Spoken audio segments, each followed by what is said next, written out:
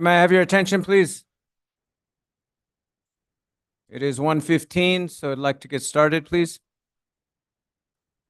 Thank you. Guess I should have done that before I was speaking, but that's okay.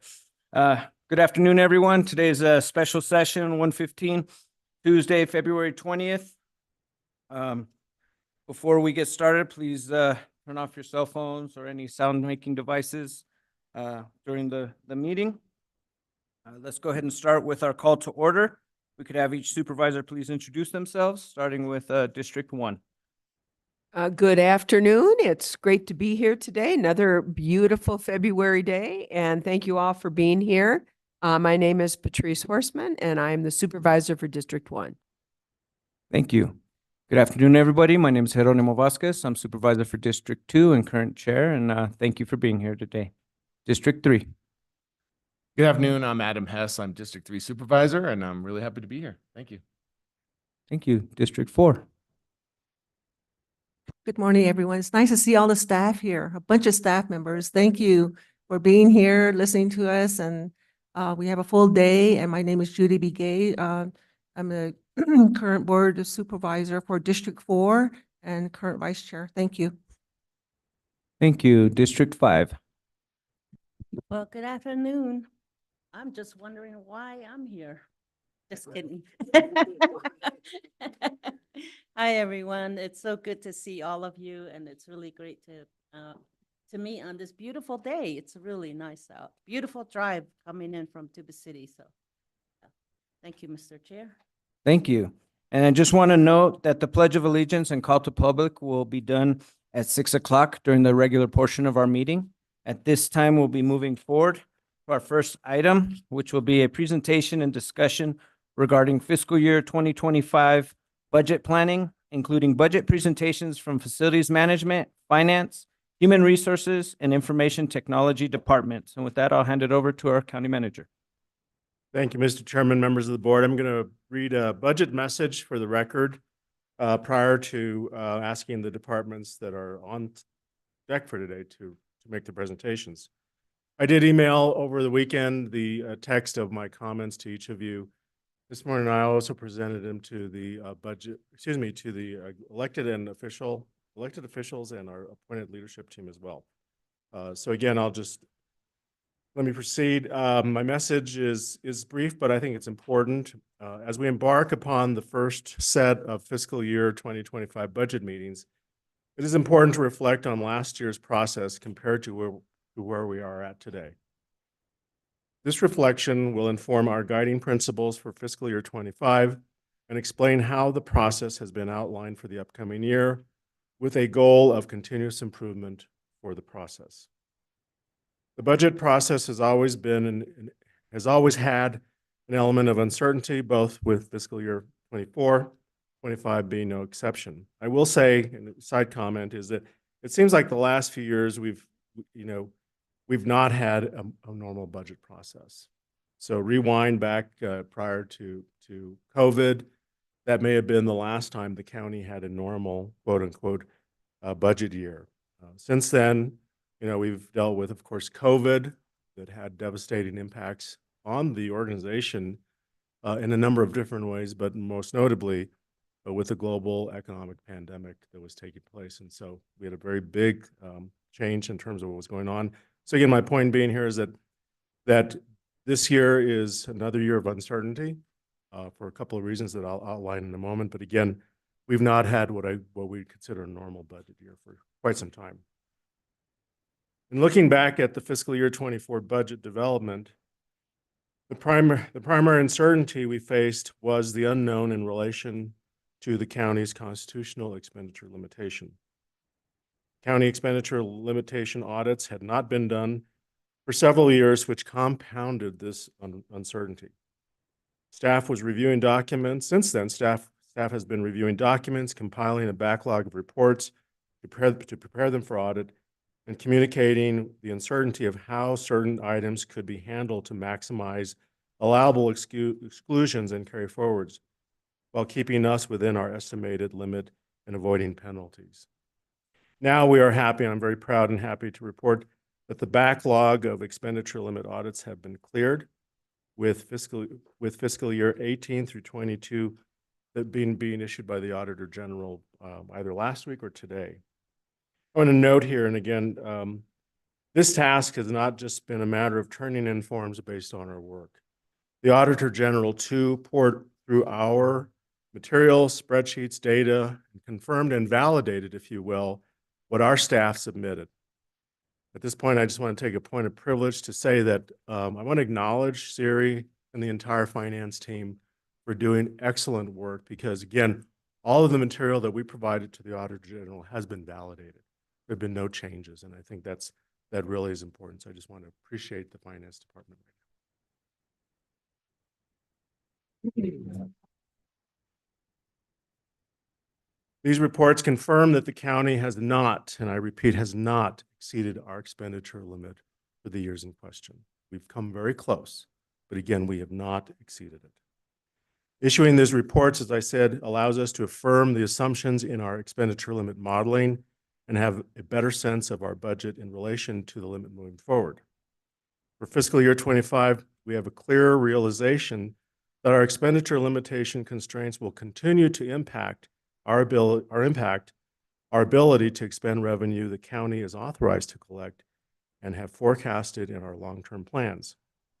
Another way to look at the situation is that our residents and visitors who either own property in the county or transact business that generates a sales tax may be limited in what they receive in return, i.e. services and programs, as our current limit would not allow us to invest in these services as needs grow. And so it's a really important thing is that it's not an increase. It's just it's a limitation in what we can spend money on. These constraints mean that asking voters for a permanent base adjustment to our expenditure limit is our top priority initiative going into the November 2024 election, which the board will be considering later on this evening. It also means that we must deal with the current reality of the county expenditure limit in developing the 2025 budget, and that's what we're kicking off today. Additionally, we also need to think of the uncertainty for the 2024 budget in that the state budget deficit is forecasted for the current fiscal year to last through at least 2026.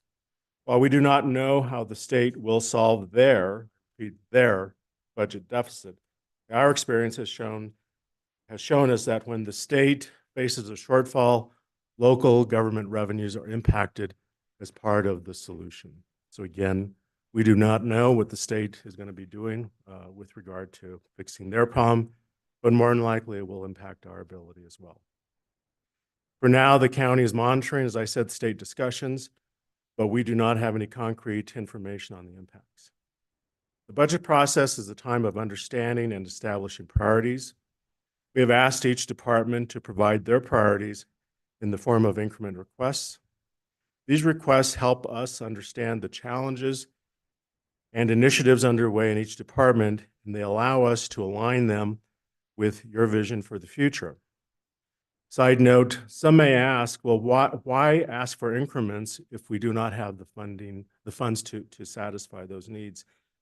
And one of the things that I've always said is that we may not have the revenues to address every need, but we want to know what those needs are.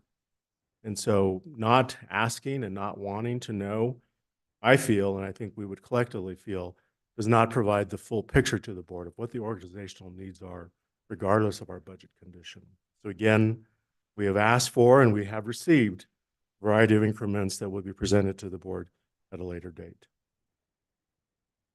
All of these types of requests that we receive from elected officials, of all the types of requests that we receive from elected and appointed officials, the one need that rises above them all is our need to continue our compensation and benefit support for our employees.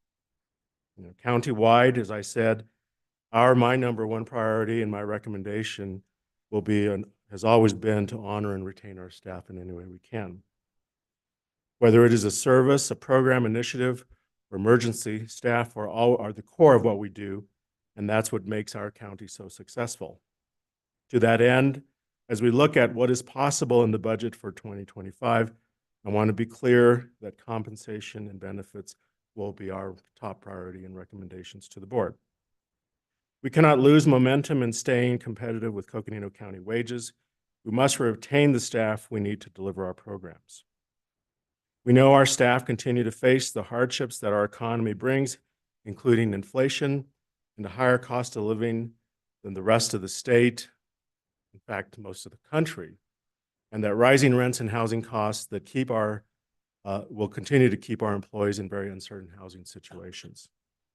But funding our compensation plan for 2025 and keeping that commitment to our staff should always be first. Side note, last year, the board took affirmative steps in prioritizing compensation and benefits by establishing a compensation fund. It is through this fund that we can address compensation and benefits while minimizing the inherent tension that exists between funding compensation and other organizational needs. This critical topic will be highlighted, the compensation discussion will be highlighted at a future meeting with the board. Coming back to the expenditure limitation constraints that we have and what it means to the budget, it is important to remember that when we adopted the 24 budget, we included expenditure limitation strategies that will continue into 2025. The primary strategy involved using the proceeds of debt financing to fund capital projects that otherwise would have been funded on a pay-as-you-go basis, and again, would not have allowed us to stay within our expenditure limit. While these strategies will carry us through 2025, they will not support long-term growth without a base expenditure limit increase. So again, how much of an increase is going to be recommended? Tonight's agenda, we list a range of between $5 and $12 million. The analysis on that range will be presented at the evening session, but let's keep in mind that the current limit that we have of 10 million that was set in 1979 and 80 reflects what government was back then. So going back, and for those of us that were actually at the county at that time, me and probably 5 other people, that was a very different organization that we had.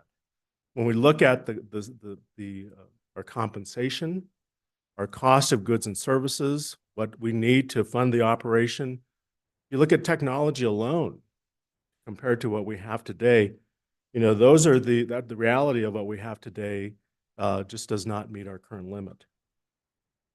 This year, if the board chooses to place the item on the 2024 ballot, will be the first time our county has sought an adjustment with our voters. Again, the first time in 44 years.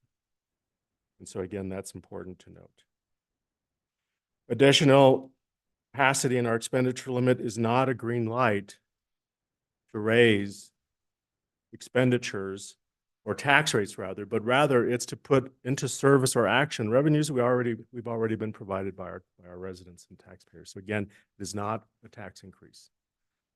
Those decisions on increasing rates happen through the budget process, which is again what we're kicking off today. For that reason, we are developing 2 budget scenarios for 2025. The first scenario will continue our 24 base budget, fund compensation, and may continue a 10% operational cost of living increase included as a one-time item for the fiscal year 2024 budget. Again, it depends on what our expenditure limitation modeling shows, which we now have more certainty of. The second budget will include limited increments to be added upon the successful, hopefully, passage of an expenditure limit base increase. It would not be responsible management, however, to add to the budget positions in 2025 and growth that we cannot sustain under our current expenditure limitation. So again, this budget year is going to be a lean budget year for those reasons. Additionally, if an expenditure limit based adjustment does not pass in November, we will need to take a hard look at our budget for 2026 and make changes that align the expenditure of local revenues within our cap. Again, it's very important. The other thing to note is that if we're successful at the ballot in receiving voter approval, the change and the additional flexibility would not occur until the next fiscal year. So the next full fiscal year is when the base adjustment would go into effect. So again, we have to look pretty hard at this current budget year in hopes of good things happening. A second budget will be included, as I said, with limited increments to be added upon, as I indicated, with the successful passage. Again, we talked about not wanting to add positions that we can't. For the second scenario, we will have recommended items for funding beginning in 2025 upon, as I said, the hopeful the passage of the expenditure limit. But this is going to be only one piece of our budget puzzle. We still have uncertainty that with the state revenue being off and the budget discussions or problems that they're having. We also have a concern that a cap on our revenue authority will continue to significantly limit our growth and resources available. Preliminary indications are that even without an expenditure limit constraint, there are not enough resources to fund every increment request. And that's always the case. Again, we want to know what the needs of the organization are regardless. Conservative, responsible growth within our revenues is still important, and prioritizing additions to the most essential and critical items will be a key component of this budget. Implementing new strategies for revenue is going to be essential. Again, I want to emphasize that point. We have not had any changes in our revenue sources at all. We continue, of course, to have property tax, state shared, local sales tax, which has been very good for us. But beyond that, there's not any new revenue sources on the horizon. So we need to be looking at what are the opportunities going forward with regard to generating additional revenue. I want to pause here to highlight an additional reality we have here at Coconino County. And this was an observation brought to us last year by our county attorney, Bill Ring, in which it's a reality that's always been with us. But again, it was interesting that we started to talk more and more about it. So let's assume that our budget planning driver, which is would be a fairly predictable population. So let's just say we're a county in the Midwest and we have a population of 145,000 people, which is the county's population here. Again, that's a pretty predictable environment to operate in. But in our case, our population is not just the 145,000 residents. It is everyone else that comes here. It comes here to visit, to spend time, to pass through our communities with I-10 and I-40 and everything else. And so we have a number of individuals that we are responsible for at any given time that you can take 145,000 and multiply that exponentially. So again, our budget reality is very different than I think what a normal county with a pretty fairly predictable economy would be experiencing. The other part of it is that our sheer size, we're not only state-sized, but we're country-sized. We're larger than the country of Switzerland. And yes, that's my favorite factoid. And it is. When you imagine the work that we're doing here, and the geographic coverage is immense. Again, these are realities that as an organization, we face each and every day. And therefore, when we look at items that are so important to us, like the expenditure limit, and then our budget as a whole, again, we're caring for a great population that changes every day. So again, these are reminders to us, and I just want to, put that on the table as we start our budget presentations. So now let's switch gears and outline the budget process for 2025. We have learned some lessons from 2024 and previous years about what works for Coconino County and what we could do better or differently. One thing that works well is the opportunity for departments to share their trends, challenges, and outlooks with the board. In the past, we've done that as part of the budget process, which means that you would receive a lot of information, and then we would then start talking about increments and then the budget. And again, what we've done this year, we've retooled it with Siri and everyone's help. We split that up. So today you're going to be hearing from departments basically the first installment is going to be to go over accomplishments, challenges, trends, et cetera, separately. Now, we are going to be covering increments and other parts of it later in the spring, but today you'll be receiving, again, that first part of the budget presentation from departments. One thing that doesn't work as well, as I said, is trying to fit these updates along with the budget financial discussions into a continuous block of time. For 2025, we are taking a different approach. And again, it starts today with our internal service departments. Each department has been scheduled to provide their updates to the board during a regular board meeting, so on Tuesdays. Departments have been scheduled in groupings based on their naturally occurring, if you will, functional alignment with other departments. Today's, as I said, is the internal service departments.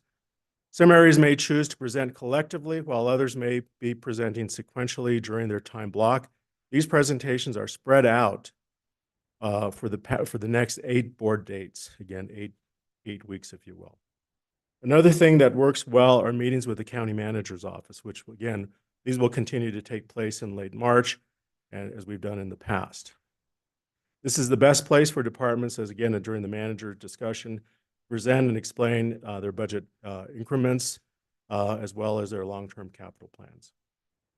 For the remaining budget development discussions, we will focus on long-term financial plans, expenditure limit, spending capacity, compensation scenarios, and increments, and we've scheduled this over 2, I think, day-long retreats that we'll be holding with the board this spring. These retreats are intended for the board to provide their input on priorities that they would have, and they're not necessarily intended to be a forum for departments to present solely their increments. And I had a discussion this morning with the chair.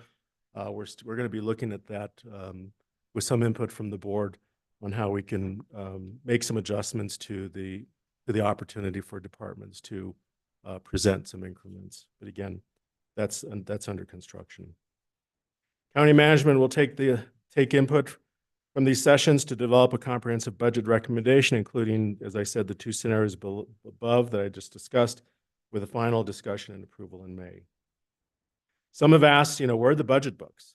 Well, let's just say that we're building the budget book over the course of the next few weeks, but we do have budget books for your reference behind you.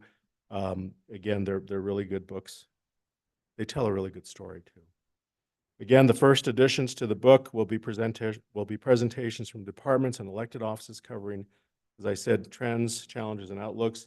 Subsequent budget meetings will yield, of course, more information being presented to you.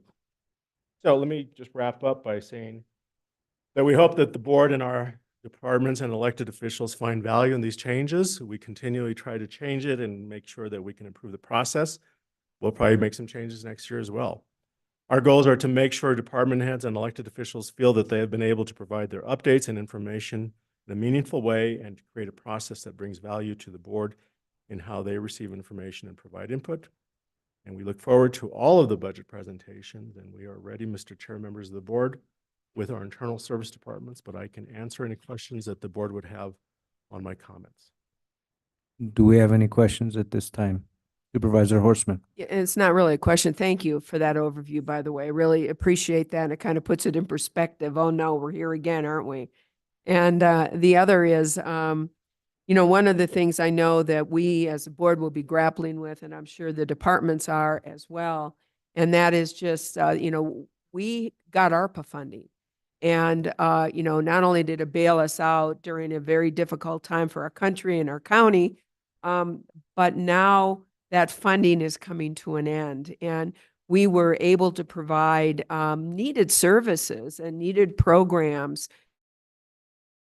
without this funding never would have been able to be provided. And the funding stopped, the need's still there. And so what do we do? And so I know that's going to be something that the board will be grappling with, and I'm sure the departments will be grappling with as well. Thank you. Are there any other questions or comments by board members? All right, then in that case, please continue. I will turn it over to our first presenter for internal service. All of you. Okay. You guys, can you crew up?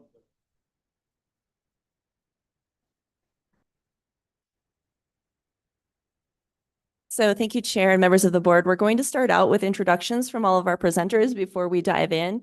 So I'm Siri Mullaney, Chief Financial Officer for Coconino County, and I have my Assistant Director with, if you want to come on up. I am Megan Coons, the Assistant Finance Director. Good afternoon, Matt Fowler, CIO and CISO. Hello, I'm Helen Costello, Deputy CIO. Good afternoon, Erica Philpott, Human Resources Director. Hello, Krista Cedillo, Assistant Human Resources Director. Good afternoon, everybody. Tom Hanachek, Facilities Management Director. Good afternoon, Tara Clifton, Assistant Director of Facilities Management. All right. So before we jump into the slides, I'm going to just give a little bit of overview information about the presentation you're going to see today. So we did take the approach of a system presentation. So you aren't going to see just information about our individual departments, but you're going to see a look at really internal services as a collective system, and that some of the challenges we face, some of the opportunities we face, and how we really came together and looked at things more, again, from that system level approach to a little bit higher level in the first part.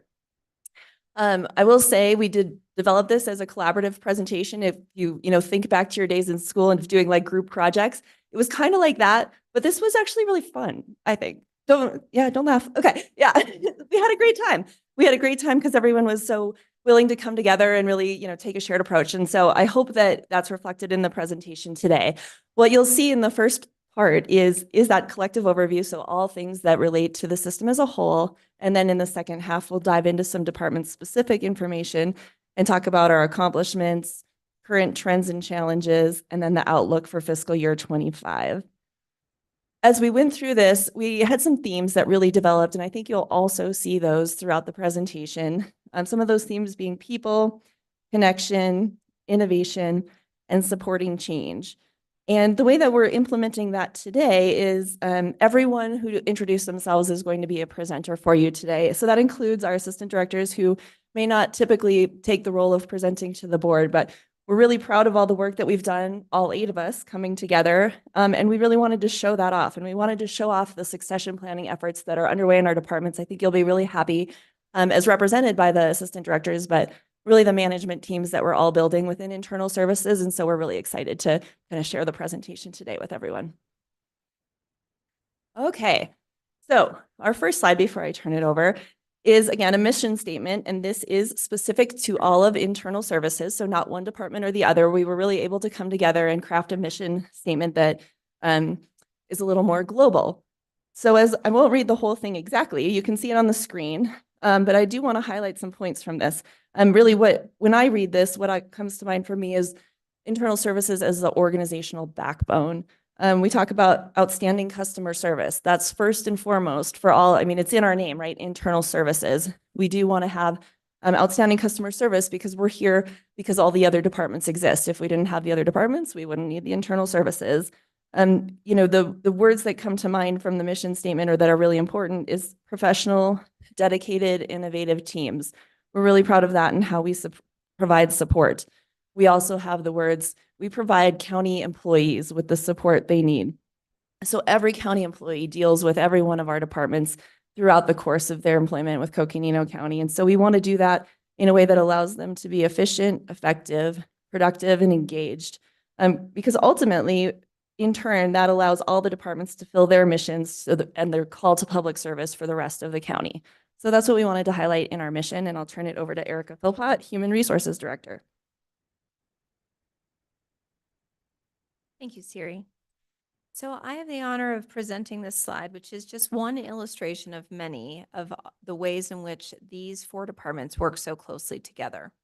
And we've actually color-coded them throughout the rest of the presentation. So finance is green because money is green, and HR is red, facilities is blue, and IT is orange. And so in this example, this is how we onboard new employees from them first applying all the way through their first day as we introduce them to our organization, bring them on to our culture, and make them part of our county family. So you can see at step number 1, finance is confirming the funding source, the budget capacity, position control, making sure we're ready for that person to join our team. And at step 2 in red, human resources is partnering with the department to find out what they need in that new person, how we're going to post that job, how we're going to recruit for it, what are the preferences that they need, what are the minimum qualifications. We're beginning that recruitment process. And at the silver star on the road, that's when the applicants apply. that job is posted and they apply for that position. And at step 3, human resources is helping that department with the selection process, screening the applications, working on developing interview questions, helping set up interview panels, communicating with all of the applicants. Lots of great work going on at step 3. And as that is happening, some of those other steps in the departments are happening simultaneously. So at step 4, facilities management is preparing the office space, which can happen before that person starts, creating building access, coordinating parking. And at that same time, at step 5, IT is configuring their account access, making sure they have access to all the tools we need, computers, laptops, printers, phones, and all the softwares and drives that they need to be able to have the tools to do their work. And meanwhile, HR is helping that department finalize that decision, getting them an offer letter, making sure that they're ready for their first day, making sure they have that onboarding paperwork before they begin. And at step 6, finance is creating that munis and executime permission, that access to accounts. They're issuing purchasing cards, and all of that is happening once we really know who that person is, what their name is, and anticipating their start. So in step 7, you can see that all of those things are layered together because that employee is beginning their career with our county, not just a job, not just a way to pay their bills, but they're starting that career with us. They're becoming part of our diverse workforce that is meeting the needs of our citizens, no matter where they are, that we're bringing that customer service to them and the communities that they serve. And so on that number 7, that might be their first day. They're completing their I-9, they're getting their badge, they're attending diversity, equity, inclusion training. They're learning about their benefits and the way that we're going to continue to support them. And it's just one representation of all that work that internal services will do all throughout their career as they transfer, as they promote, as they have milestones in their career and in their personal life. That this team of dedicated professionals will be there with them every step of the way to support them and help them do the very hard and important work they do in their programs and serving citizens. And so that they can perform that mission of public service. And with that, I'm going to go ahead and turn it over to Matt. Thank you, Erica. Chair Vasquez, members of the board, good afternoon. It's great to be here. Matt Fowler within IT. I have the honor of talking about organizational resilience. And during this budgetary process, we want to tie it back to those core values.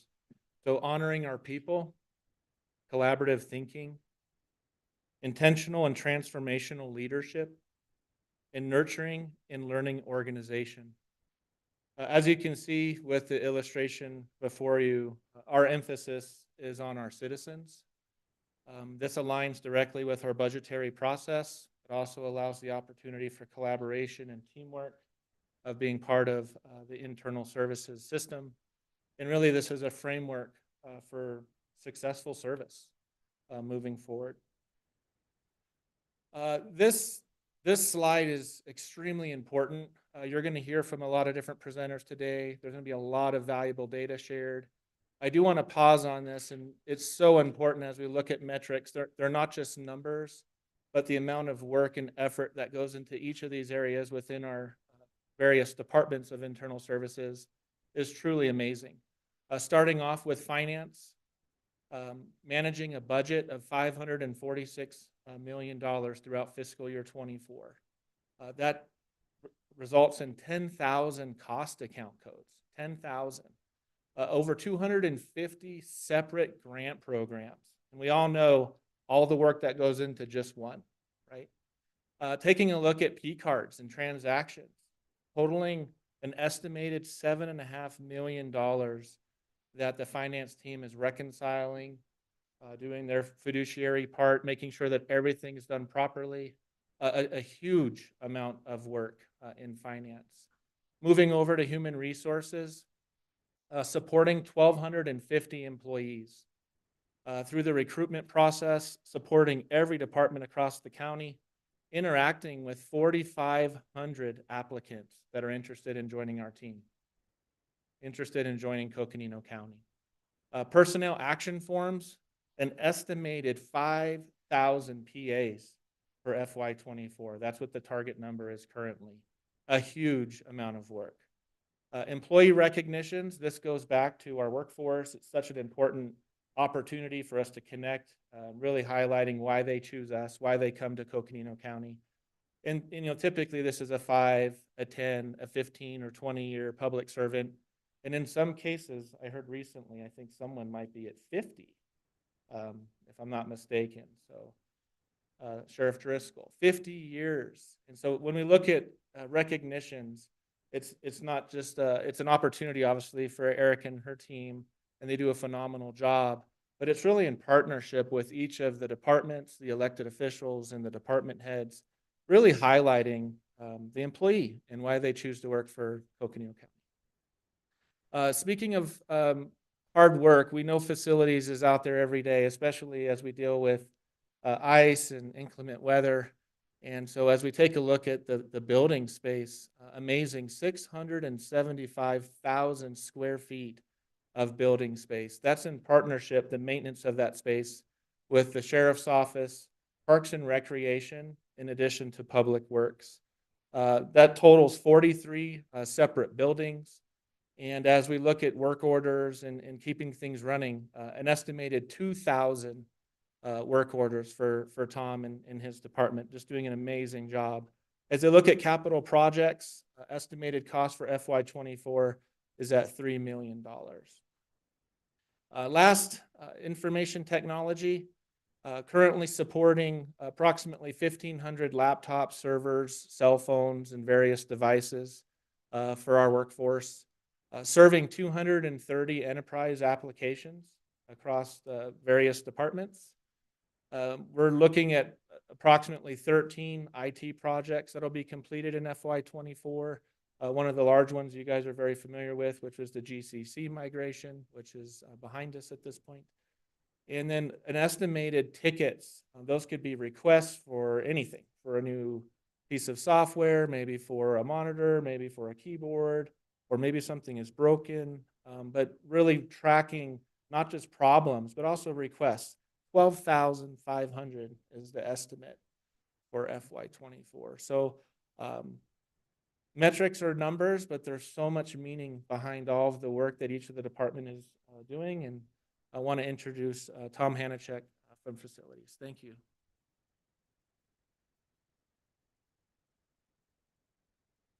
Thank you, Matt.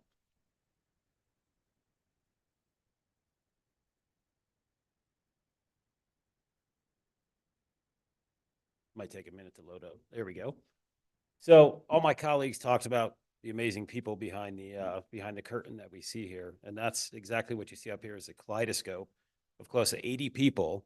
We had 82 when we first did this presentation. We're a little bit lower right now.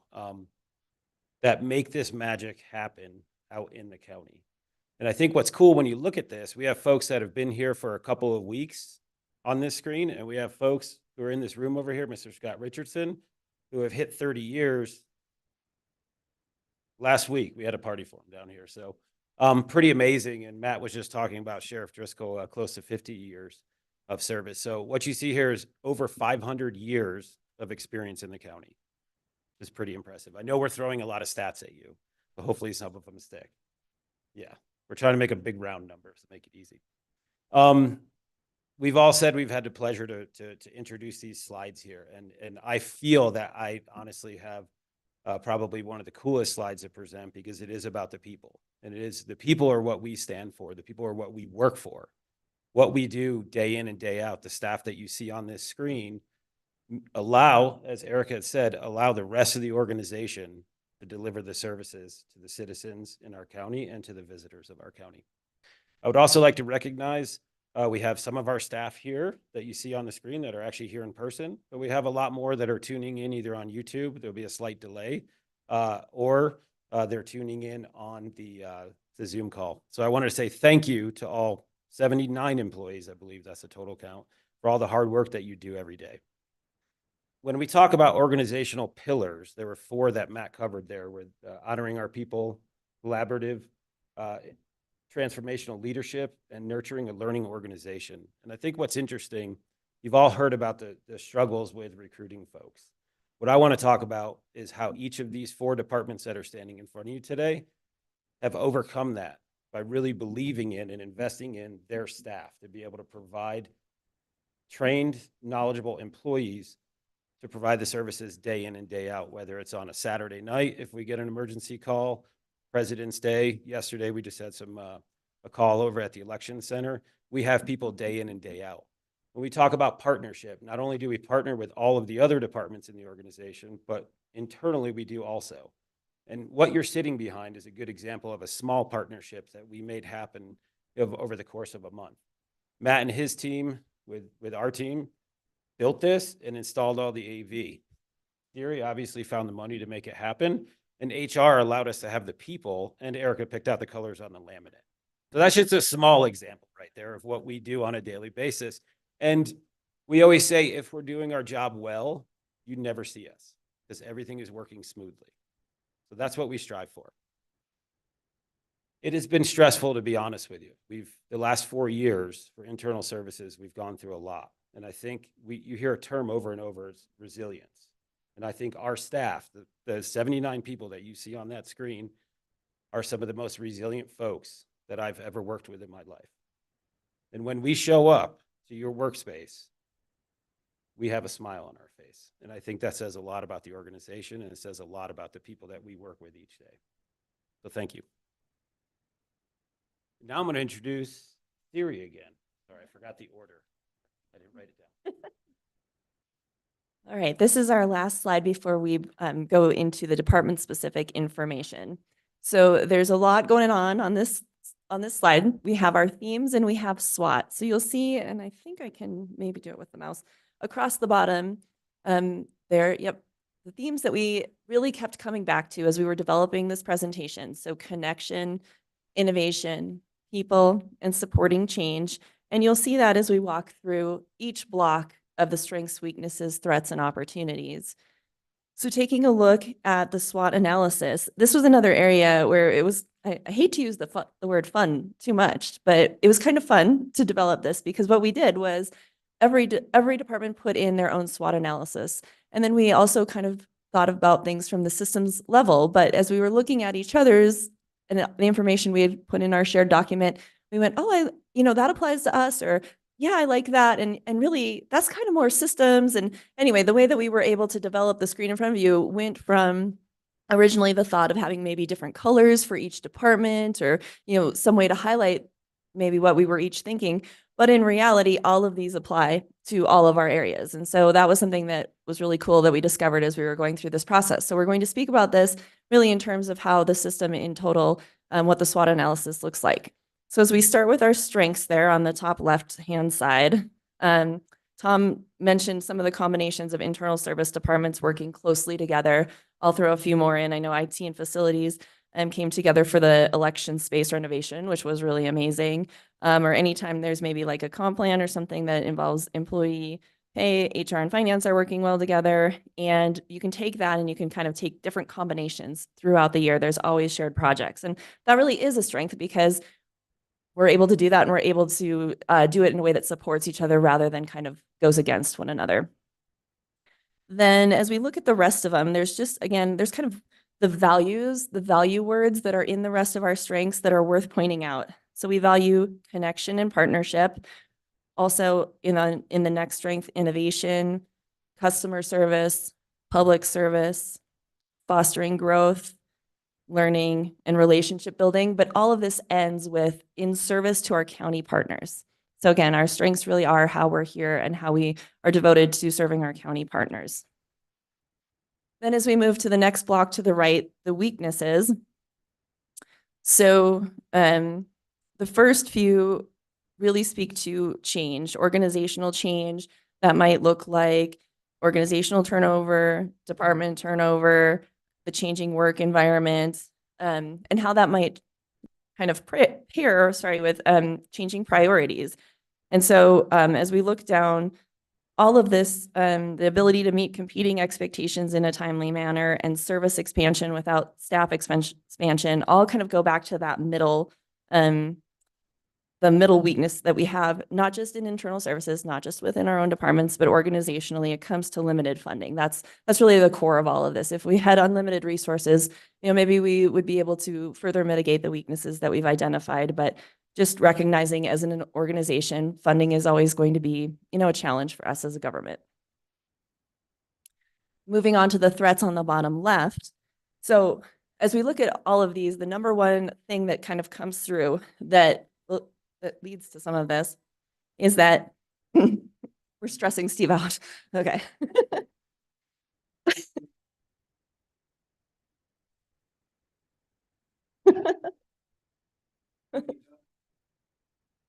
I could also use a piece of chocolate if that's.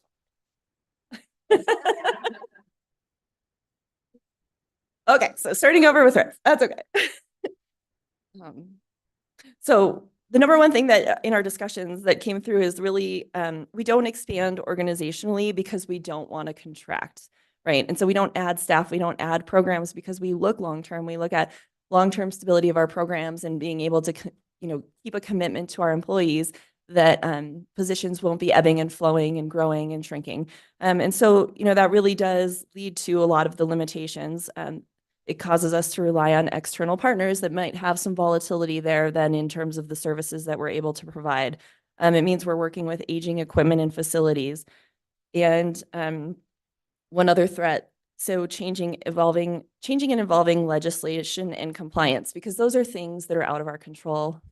We have to react when new requirements are put on us. So that's the first threat you see on the list. And then the last one I also want to highlight is limited redundancy, because this one was found to be really interesting in our conversations. Typically we're thinking about the IT definition of redundancy and, if one server goes down, do you have another server? But we found it to have multiple definitions. So yes, there's, the IT kind of element of redundancy for sure. And then also, what if in our buildings, it might apply if the power goes out, do we have a backup system for lights? Or on our teams, if we lose a staff member, a lot of times we don't have that redundancy on any one of the 4 teams that you're seeing today. What we have is cross-training. So we may have someone who knows how to fill a function if we lose one position, but it doesn't mean it's not the same as having multiple people. Because when we pull that person in to help backfill the role, then we're pulling from somewhere else and it has a domino effect. And so that was one thing we wanted to point out on the threats, but we wanted to leave with the opportunities because that's the positive. So we talked a little bit about changes on the weaknesses and threats in the changing work environment, but we also see that as an opportunity and a positive. I've kind of put with like an exclamation point, challenge the status quo. So when we have an opportunity for change, we have an opportunity to look at things and see, can we do them more innovatively or, effectively or in a different way? And then streamlining. So the next one, streamlining processes through improvements, technology, partnership. It also goes kind of with that change. So using new tools. We know IT is always at the forefront of that, but also, leveraging technology and facilities management with like energy management systems, or in HR to have employees do online benefit enrollment, or when we're doing time capture and payroll and how we're doing that with technology. So how we can streamline things and leverage the technology is a really great opportunity for us. Another one that's worth pointing out is we always have the opportunity to evaluate the pace of work, emergency compliance, and technology. So what is the realistic expectation? What is possible for us to get accomplished with the resources we have? Continuing our partnerships for creative problem solving, again, not just amongst ourselves, but with all of our partners amongst the county. And then with that, the ability, and I think this one is really key on our opportunities, but the ability to educate and empower new team members and to train them. So really looking at, prevention versus correction, and where do we spend most of our time troubleshooting to that, right? So how do we get to the root cause of things? So that's what we have for our opportunities. And I think our next slide dives into the department information, but we did want to take a pause here first and see if there was any feedback on the first section before we go specifically into departments. We're scheduled till 4. We do probably have about a little over an hour of department information. So also just wanted to check in on if you guys wanted to do a break before we dove in. Are there any questions or comments from board members? All right, then let's continue, please. All right, Tara. Excuse me, Vice Chair does have a question or comment. These are, thank you, Siri and Chair. We talked about, served, or is it a goal of the 1250 for employees? Are those positions, all full, or there's some vacant? Or is it just a goal that you're going to reach? Of the 1,250 employees. Thank you, Supervisor Begay. That's a great question. So our employee count actually goes up and down throughout the year. So we have things like, elections or the fair or other things that cause our employee count to change. So a typical might be 1,250, but through the year, we might actually have 1,500 unique individuals that make up that count. And the 1,250 might just be a point in time rather than the full-time equivalent number. We usually talk about 1,200 for that. So currently, how many staff do you have? How many positions do you have in the county? I guess that's another question. So when we do it we call people equivalents for the purpose of answering this question. And so an equivalent person is 40 hours a week. So we have about 1,200 full-time equivalents. But again, that can be, maybe we have 3 people who are working 15 hours a week or something that is one equivalent. And so that's how many we have on the books. But at any given time, often, we're not at full staffing. So it's going to be a little bit less than that too.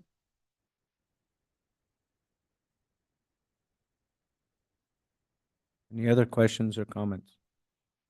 Supervisor Fowler. Thank you. I was under threats. I know you're not the only, you're not the only department that has aging equipment. I'm just wondering in the future, with our expenditure limit, how do we interchange that? I guess through the process, I guess that's something that is really important because our technology, our software, it's gotten so expensive. And if we have our old equipment, they're not compatible with new software and new technology that comes out. And I'm just thinking about the aging equipment here. So Thank you, Supervisor Fowler. Yes. The answer is yes. We have to think about it. Yeah. And one of the things that we built in for expenditure limit purposes was the capital financing that did allow us to expend money for a capital plan outside of the limit. But there's also funding constraints as well. Every department, and they're welcome to come up and speak as well, has a long-term capital plan, not just the internal services, but any department with capital. And we've asked for that information. It will be provided to you when you do get a book or a packet of information. Everyone's individual plans and their needs for infrastructure and equipment and things will be included. I guess, yeah, thank you. It just popped out to me, that's all. And facility as well. It's just a master plan that we've been having discussions on for many years. It's just something it's just something else that we need, and yet there's expenditure limits that were just brought up. So thank you. I have a follow-up question on that. On the opportunities section, where it's evaluation of pace of work, emergencies, compliance, and technology. Can you expand a little bit on that? Sure. Thank you for the question, Chair. So the opportunity really means sometimes we have self-imposed limits or self-imposed emergencies within our own departments we're placing on ourselves.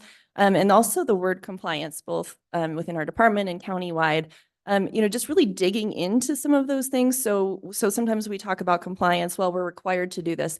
But then when we think about it, or we kind of go, well, how are we required? What is the compliance requirement? Where does it come from? We're able to kind of pull it apart and say, well, technically, this is what we're required to do, but we've interpreted it to be this, and maybe it doesn't make sense to be at this level, but really at like the basic statutory, compliance level. So for compliance, there's that pace of work again, sometimes, especially as we have turnover in staff or limited staff, we put in artificial deadlines, and we put in things of where do we want to be, or where would we be if we were at full staffing? But it's an opportunity to just take a look at that and say, here's what we think is possible, here's what we think is essential, and just kind of put it together in a different way that maybe doesn't include those self-imposed constraints. Thank you. Please continue. Wait, you have a follow-up with Supervisor Fowler. Yeah, the security threats. I know that that's another, several years ago, we really started looking at that and in a physical sense and a technology side. So it's when you think about security, it's no longer just a physical threat or a building threat or like the courthouse and upgrading their security, but we also have the technology side as well, and both are very expensive. Chair Vasquez, Supervisor Fowler. And so this is great. We've trained the organization well because this is something that you identify that's not on the slide. We do this with intent. We never talk about cybersecurity initiatives in a public meeting. It's always an executive session. But I can say that we do have a life cycle management funding in place to address these ongoing concerns. It is a moving target, but we're very vigilant and on track in this space as a county.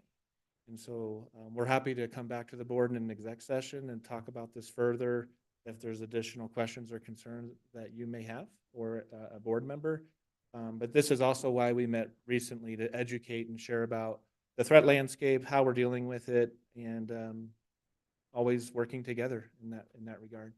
Does that answer your question? Yes, thank you. And I really appreciate your constantly educating us and all the assistance that you've delivered, and also just being very conscientious of where we are as an individual using our own computers and how much we know about it. So thank you. And it's just really has protected our organization because of that. We hear you know, what's happened in other organizations. It's always a threat that's there. So thank you to you and your staff and everyone. It's everybody's responsibility. It's a big teamwork. So thank you. Yeah, you're very welcome. And I think too, from a logical perspective, you know, we're doing everything we can. And then on the physical side, absolutely in partnership with facilities in our county manager's office and really always evaluating that space. Sometimes we bring in third party, external parties to help us with assessments. And maybe if Tom wants to speak about that just a little bit, but thank you for the concern. It's always a concern of ours as well. And what the threat landscape is as of this minute can change in 5 minutes, an hour, tomorrow. So it's constantly evolving. So thank you. Thank you, Matt. To address the physical security, of course, it's the same as the cyber. It's always changing.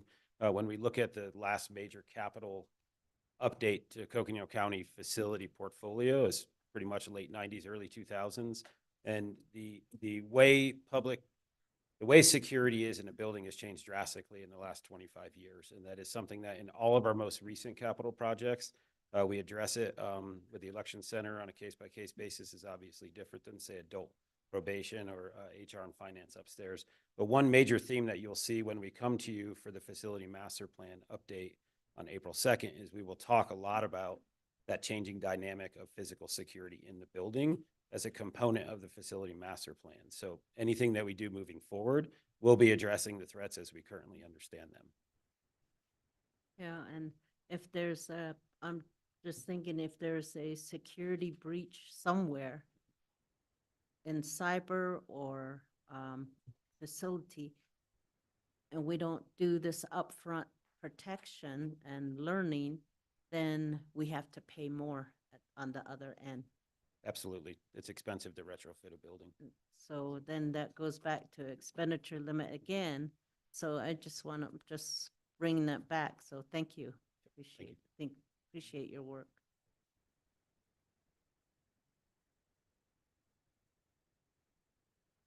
I guess I'll introduce Tara Clifton. Please. Good afternoon, Chair Vasquez and members of the board. Thank you for allowing me the opportunity to present our department and our staff, as well as one of our many accomplishments over this past year.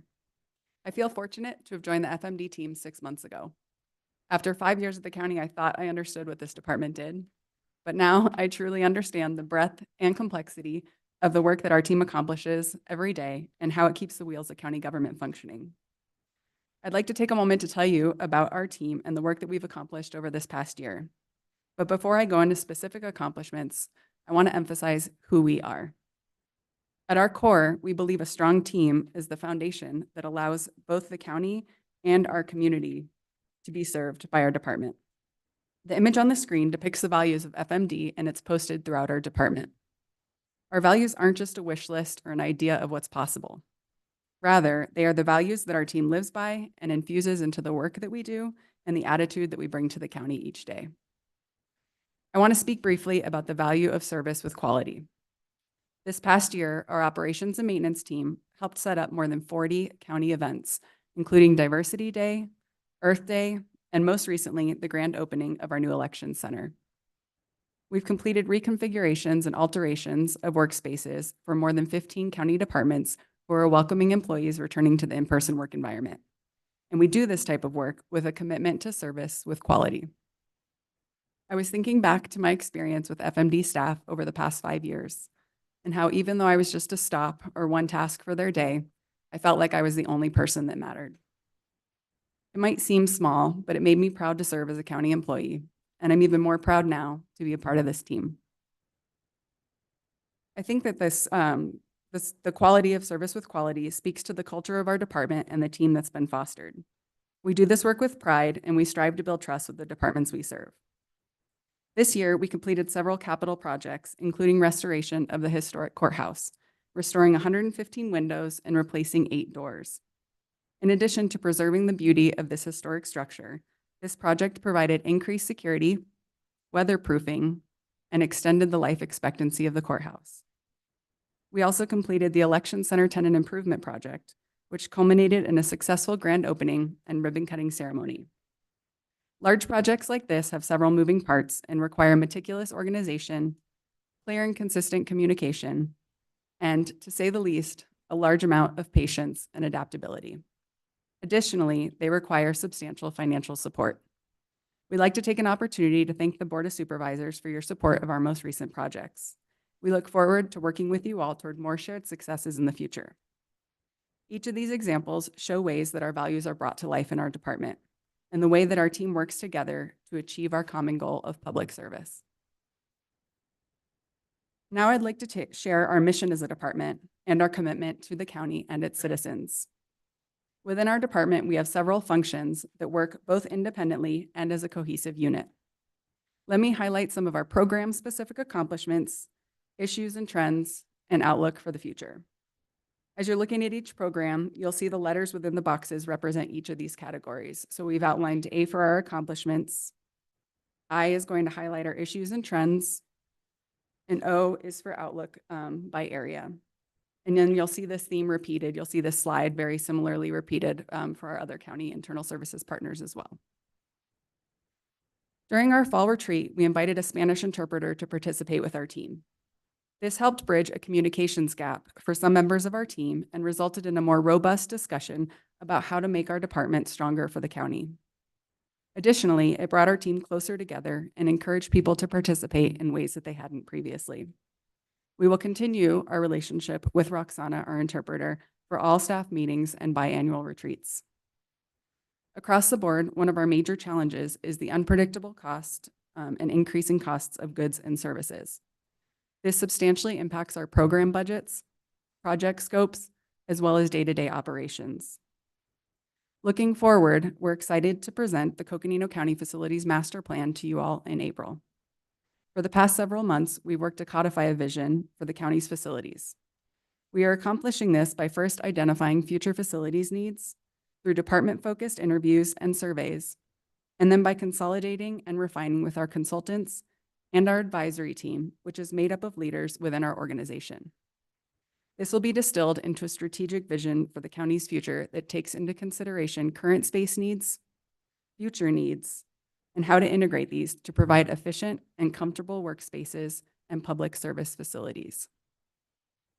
Speaking of comfortable spaces, our operations and maintenance team are the people who keep us comfortable and safe on a day-to-day basis. They are the familiar faces that most people will see in the county from our department. This dynamic team can pivot and adapt as priorities and projects change. They come up with creative solutions to problems, and they do it all with an exceptional attitude and goal of providing the best service possible. allowing departments to accomplish their missions as well. As with any department, we must find balance between competing priorities and limited resources. No matter how well we strategically prioritize our resources to ensure crucial facilities needs are met, competing maintenance requests invariably affect our timelines for completing other work. Despite these challenges, we continue to work internally as a department and to prioritize our tasks to ensure that we continue to serve the county while honoring our values. Our outlook in this area is that we will continue to invest in the strong team that we have. This includes ongoing training opportunities and internal advancement to help our department meet personnel needs. This year, 2 of our service workers were promoted to specialty trades positions. Avelino Avila Mesa and Richard Godinez reached these goals as a result of their hard work, their team members' support, and their department's leadership that provides for growth opportunities and allows staff to take on new challenges. While our capital projects and capital repair and replacement team is smaller than our other functions, they are no less mighty. As I previously mentioned, this last fiscal year, this small team completed a 9,300 square foot tenant improvement project for our new election center. From concept to grand opening, our team completed this huge feat in just 9 months. This accomplishment was integral in providing increased safety and security, as well as increased transparency into the elections functions of Coconino County. This is in addition to several other major projects taken on this year. A key component to the success of these projects is our team's ability to build strong relationships with community partners, contractors, and stakeholders. Competing deadlines and an increase in the volume and complexity of projects continues to be a challenge that this team faces annually. An exciting outlook for our capital repair and capital projects team is that recent funding has allowed us to accelerate some of our large capital repair and replacement projects. One of these projects is our HVAC master plan, which will span multiple years and complete several replacements and upgrades to existing HVAC infrastructure. We also have 2 upcoming federally sponsored projects, which include the EPA-funded Brownfield grant to clean up the old jail and the congressionally directed funding support for the Coconino County Tribal Nations Service Center in Tuba City.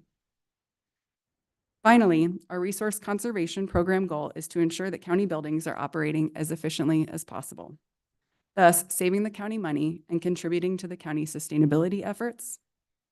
We are dedicated to reducing our carbon footprint through multiple means. For example, the solar installations on county property currently subsidize 30% of our electricity usage. This year, we partnered with APS in their Take Charge program, which added electric vehicle charging stations to our administrative, King Street, and Public Works buildings.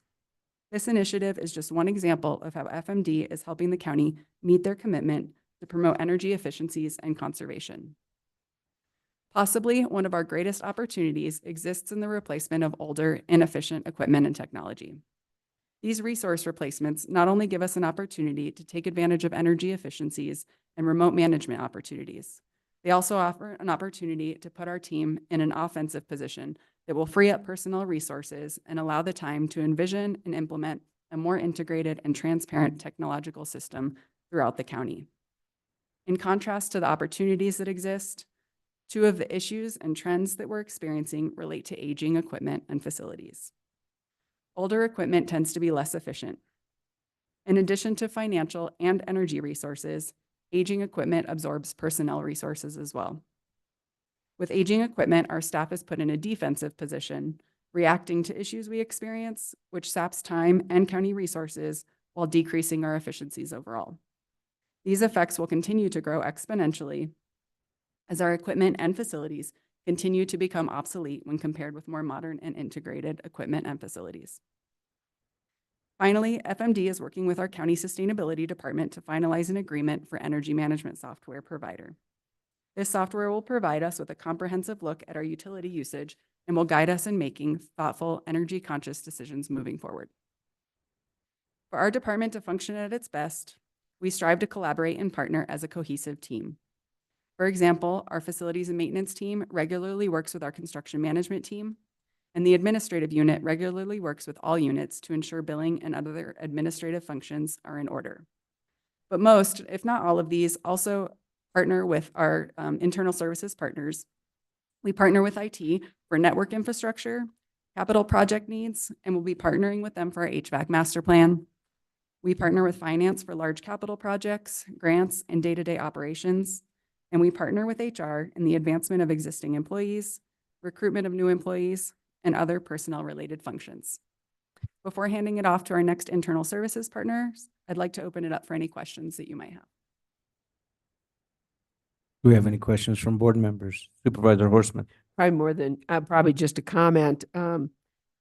Other than IT, we probably individually deal with facilities more. And I just, want to thank all of you in facilities for your patience and quite frankly, for your, really work with us on the Board of Supervisors. That's a personal comment, but bigger than that is really congratulations on that election center. That election warehouse is just fabulous. And, the board was there for the ribbon cutting, needless to say, with a lot of other folks and the Secretary of State. And, he just couldn't get over the job that was done and, really compared it to some of the large counties in the state. And, it exceeded a lot of what the large counties. So, just kudos to, facilities. Obviously, we've given our kudos to elections, but to facilities for the great job done and how important it is to ensure, the safety, the efficiency, transparency, and effectiveness of our voting process. And we have that now. So thanks to all for, facilities really for going that extra step. And the courthouse looks great.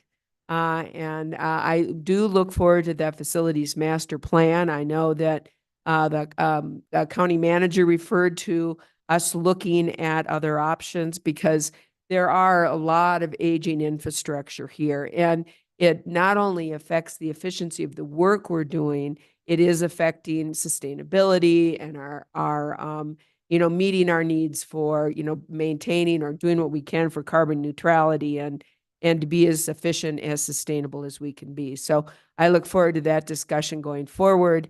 So I just want to thank you Thank you, and appreciate Supervisor. facilities very much. Thank you. I know a lot of our team is watching, but I'll be sure to pass that on as well. I know they'll really appreciate it. Yes, are there any other questions or comments? Supervisor Fowler? Thank you. We just across the board, we're becoming so technology dependent and electric and everything. So in Tuba, we have power outage quite a bit. I have a lantern, I have wood stove. I always have water, just things to ready. If anything ever happened, what do we have as a backup? Everything is becoming so technology. I have an air conditioner and it wasn't working very well, my temperature thing. So I had to go find a temperature that I just put in the house to kind of gauge where it should be. And it's still like that. I haven't fixed it. So, and it's going to cost a lot to bring somebody out. So anyway, that's something I think about. I'm just going to make that comment. What's the backup to the backup? I know that, that's something that I think about because we're becoming so technology dependent and everything is digital. Everything's digital. And then I'm really happy to see that old jailhouse has been such a question mark for many years. Sue was dealing with it. We're open like all these years. So it looks like it's going to start getting cleaned up. I'm really happy about that. It's just been there. And yes, election department, it is amazing what you have all done. Essler and his team and everybody's been involved. It's just a design. It just looks very, very professional and secure. And that's really what we need at this point. So thank you. And then Tuba City Complex, the thought's always been there all these years and it's finally happening. But it's really interesting to learn that 30% of the electrical power is from solar. So I guess that is the backup right there. So that's great. But, you know, as technology moves along, I don't know if I will ever buy electrical vehicle. I don't think it'll work until, but, you know, maybe someday, yeah, maybe, I don't know. But we have an old washing machine. I went out to my sister's this week, and I had to go out there. And there's a washing machine sitting out there going, connected to a battery that's buried in the ground. It's one of those that cranks. And I thought, man, that still works. And how in the world did you do that? Honestly, said one of my brothers set it up. So, you know, those equipment, you could do anything. Even old trucks, my old Jeep, you can, you know, wiggle things around, it starts up and going again. And then, but these new technology, even with our computers, we have a hard time. If it's not working, it's not working. It becomes very stubborn. So anyway, just, I don't know, it's just a thought I have right now, but it's just amazing what you're all doing. I look forward to the master plan. I don't know how many master plans that we have gone through. And then just being inclusive and with our employees to make sure that they understand so that they can have a voice, their thoughts can be heard, their great ideas, and just an opportunity to feel like they're being heard. I think that's a really beautiful thing. So thank you. Thank you, Supervisor. Thank you. Supervisor Hess. Yes, thank you. Can you go back a slide? What did you call this slide? Our values. Okay, I really want to applaud you on those values, especially the adaptability and the risk taking. I think as a leader, those are the hardest things that really build and trust your employees. To have that as your values I applaud that. I think that's excellent. I think that's something, all of these are very good, especially, I don't know about the humor one though. But I think all of these, I really think this is a valuable slide as a leader to push this down to your employees and the constituents throughout everywhere, that to understand that you're taking a look and really the things, not, hey, did you get your work done? But did you work outside and look for a different way to get it done? The retrofitting, as we talked about, Tom, is so important that we have to look outside of the normal realm. It's way easier to take a straight 2x4 and straight nails and put together a house. It's really hard to take another facility and make it into what we need to meet the requirements now, to include the IT, to include the security. And I think that risk-taking and growth and adaptability, those are huge to me, and I really applaud that. Thank you. If I could just make a quick comment on this slide. So we do 2 retreats a year that are facilitated by Julie. And these values are actually developed by our entire department. And we review them twice a year to make sure that they still align with who we are as a team. And I just wanted to, so it's not really us saying like, this is what we stand for. It's our team saying this is what we stand for. And that commitment to each other is something that is where I was fortunate to inherit that as a concept from Sue Brown. But we carry that on now, is that we live this every single day in everything that we do. And it's our expectation with our coworkers in our department that they adhere to these values also. And it seems to be working. So thank you for your comments. Love it. Thanks. That's great. The other thing I had was the 9,300 square feet of the elections department. Super impressive. I've said this so many times, is the thought process into going into the areas where we had to make it secure, and then the counting that people could view and watch. Very impressive. I didn't know it was you guys that did all of it. Yeah, so the capital projects like that are run by our department. Okay. So we work in partnership with the departments that we're delivering the building to. Yeah. And then we have obviously architects and general contractors. So we work together as a team. So it's not just us that's doing it all. Yeah. We manage the project. We execute it from concept all the way to ribbon cutting. But it's totally within partnership. We couldn't have done it Right. without Oh, yeah. Eslier and his staff.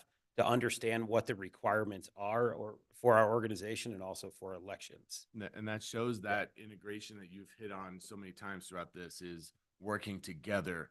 And I think that project was an actual, when you could put your hands around and say, okay, this is integration and working together and making something happen that is a requirement in this day and age. So I really appreciate, and that's showing that integration, the IT part, like the TV set up in there, even the break room, that was huge. That's something that we need to make sure we take care of everybody. So no, keep it up. Thank you. Appreciate it. Thank you. Vice Chair Begay. Thank you. Thank you for the presentation and for some reason, interesting. But anyway, I just want to say that with the slides that have been presented to us, I'm really thankful that you put these slides together as a group, because it's going to take everyone to do projects. It's going to take everybody to, you know, plan for it and carry it out to where, even if it's a building, it's going to be occupied. So thank you so much for being there for one another and making these things happen. And I think humor is good. And as you know, all of you, I say hi, hello, hello, you know, you just shake your hands, and I tease you guys, and you look at me like, I'm just kidding, you know, and I just want you to laugh, because you have to laugh, even about yourself, you know, when you do something, you know, say something. And, you know, so I just want to say thank you for putting that part of it in there, because that's going to take you a long ways. And, you know, it's just stress reliever. And I think, you know, we're going to have staff here that are going to be enjoying their work and stuff like that. Then we should be allowing that humor part of it in our presentation here. So I just want to bring that up. And then your strengths, weaknesses, opportunity, threats, all that, that's a must. In a business organization, everybody does that. And so I just want to thank you guys for putting it together and identifying as a group, you know, what your strengths, weaknesses, opportunities, and threats are. So that will help you plan. That will help you to get where you need to get to. So thank you so much on that.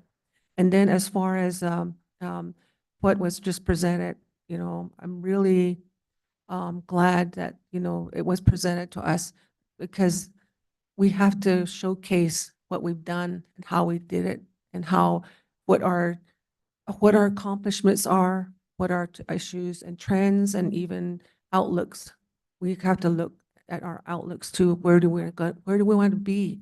And I know a lot of this is going to be tailored by funding, and we all know that funding is an issue that we don't know how we're going to be getting funds year after year. So those are things I wanted to say, and I appreciate all the staff here in doing your presentation. And I really want to thank the board and Steve, Andy, for your leadership, and Sue. So thank you so much. Thank you. Well, I would like to just add that first off, thank you for the presentation. It is very impressive what facilities has to manage and what has done both in the physical space and just the projects. Really appreciated the elections department, the new center. That was really cool. And it was really neat to hear it in those same contexts as some of the bigger institutions around the state. So that was kind of cool. And so good job, because that was a tough project. And it was really neat to see it go from conception to groundbreaking. So kudos. The thing that stuck out to me that I wanted to highlight is I really appreciated the fact that you have included Spanish interpretation for your staff meetings. Because as a son of an immigrant and English language learner, and the husband of an immigrant and an English language learner, even though my mom has been here for 40 years, she still struggles with some English. And having the ability to hear and discuss her thoughts in her own language, is crucial. And so many kudos for that, because I know that that's not something that is easy to bring in, but it is something that is very valued among those folks, those employees who do struggle some with English, who do not understand completely everything that's going on.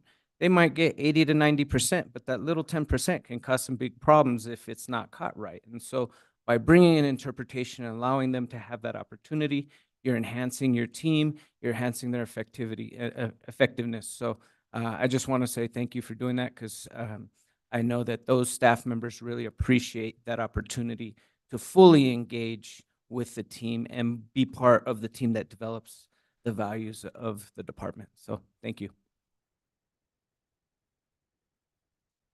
All right, thank you. Please proceed. Turn it over to Megan Kuntz in finance.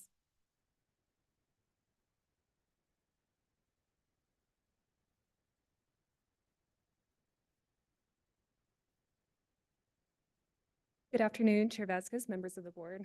I'm Megan Kuntz, Assistant Finance Director, and I'm excited to present to you today to share some of the services that we provide and also share some of the accomplishments we've had over the last year, as well as some issues and trends that we're facing. And then I will end with our outlook for the future. On this slide here, I'll start with budget. And I'm like, now that I'm looking at this, the font is very, very small, so I can't even see it from here. So hopefully you can see it on your paper printouts better. But you get to hear it from us most frequently about budgets, so that's where we're going to start. We adopt the budget on an annual basis, but the process is far from 1 year at a time. Our budget team makes recommendations based on a 10-year outlook. So every recommendation that we make is based not only on resources that we have now, but on resources that we expect to have 10 years from now and through any recessionary periods before then. Our budget team also continues to support departments with budget administration throughout the year. On to payroll. If you've ever received a paycheck, you've seen the work that payroll performs. But the work for payroll starts well before you get the check, and it continues on well after you get your check. Every 2 weeks, payroll staff review timesheets for up to 1,200 employees for compliance with all of our policies and procedures before bringing the time into payroll to be paid. Then after the paychecks are paid, they schedule tax payments, and they make payments for retirement and benefits. So when you look at your check stub, every line item that you see for benefits or taxes, there's a payroll member working in the background to get those withholdings to where they need to go. On purchasing, our purchasing team supports departments by the administration of RFPs and RFQs in order to offer fair and equitable opportunities for vendors who would like to provide goods and services to the county. They provide exceptional customer service to departments while firmly maintaining compliance with statutory purchasing guidelines. This team recently implemented an electronic bid and contract management system, and we've been accepting electronic bids for about 1 year now. This team also administers the purchase card program, and we have over 500 P-card users. And just in December, we had over 1,500 individual purchase card transactions, all of which had to be reviewed and approved by purchasing staff. On accounts payable, our accounts payable team supports departments by issuing payments to vendors, and they also support county staff by processing employee reimbursements and travel claims. Our accounts payable clerk does a great job coordinating with departments when additional documentation is needed or we need some additional information or changes so that we can get our vendors paid as quickly as possible. I'm going to go back up to the top under grant oversight. And so another service that is provided by the finance department is grant oversight. And in the last fiscal year, the county received over $44 million in federal funding. And this is a 450% increase in federal funding compared to the $8 million we received in FY19. Now, we are happy to have this additional increase in federal support, but it became very clear to us that departments need additional support from finance so that they can better understand the regulations associated with these funding sources, and that we need a higher level of oversight over these programs. At this time, our department staffing resources only allow us high-level oversight of these programs, and so we're reviewing for red flags, but I'll talk about this a little bit more on the next slide. Under financial reporting, this team is responsible for our audited external financial statements. The compilation of this program is incredibly complex, and it requires end-of-year non-cash adjustments based on actuarial reports and net present value. The Government Accounting Standards Board is constantly updating their reporting requirements, and a recent example of this involves the presentation of subscription-based IT agreements. This new standard requires staff to track all software purchases, make a determination whether or not it meets the reporting requirements. And then they have to calculate the net present value of the asset and the corresponding liability for the life of each of these agreements. As you can imagine, with our reliance on so many different types of software programs, this was a huge undertaking. And this is just one example of many, many adjustments that must be made at year end. We have compliance here, and compliance can sometimes feel like an enforcement word, but we have it under services we provide because we do approach it with a customer service mindset. So one example is compliance staff will do reviews of purchase card transactions where an employee will be selected at random. All of their P card transactions will be selected for review. And if everything looks good, an email will be sent to that employee and their supervisor will be copied to let them know that a review is done, that everything looks great, and they receive a thank you for being a model P card user. If training needs are identified during this review, we treat it as an opportunity for growth or an opportunity for improvement instead of a gotcha or a disciplinary moment. And our compliance staff will reach out to the employee and give them the training and the information that they need to improve compliance with our P card policies and procedures. Compliance staff are also available to answer policy related questions, and they make internal control recommendations. Compliance staff also review public benefit forms so that we can proactively document how the public will benefit from the purchase types that are subject to higher levels of audit scrutiny. And the last one we have is training. Now, compliance and training go hand in hand, but we have it here listed separately as the other side of that compliance training coin. So when a staff member in a finance role joins the county, it can be really overwhelming for them to learn the ins and outs of multiple new software systems. They have to figure out a new chart of accounts. They have to learn a new set of policies and procedures. They also have to learn how to enter a timesheet, how to pay an invoice, how to accept a grant award, and the list goes on and on. So when we have staff in a new finance role, we like to have them meet with each of the different finance divisions to receive individual training and to build rapport with our department. And we also provide the same service to veteran staff on an as-needed basis. So let's see, on this next slide, what I will do is highlight just a few accomplishments and then emphasize some issues and trends that we're seeing along with our future outlook. So on the left here, we have our guiding principles for our department. And customer service and department support is at the heart of what we do. We want to be known as a department who is easy to do business with. Because we have a decentralized method of processing financial information, we depend on department users to provide that information to us. But we also want to support them by providing financial onboarding and ongoing training. They often depend on us for information, and so we likewise strive to provide the support accurately, timely, and in a friendly way. The next one is fiscal transparency, and we take pride in providing frequent, clear, and understandable financial information, which leads into compliance and best practices. Both of these principles emphasize the responsibility that we have as stewards of public funds and the accountability that we owe to taxpayers to follow best practices in financial management and internal controls. So on the right in the boxes, we have a consolidated grouping of the service areas that I had discussed on the previous slide. So I'll go over the accomplishments first, and then I'll back up and do the issues and trends, and then I'll share our outlook for FY25. And so for our accomplishments, this is just a small sampling of the accomplishments that we've had over the last 12 months.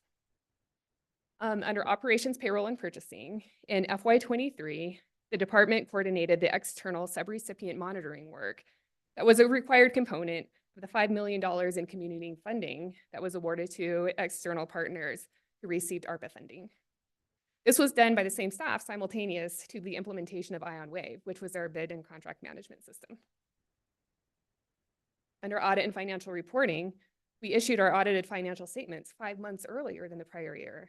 Now, this is a huge accomplishment because right after ending the prior year's audit, staff had to jump right into the current year's audit, and to complete it 5 months earlier is a testament to their hard work and dedication. Under budget, we took advantage of a new contribution prepayment program enabled by the Arizona State Retirement System. And we implemented a debt restructure, which resulted in $475,000 in savings for FY23. And we're projected to save over $60 million over the life of the program. We also reviewed our travel policy to become current with the travel environment. So one example is removing the allowability of making long distance phone calls from your hotel phone. I mean, when was the last time any of us had to do that? So then we added clarification regarding ride shares and tipping, which, I mean, we have probably all done that recently. And we also included a mileage quick reference guide to commonly traveled destinations. So now travelers no longer have to download map mileage if they're traveling between two destinations on this list. So for some issues and trends that we're seeing, and we'll back up to operations, payroll, and purchasing. I'll start with our time capture system. We're running on a really old version of ExecuTime, which is our time capture system. And as we continue to update our payroll processing system, is staying on that same old version of ExecuTime, we're starting to see some bugs and performance issues that we can only address if we either upgrade the system or replace it. The most recent version of ExecuTime does include a lot of performance enhancements, but the upgrade is significant enough to require some changes to our business processes. So this is going to require some implementation time and some training for departments before we're able to go live on the latest version. We're also seeing a high turnover in financial management positions. One number I saw was over 50% over the last 2 years. So when we combine a high turnover rate with increases in numbers and complexity of federal grants, our department experiences increased pressure on staffing resources to provide the training needed to administer these grants. And under compliance, state and federal rules and regulations are also constantly changing, and we need to be prepared for audit scrutiny with these regulations. We're also experiencing increased pressure in this area as we currently have the resources to provide the initial training, but we find it a lot more difficult to reach staff and have them change their procedures once they've already been established. And a budget issue to highlight is the need for more effective and efficient ways to present the annual budget. Now, sometimes it feels like it's always budget season. I remember when I was in budget, it was like we had a season, but now it feels like it's always budget season. And so with all of the work that goes into it, we would like to find better ways to compile and present this information. So to illustrate our outlook for FY25, I would like to walk you through a scenario. Imagine that you're a business manager and you were hired about 6 months ago. Your department received its very first federal grant, which is really exciting, but you're responsible for all of the grant reporting and compliance. This grant will require quarterly performance reports, quarterly drawdown requests for eligible expenditures, and time and effort certifications. This grant must follow all of the requirements of the 2 CFR 200, including the uniform administrative requirements, cost principles, and audit requirements for all federal awards. This grant also exceeds the single audit type A threshold, and it's going to be selected for review at the end of the fiscal year. Any expenditures not made in accordance with cost principles of federal awards or any reporting requirements that don't follow the federal administrative requirements will result in audit findings and possible reimbursement of funds back to the federal government. Now, if picturing yourself in this role sounds overwhelming, it's because it certainly can be. Federal grant management is complex, and as noted before, we've seen a 450% increase in federal funding over the last 5 years, coupled with a 50% turnover rate in financial management positions over 2 years. Now, imagine the same situation, but instead of the one department, you are the department responsible for county-wide financial compliance and audit. This increase in federal funding has created significant pressure on finance staffing resources for oversight, and we're really just able to scratch the surface right now. It is critical that we invest in training from the outset while onboarding to establish positive grant management structures that help departments avoid audit findings. We believe that an ounce of prevention is worth a pound of cure, and additional refresher trainings and trainings to communicate changes to federal laws are also critical to success. We can really only stay competitive for federal awards if we maintain appropriate grant compliance practices. So we know that organizational resources are limited, so we're trying to be strategic in our approach. So if we were to provide full secondary financial management support for each department, it would take a minimum of 5 new FTEs. But we believe that if we focus on training and education, we can make a significant impact with just 1 FTE. So our outlook for FY25, with the addition of 1 FTE, is preventative training and greater department assistance. Without the addition of this FTE, our outlook for FY25 is to continue doing what we're doing, where we take a triage approach and look for red flags, but we continue to keep the majority of the burden of learning and adhering to federal grant rules at the department level. So, with that, I think I will turn it over to Siri if you have any questions on our finance presentation. Do we have any questions at this time from board members? Supervisor Fowler. Yeah, thank you. I'm worn out.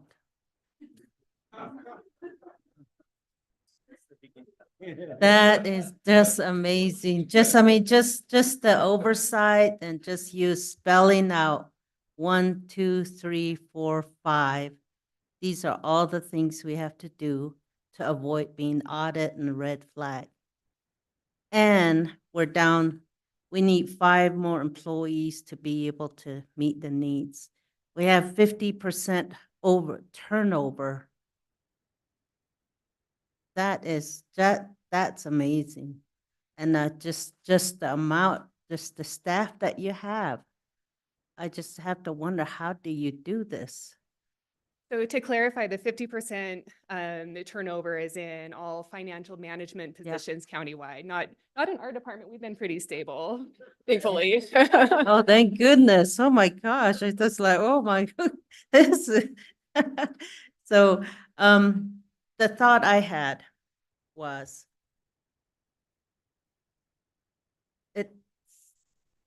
and this is just the thought that just came to me just listening to your presentation. Would it help, with the expenditure limit the way it is? Could you look for outside consultant to help? That's the thought I had with this one, because there's just the amount of work and I don't, well, this is countywide, but if you don't have enough staff and just the challenge that is here, and I know that just about every week we talk about audits. That is our foremost all the time. I don't think there's a week that has gone by without talking about audit.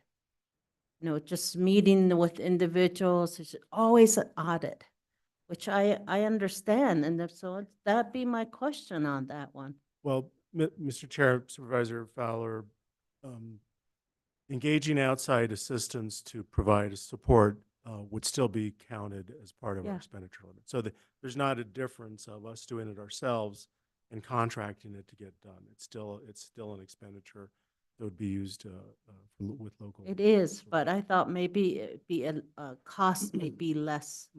You know, it's just a thought that I it's a had good just thought, 'cause- listening to your challenges and just the amount of work that is required here.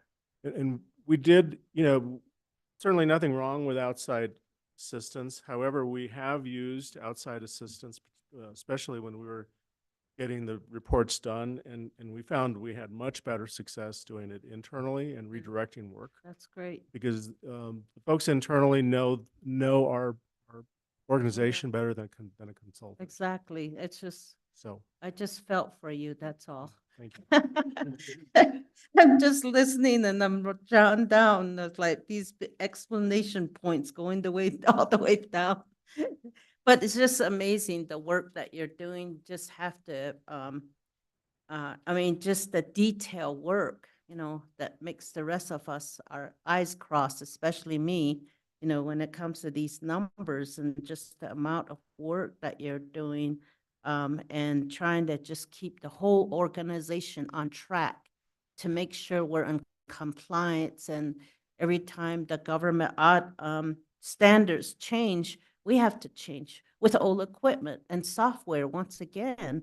And that's where the other thought I had was, if there is if there's been an internal audit, or I don't know what you call it, a report on our equipment, because I'm sure it's going to start coming up with all the departments. It's already here. So, have we scanned all the departments to see where we are with our equipment? Do we need to change them? I know there's a lifetime in a lot of these equipments, and I'm just wondering if that's something that needs to be done, but I'm sure you're way a mile ahead, and there's Matt, that you already know where these softwares are and what needs to change. Chair Vasquez, Supervisor Fowler, it's a great question. And so in 2017, I was tasked with trying to figure out, in partnership with our department and others, creating what's called a life cycle management inventory for not only hardware, but also for software. And we really wanted to focus first on our infrastructure. And so if you recall, we came to the board and over a 5-year period requesting $1.5 million. And so that way we could chip away and request $300,000 annually, 20%. And that way we're not asking and having this huge impact fiscally, asking for 1.5, but also making sure that we have the capability from a workforce perspective to actually go and replace all of that hardware. Software is a little bit different. It's constantly changing and evolving. A lot of it's gone to subscription based versus perpetual, and so it allows you to keep current. But obviously, to Steve and County Manager Peru's point and everyone else, is that the evolution of technology, it's continuing, right? And so really having those conversations early and best preparing for operations and maintenance activities to stay compliant, and also make sure that all of our software, what I can report is that we don't have any end of life hardware or software on the infrastructure today. And that really goes to the partnership of our board approving those investments. It is a 5-year, but we do our best to stay on track. Some years there might be a skip in funding, but overall we have a really good approach of addressing that very issue. Well, that's really good, because I was wondering if we need to treat it like facility management, have its own management report and really evaluate it to see, because everybody needs, new changing of equipment and software. Not everybody are a problem like me with my computer. I'm the problem, not the computer. So it's the equipment that needs to stay up to standard with all the changing climate in the world of this equipment and technology world. So anyway, thank you. And thank you for your report. It's just so much here. Thank you. Okay, next we have a question by Vice Chair Begay. I just have a comment to make. I'm just thinking, sitting here with all the information that's being provided to us, I think compliance is the most important. Anything federal rules, regulations that come about, local policies and procedures should be current. And, just being up there and making sure that, there's a lot of compliance and that's being complied with. And because what it would lead to is they could take our funds away, stall our funds, or even not fund us anymore, and we can't have that. So that's one area that I think is very, very important. So and you do have something on the agenda or a presentation that states that to complete the revised travel policy that we have intact. So each time there's something that happens, with policies, and these are state mandates, federal mandates, the board, should be able to act on those so that we're in compliance. So I trust that, a lot of it's in compliance, and that's what we what that's very important to me as a board member, and making sure that we are clear of everything and that everything is okay, and that, you know, we're stable and that we're fiscal responsible and transparent. So thank you so much. Supervisor Horseman. Yes, and thank you very much for the presentation, and Siri and all the finance department, and kind of keeping with the tone that was kind of set out by the county manager of oversight on departments going forward, without really getting into the weeds, because I'm sure we'll be getting into the weeds when we get into the actual budgets is really important. And I want to commend finance for, in fact, doing that. I know there were many challenges and you inherited some work that needed to be accomplished. So I really thank you for your hard work and your dedication. And certainly, you know, we're overseeing $500 million for the county right now. And, you know, finances is right there in the crosshairs and making sure that's done in accordance with the law and in accordance with all the oversight, et cetera. And I want to really thank you for that and commend you for that. That's a huge responsibility. And I look forward in getting into the weeds with everyone when we get to the budget process. So my thanks and kudos to the finance department. Really appreciate all of your great efforts on the county's behalf and, quite frankly, on the residents' behalf, because one of our number one responsibilities as a board is to ensure that our residents, our community's money is well spent. And I think they're getting the bang for their buck here. So thank you so much. I really appreciate it. Yes, thank you. And I would agree. Thank you for the presentation. It's really enlightening to see all the different areas that finance covers and the amount.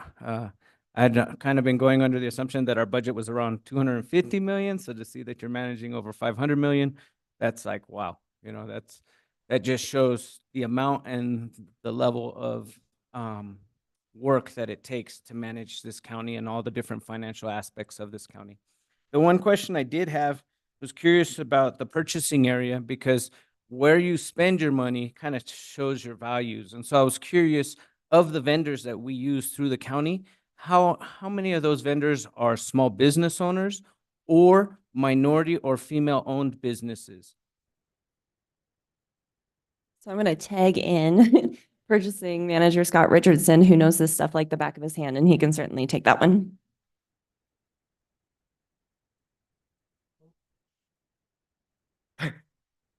Don't have a lot of information on that. We don't have a preference policy for the county. A lot of the federal grants don't allow for geographic preference. Preferences, a preference program is a high maintenance program that we just have not had the staff to do and manage. We do open it up to every solicitation up to the public. So whether you're any of the minorities, women, veteran groups, anything like that, they're certainly able to offer on county solicitations. In fact, we do have one out right now that it was created to attract small local businesses. It's for projects under 100,000, trades, small services, things like that, in which our local community is pretty much who we attract for this. This isn't Phoenix type work, because it's meant to be, hey, tomorrow we need the election center painted, something like that, which we can get some. So that's been our most successful small business solicitation, is the one that say we currently have on the street right now, closes next week, in which we accept proposals from pretty much small businesses. Some of the larger contractors have asked us, so, you know, can we bid in this too? We're like, that's really not what we're looking for, because you may already have one of the on-call JOCs or engineers, architects, those kind of large contracts that we have. This is directed to the small businesses in the community. Thank you for that. And I appreciate that we don't have under our policies any preference programs minus the one you're mentioning with the small business. But it would be good to at least track that and be able to see where we are spending our money as we're moving forward and looking at what are potential vendors and what are potential projects and how we can increase and diversify who we're using to make sure that we're providing chances for all rural Coconino County to have opportunities to be vendors for our county. Thank you. Supervisor Fowler. Thank you, and I'm really happy that you brought this up, Mr. Chair. I like to evaluate our contracting policies, large and small businesses. And because we keep seeing the same companies coming through, so I like to, across the board, like to evaluate all of them and reevaluate our policies on that. Thank you. Supervisor Horstman. Of course, consistent with the law. Because there is this like federal law thing and the state law thing and state procurement and everything. So It is a matter of, you know, who does submit for them also. They have to be properly licensed. They have to have bonding capacity for larger projects. And those are factors that may influence certain businesses on what they're able to provide. And totally understanding all of that and the federal, state, local regulations, all of that. Let's just look at, revisit our policies. All right, thank you. Any other questions or comments? Supervisor Hess. Yes, thank you. I just have two comments. First, that the slide before this, you had compliance and training separated. I want to, again, I look at things from a leadership perspective, and I really want to thank you for not training to the compliance. And that's what a lot of people do is, okay, we're just going to be compliant, but you've separated those two in order to make sure that we have the best business practices and the best knowledge. So I really want to thank you. That's a tough one for a lot of people to really separate, and that's awesome that you did that. The second comment I had was, before I applied for this job, I talked to Matt Ryan. I said, you know, I just don't have a warm fuzzy about budget. And that's a huge part of being a supervisor. And he said, no, don't worry about it. You've got a great budget team. And then I did the same thing to County Manager Steve. And he said, don't worry about it. We've got a great budget team. And I agree, after working with you a couple of days, you know, this is so nice to see that you guys are on a level that keeps everything straight, narrow, and compliant. So thank you for all you do. I really appreciate it. It was the scariest part of this job, and you guys make it so easy. Well, so far. it'll stay the scariest part of this job. I know, I got this big book right here that's like, oh my God, here we go. So thank you. And you're just barely 2 hours in. Just wait. Chair, if you don't mind. Yes, Siri. Thank you, Chair, and thank you for those comments. And I did want to just add a little bit of color commentary to this slide when we talk about staff in each area. Really, unfortunately, like, we don't have dedicated training staff, or when we say staff for compliance, you know, oftentimes we're talking about one person, or we're talking about people wearing their compliance hat while they're also working on, you know, reporting of grants or financial reporting, or people wearing their training hat as they're also doing accounts payable. And so thank you for acknowledging, yeah, it's not just the function of training to the compliance. Thank you. All right, please proceed.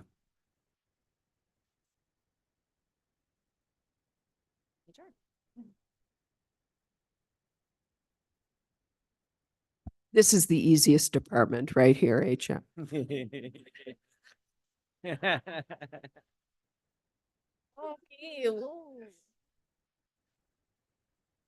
Yeah, before we get started, I've had a request for a break, so if we could take a 5-minute break and start over at 3:20, that would be great. Thank you.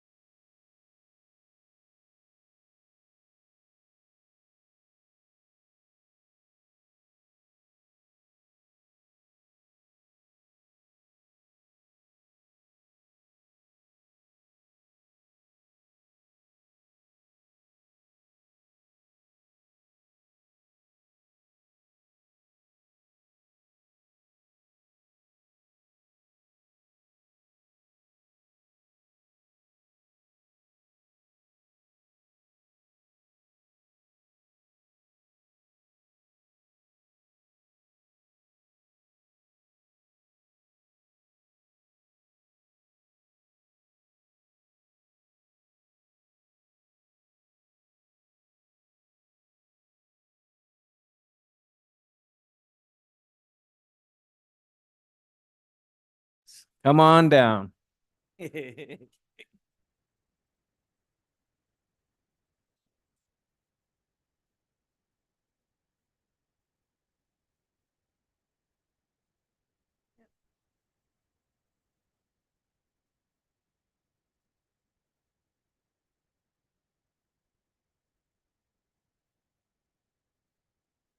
Chair Vasquez, members of the board, I'm so excited to be here today as part of the internal services system and to talk about the great works of human resources, but first to infuse some humor to reduce my stress and Steve's stress. I've been stressed for about a week thinking that my right leg was drastically shorter than my left because all of a sudden my pants weren't fitting the same. And as I was sitting here, I realized the hem of my pant fell out. So I'm actually not unequal in my body, which I didn't know how I was going to explain to Vera when I called them for an appointment. So, what, sorry. Thank you. I know. That is the human and human resources right there. So what we in HR would like to say is that you can't spell heart or hero without HR.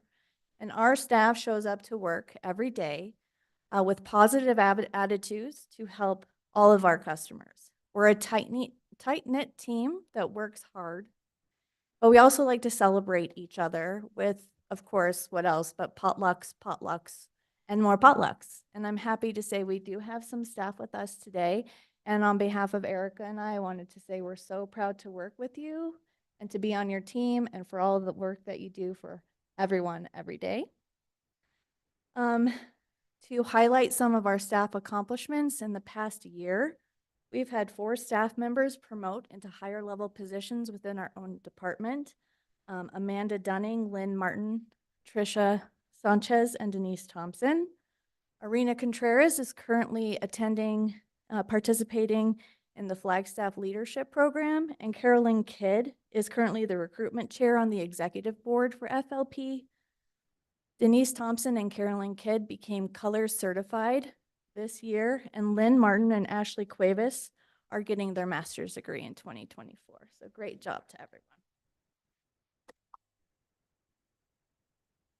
So human resources is responsible for partnering with departments in the management and employee life cycle, including recruitment, onboarding, hiring, training, personnel-related matters, and administrating employee benefits.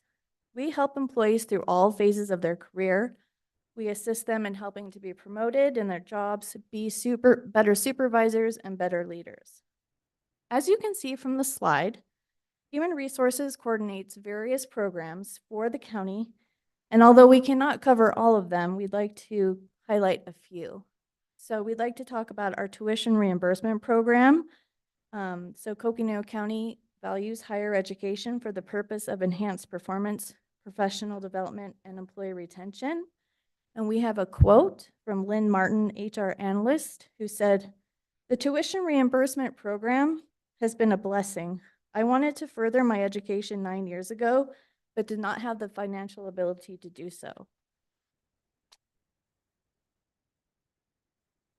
With the tuition reimbursement program, this will help not only myself, but my kids, my employer, my career path, and the individuals I serve.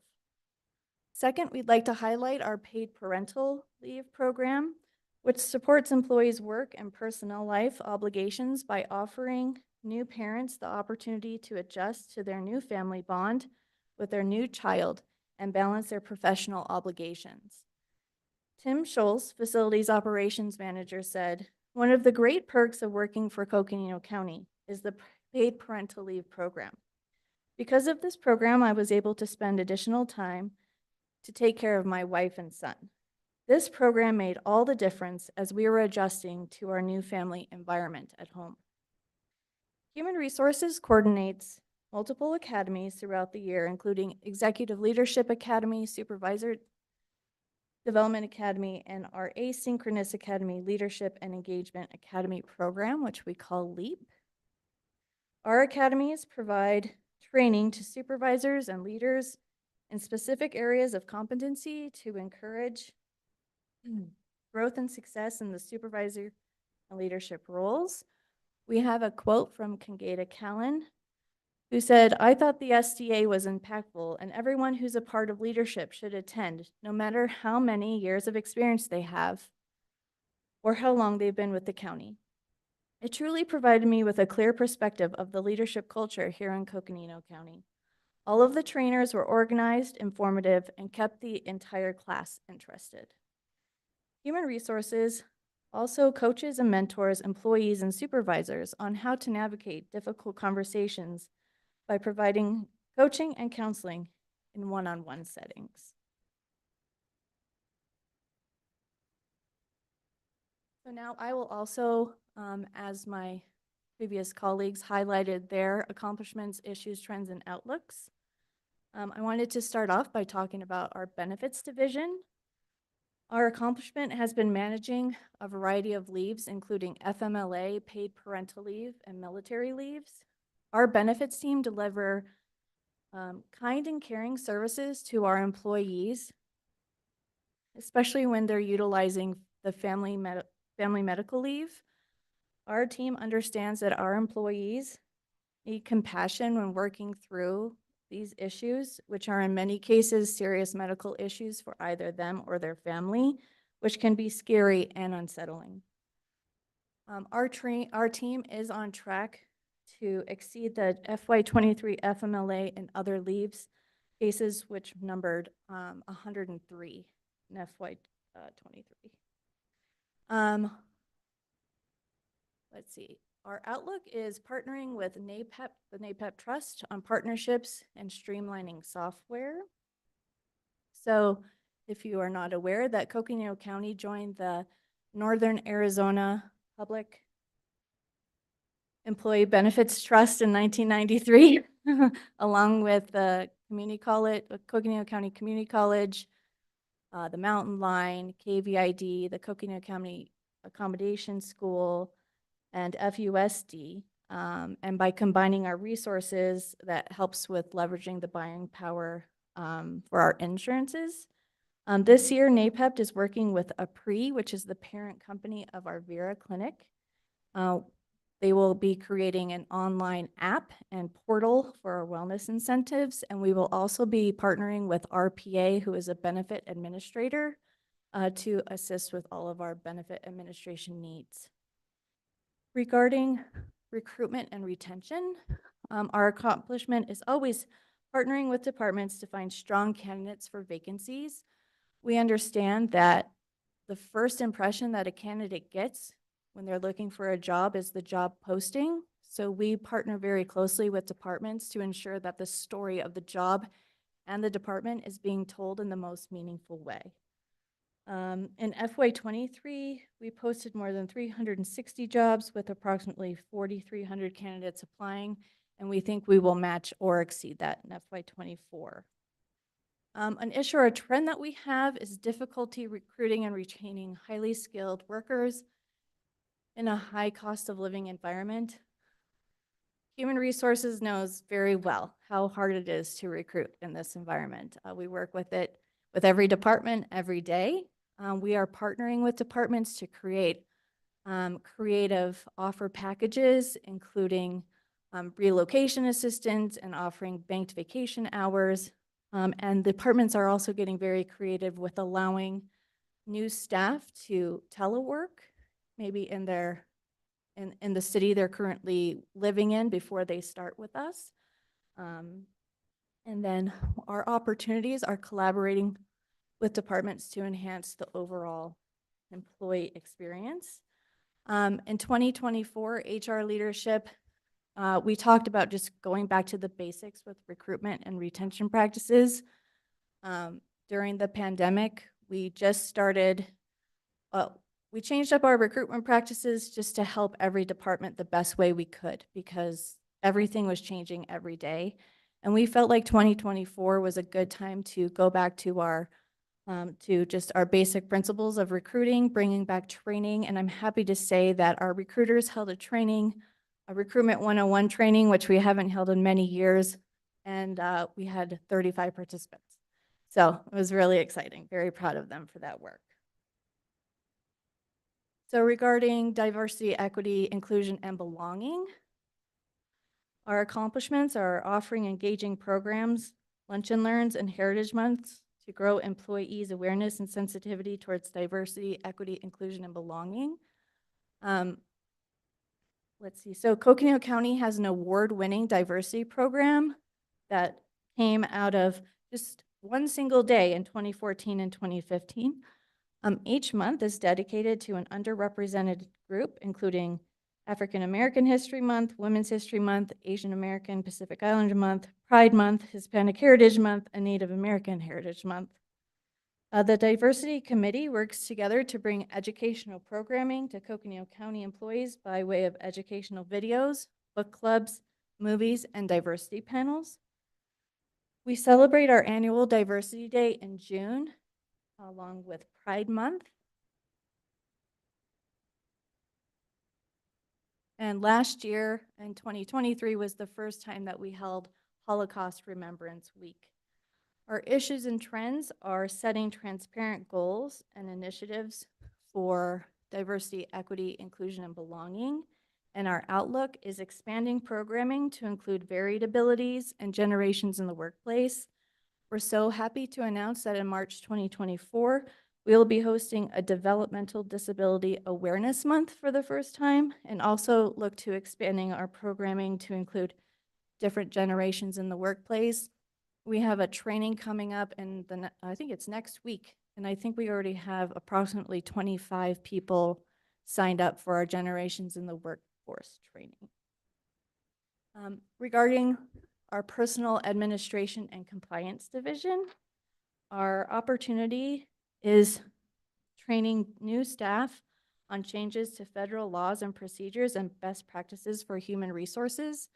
In August of 2023, the federal government issued new guidance on I-9 forms. So to legally work, you have to complete an I-9 form. So the new guidance allows for I-9 documents to be shared via video technology, which is eliminating in-person appointments. So this has positively impacted how HR staff is interacting with all of our new employees, and especially our temporary poll workers. That's who we're working with a lot right now, who are living in outlying areas.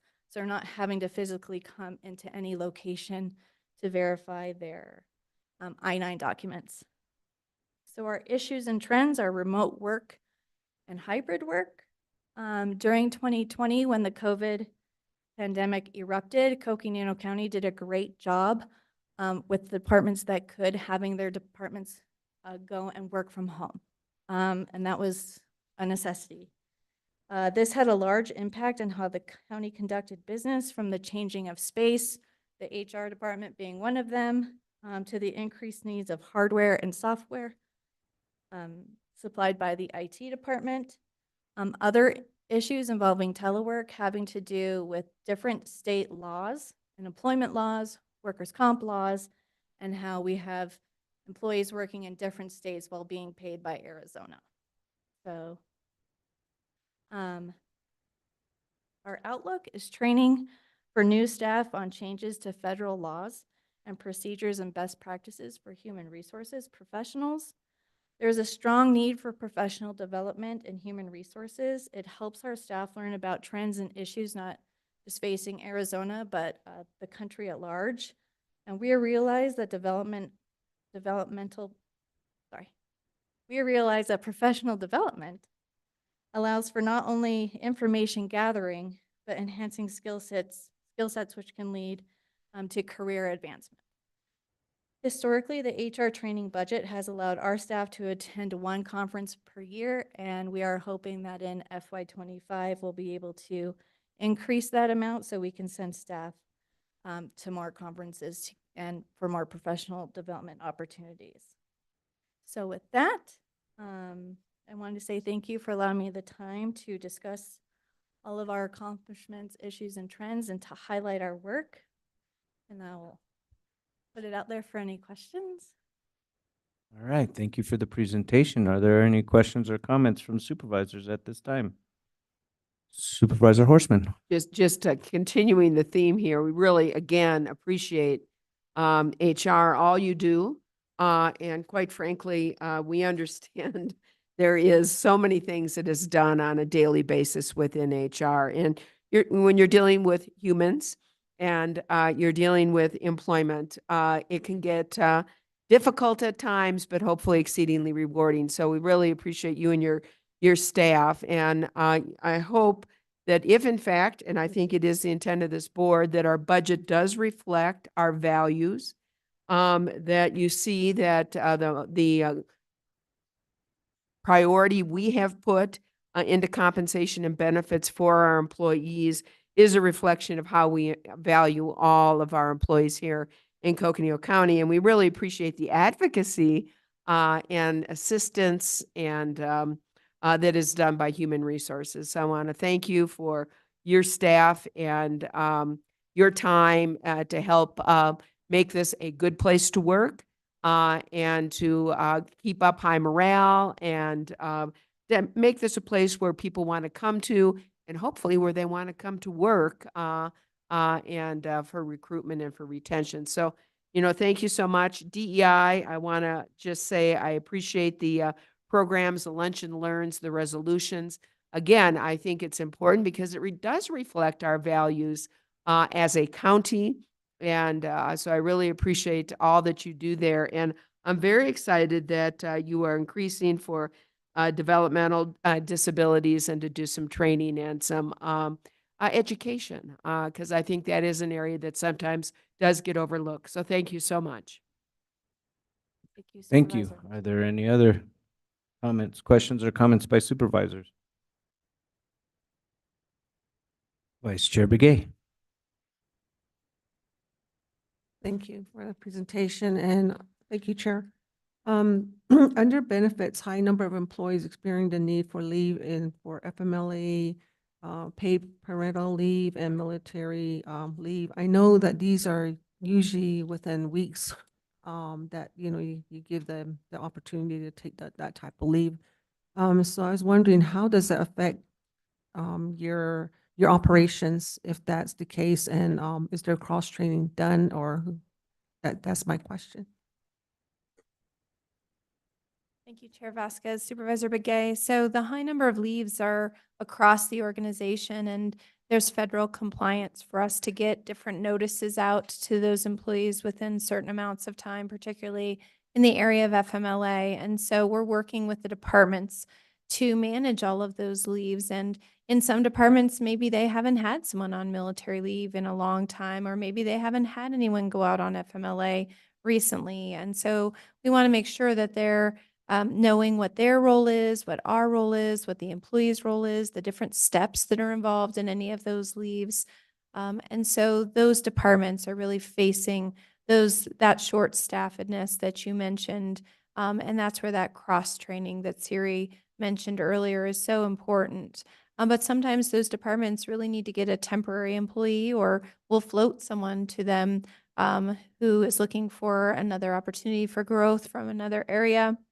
So there are ways that we can help to honor that employee who needs the leave, but also to work with that department to ensure that their service is seamless to those that they serve. Thank you. And I just want to say again, everything, thank you so much. All of the presentations are being done.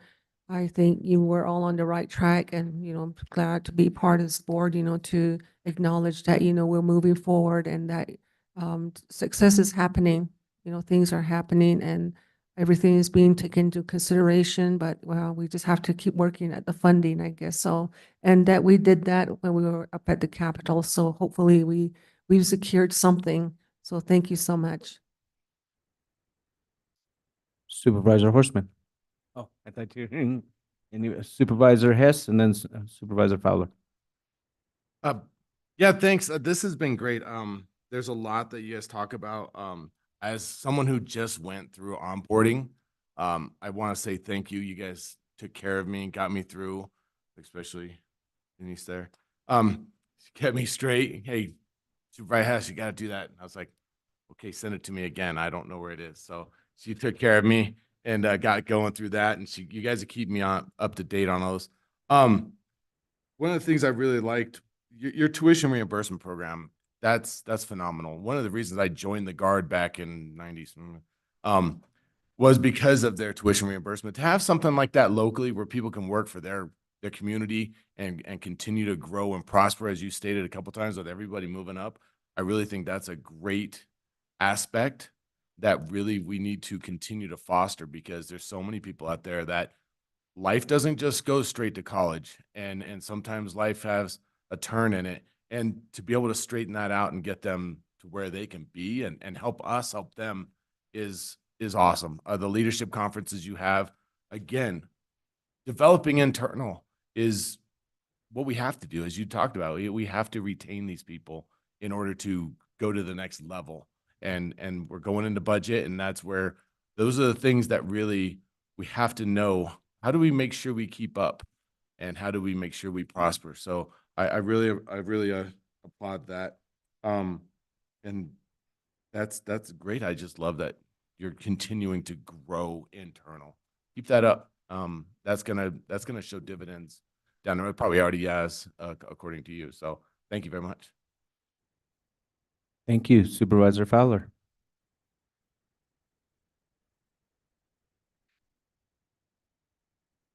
We've gone through a lot. We were talking about 50 years from now. How is it going to be? We imagine working from home.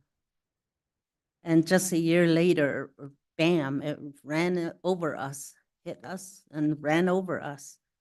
You know, just the hybrid work, tradition of working at your desk with a computer, big screen, big computer, all changed. And on our side, it seemed like it was I have to commend organization, every employee, your imagination on how you change that. What do we do? Get everybody laptops. Let's reimagine the office space, shared desk. How do we do work from home? What does that mean? I mean, it touched all of us. And it seems seamless, but I know it was very difficult. I know it was, and it was during pandemic when we're supposed to be at home. And then at the same time, still trying to deliver the service out in the community and crying for our loved ones, crying for our neighbors, and trying to deliver that service. I want to thank all of you for that. That, I think, is just amazing work that you all did. And then to be able to keep up with the mental health and physical health of all the employees. To be able to set up a 1-800 number that that an employee can call and their loved ones. That was just a turning moment for a lot of us. So I want to thank you for that first, and not just you, but everyone. That I know it took a lot of partnership with that. Coconino County is well known across the country for its DEI award-winning program. And now you're adding to it disability. You know, I saw that movie, The Intern, the elderly intern, Robert De Niro, and I thought, that's really interesting. But we already have that program, because once somebody retires, they can come back also. They're not really interns, but they have the expertise, they have the institutional knowledge. So I just think that's a great program. And then I was wondering, we're talking about compensation. It's always our priority. We want to keep our staff whole. We want to retain them. And then we want to make sure that they are satisfied in their job and then within the organization and feel. That's why we always say we're family. And so in that, we have to deal with housing. We have to deal with the distance people have to drive because of housing issues. We have to deal with the childcare. The employees have to, and then their own mental well-being as well.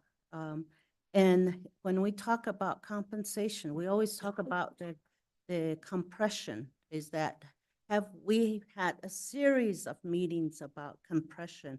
Have we resolved that? And we talk about compensation. Do we still have to like adjust that? And I guess maybe that's going to be coming, but it just, every time I hear compensation, I think about compression on my side, because that's what we're always talking. It triggers that. So that would be my long way of getting to that. Yes, Chair Vasquez, Supervisor Fowler, there's always some compression, but we have worked really, really hard to address a lot of it and to ease that. And I think we've done a good job of easing have. a lot of that compression at the very entry of the range. So it's something we're always keeping an eye on. It's something we're always cognitive of and watching for that in different areas and even in different parts of our compensation structure to make sure as we move people deeper into the range that we're not compressing them later on or closer to their supervisor. But the strategies, the compensation strategies that the board has taken over the past several years, where we've had a flat amount and a percentage, have really helped with so much of that. And so thank you to all of you for your commitment to compensation and for listening to kind of crazy out of the box ideas occasionally about that. And together we've really eased a lot of that compression. So it's something that we don't want to take for granted, but something that we have made improvements upon. Yeah, thank you. And we have to keep up with the Flagstaff pay increase. I guess that's something that's always part of our conversation here as well. So I just want to really thank you for that Vera Clinic. You know, just the amount of that, what you have to really look take, you have to oversee and constantly being challenged with highly skilled workers. And how do we retain them? And it just, you have great challenges, and with all those challenges, I think that you're all doing a great teamwork, because it's so nice. One of the things that I like seeing here is the systemic look at this internal system here, that you have internal services. You know, an organization breathes, it breathes, it eats. It's you got to treat it like a human being. It is a systemic system. And when we talk about family, that's a systemic system. So I just want to thank you all for that. Thank you. Thank you. Are there any other comments by board members? In that case, I'll just take the opportunity to once again, thank you for the presentation. I appreciate the work that Human Resources does, because it's all encompassing. You're dealing with our employees, and how you treat our employees is how they're going to feel working in our county, or if they leave our county. And so it's a crucial job. It's not easy. Appreciate the work being done. With that said, I did have a question about the DEIB threats and initiatives, about setting transparent goals and initiatives for those initiatives. Could you expand a little bit on that, please? Sure. Thanks, Chair Vasquez. So we have a great diversity committee, and as you know, we also have diversity councils. And so we always want to be in alignment with where can we go next? How can we bring more people into the DEIB conversation? And talking about that as a committee, hearing the voices of the employee across the organization in their different departments. And so many of the members of that committee speak to their colleagues, speak to their departments, and bring that information back. So we really want to look at where we are, where we're headed together all the time, and do that by hearing the voices of those on that committee. So excited to make sure that committee is robust and that we're being responsive and adding new things, and also providing great value in the things that have been long important to us and the partners that have helped us along the way, and the different presenters we've had who've come back year after year. So we really want to think about where we're headed with that and where the board is headed. because you've all had a lot of conversation about that being an important value for this organization and for all of you. And so we want to make sure that we're aligning with where you would like to see that program as well. Great, thank you. I appreciate the answer. Are there any other follow-up questions or comments? All right, well, thank you very much. Appreciate the hard work. I'd like to turn it over to Helen Costello from IT.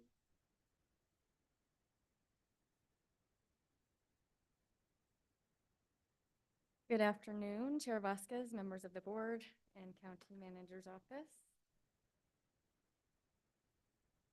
Hold on, just advancing the slide here.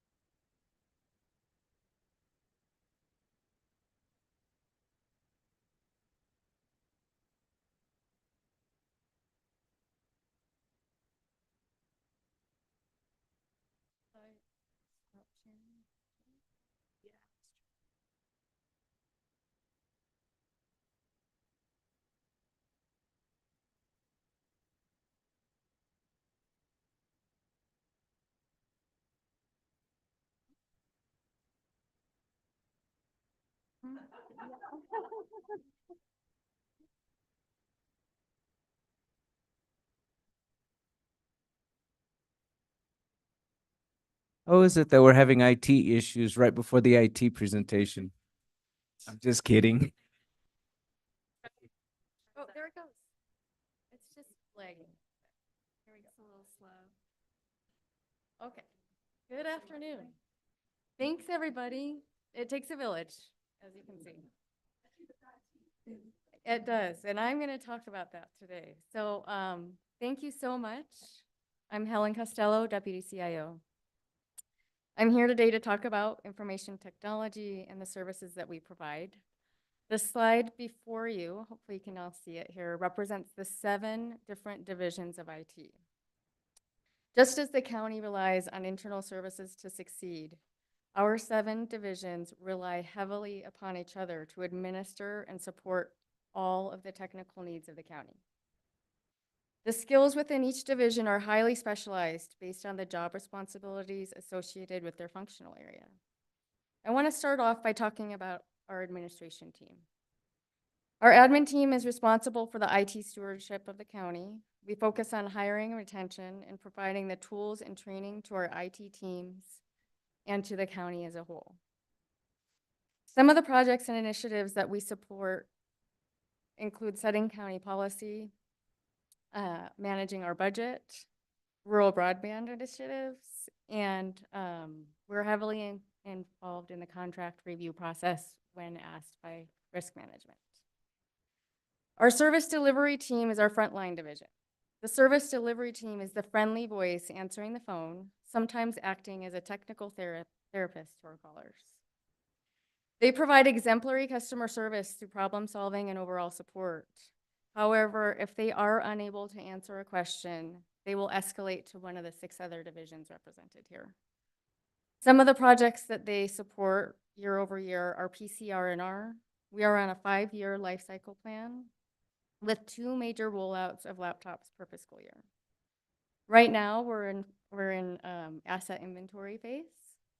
So this is a critical requirement for tracking all county-issued devices.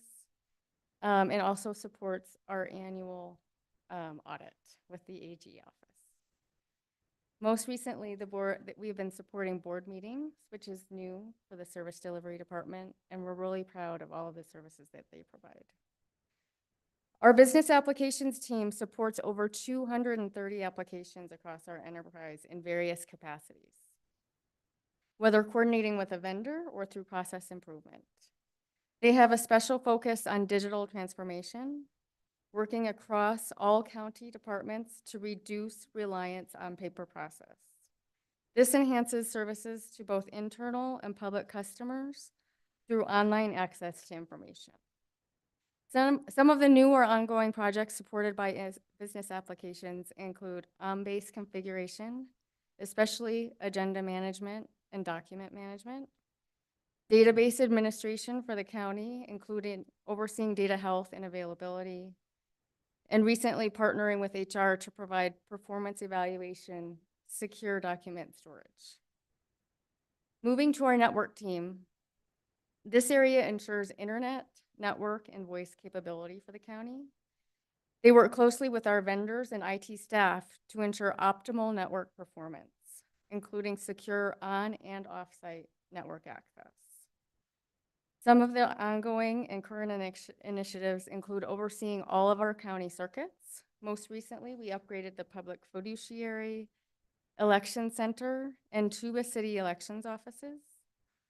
We collaborate closely with the facilities department, including recent projects for Starlink deployments, especially around emergency operations, and the election center build out, including all network, cabling, and CCTVs. A fun fact about the networks team is that they support our annual county fair, setting up the wireless for the park staff, vendors, and visitors. This is a major undertaking for our network team, and they kill it every year. Our operations team, and we can't take the word heart from HR, but the operations team is the heart of IT. They ensure smooth system performance through oversight of compute, memory, and storage, supporting over 100 virtual servers. They also maintain our storage environment, which supports all aspects of business for the county. Some of the major initiatives that they oversee include a new storage platform implemented to meet the expanding storage needs of the county. They oversee file access for all 30 departments. And they also have oversight over our Microsoft tenant, which allows for all of our Microsoft platform. Our security team is responsible for protecting our digital assets. They enforce cyber policies and compliance and constantly monitor our environment to keep us secure. Some of their initiatives include annual security training, phishing awareness, and most recently, are still ongoing, the Arizona Auditor General Audit. And last but never least is our GIS division. They are responsible for creating and maintaining spatial applications and tools. They maintain critical data for the county, including enterprise parcel and address information. This information feeds critical county applications and tools. Not only for the county, we also support state, municipal, and federal operations, especially around permitting and land management. Some of the major initiatives that they support are data development and applications and tools in support of flood and fire operations in partnership with emergency management. They're currently working to support the comprehensive plan, and they have been supporting 911 dispatch services with information for the last 20 years.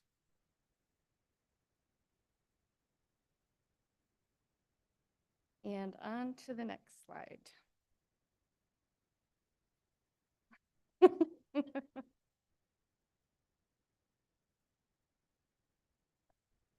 Which we will be talking about our accomplishments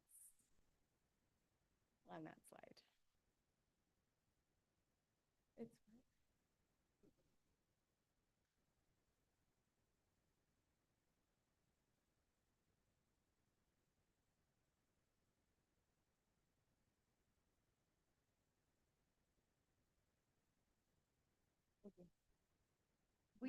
We all need IT, even IT. All right. Okay.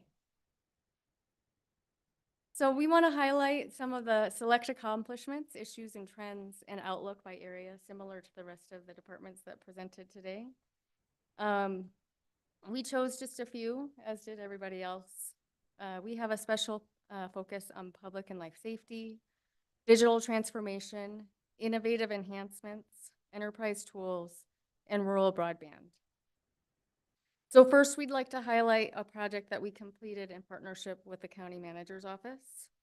We are proud of the rollout of C-Click Fix, a citizen assistance tool implemented for use by the EOC, HHS, and Public Works.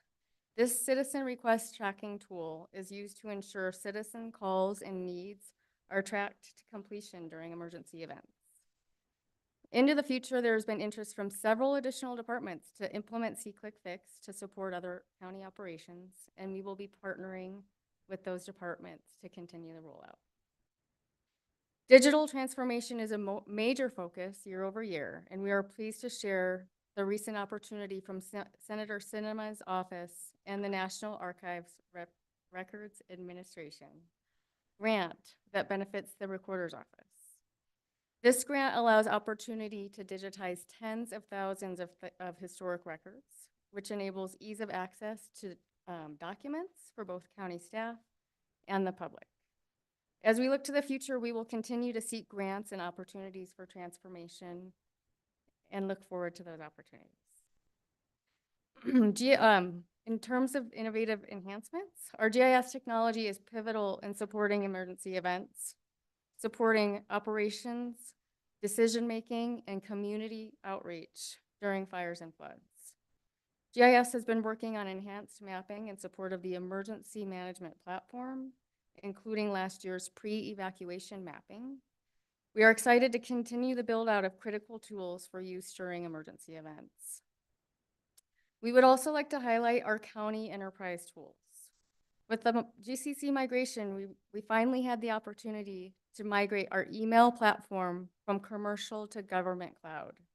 This was critical as we are a government agency. Work will continue to expand functions of the platform into the future. Our fifth and final highlight is rural broadband. We hired Mary Knight this year to join our IT team in support and preparation for BEAD funding. We recently released an RFP in coordination with Mary and the finance department in support of BEAD funding and to connect our county infrastructure. An outlook for our future will be the continual pursuit to bring high-speed internet, which is so needed in Northern Arizona. And that is the end of our presentation, and we would like to open it up for questions. All right, thank you. Are there any questions or comments from board members? Supervisor Hess. Well, I initially I was really like, okay, what is digital transformation, and not what is it, but how and what was this time frame? But you've answered a lot of that, and I really appreciate that you took that, because that's one of the things that I really think that we need to move forward with. And I guess the only question I had, what is the kind of the concept of the timeline it would take to go completely paperless or real close to paperless? Chair Vasquez and Supervisor Hess, that's a great question. We continue to roll out digital transformation across the county, and especially in terms of reliance on paper. We've worked really closely in the last year with community development, and I think that they are almost entirely paperless at this point. But it really, it's dependent on when departments are ready as well. They have state statutes around how they store information and paper, and so we work closely to figure out their needs, and we're continuing to look for funding all the time and ways to make things better. But that's a hard question to answer. No, that's a great answer. That makes total sense, that there is different requirements throughout the county, and you have to work through that. So no, that's a great answer. Thank you. That's all I have. Thank you. Are there any other comments by supervisors? Supervisor Horstman. Well, first of all, do not go paperless in the supervisor's office, at least not in my office. I still like my paper, but Me too. it may be a matter of age, I'm not sure, but I do like my paper. So I'm glad to hear you do too. So first and foremost, again, other than facilities, probably the only department that is used on an individual basis more often is IT. And to the staff and all you do, the incredible patience you must show to some of us that are not as technologically advanced as we would like to be, but just the ongoing work that needs to be done all across the whole county. I mean, you touch every department in Coconino County, not just our offices, but you count, you're across this whole county. So, just for the mammoth job that you do, to keep us up in technology, to keep us into the 21st century. We're well into the 21st century.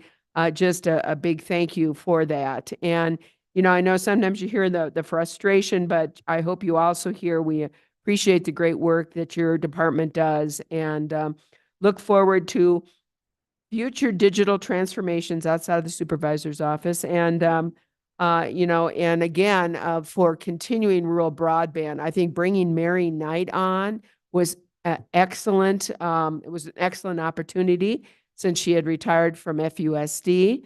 I think she's a wonderful addition to help us with the BEAD grants and also just looking at rural broadband from across Coconino County. So thank you, and thank you for all you do. I look forward to getting, again, as I've said, the weeds of the budget issues when we get to the budget part, and appreciate this overview very much. Supervisor Fowler? I didn't see Technical difficulties, one moment.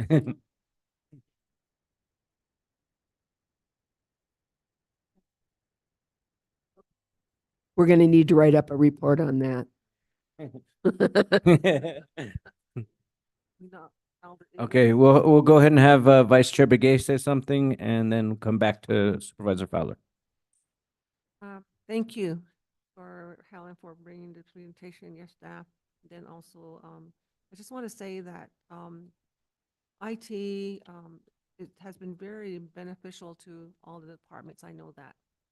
Even as we get locked out and stuff like that, you guys are there in the square of the moment. And sometimes I think you guys are standing by the door waiting for it to happen.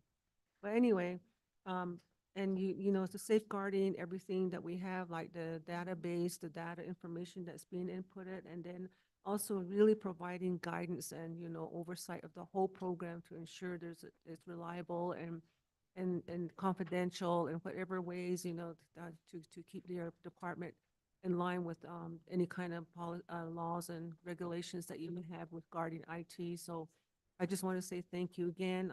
I just want to say, I think, you know, it's very important that, you know, we have all these migration things going on, and then the rural broadband activities are there. Those are all important. And then the mapping of the emergency management system.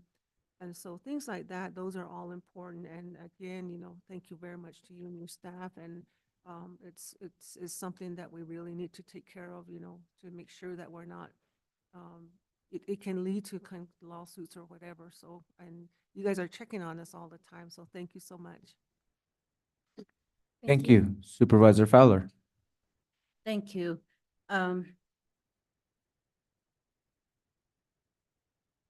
It seemed like we really didn't pay attention too much to IT before the pandemic. And then all of a sudden, it was IT. We had to really learn about, maybe it's just me, about the cybersecurity, about the software, about, you know, all aspects of computer, internet, computer use, safest usage, all of that. You really have brought us along. And I hope you're now resting a little bit, because you were working 24/7, it seems like, to bring everyone safely into this new world of remote working, of depending so much on computer and being able to do emails and our work safely, even from our own office. And then, you know, every Thursday, prior to all of this, we didn't do the Thursday updates. We didn't have the training online. We didn't have the attention of the worldview that you sent out to us, you know. We were sitting in the meeting in Phoenix, and when it was announced that one of the counties was hacked, and they're talking about, you know, cost them like $12 million, and just one department, and it was a huge hit on them. And I right away text and said, you know, I knew, but I had to find out if that department was under us, and we said yes. So, you know, we're just really, you are leading in the world of technology and computer and information technology to the point where you're getting awards. And I think you really deserve that. And I wish we could double your pay. And now we have this click fix, you know, and staff. Now we have this click fix. I remember hearing about that. I mean, you're not just taking care of our computer and that's it. It's the internet, it's the world view, it's the world around us that we can't see. It's the energy that we can't see. That's what you're taking care of while we are going about our work and you're in the background making sure that there's protection there. That is just absolutely amazing to me. I think about the Matrix, you know, those numbers going down.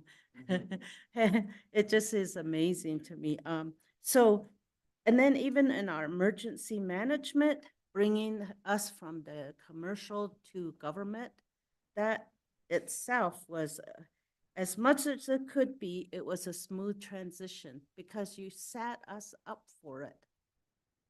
And you had it all pathed out how that was going to happen. I find that amazing with over 1,000 employees to be able to do that, with everyone having a different function, and yet you're able to do that. We've been working Starlink, our baby Starlink, pilot tests, and then we have we have hundreds of students and families that are on Starlink now. We couldn't have ever imagined that we'd be working with SpaceX. And it's department, or I don't know what it's partner, or no, it's a program, I guess, Starlink, and we're the ones that are working with them. So I remember, Matt, you saying someday there's this ship out there, or this, and we'll be able to do a Starlink. You had or a satellite. And here, not too long after it came to us, it shook our hand. When it shook our hand, we didn't just step back. We embraced it, and we developed a program around that. And so that vision that you have on all the various ways of getting that service out to the communities and to our and to the employees, to this organization moving forward, I just find that amazing, being able to see that into the future. So I can say a lot more, but I'm just always in awe with with all of these programs that you're working on. I know these are just touch points, and of course our rural broadband, and being able to say that comprehensive, this is how we're gonna do it. And being able to work with our state director and with all the different committees. And then, you know, and then all the state directors from the various states. You know, I really enjoy working with them, and I enjoy working with you all on that. So you've brought us, and you're keeping us where we are today. And we are current because of your skill, figuring I find it very complex to me. I guess that's why it's hard for me to talk about it, because I'm always trying to get help from the service department. That's how elementary I am. So thank you so much. Thank you so much. Thank you.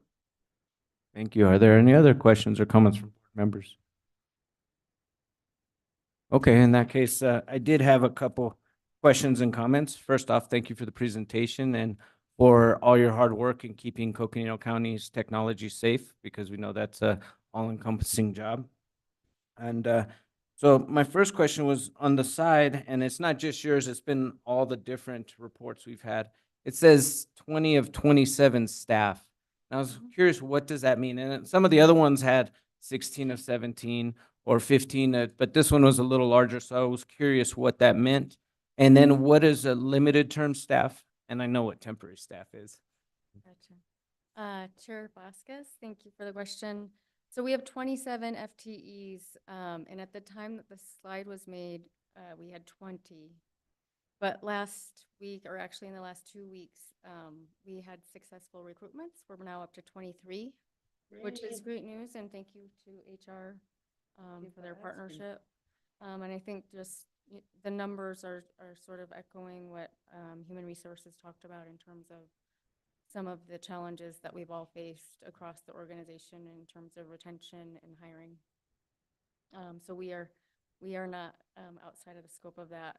So yes, we have 3 limited term staff, actually 2 with HHS, and 1 is Mary Knight with rural broadband, and then we have 1 temporary staff supporting our service delivery. Great, thank you for that answer. The next question I had was about the public safety. I thought it was really interesting, the citizen request tracking during emergency events, and if you could expand on that a little bit, please. Sure. I mean, the county's faced a lot of events over the years, but there's been an uptick in recent years regarding fires and flooding. So every year the EOC is activated, and we create like a helpline, and there's calls that just flood the helpline that are looking for information and help. And we've developed different tools over the years to track those requests to completion and come up with different solutions. And it was an initiative this year that was a large focus to really bring everything together in one solution that can be used by the EOC, HHS, and Public Works, who provide a lot of the response in terms of emergency events, to be able to track those requests. No, thank you, because when I read it, I'm thinking they were like public records requests about emergency events. So thank you for that clarification, because now it makes more sense. And having gone through some of those emergency events, I definitely see how important that tracking is to make sure that we're completing some of those requests from citizens. Because if we don't recruit or we don't complete those requests, they usually end up back at our door saying we didn't get what we asked for. So I appreciate that explanation.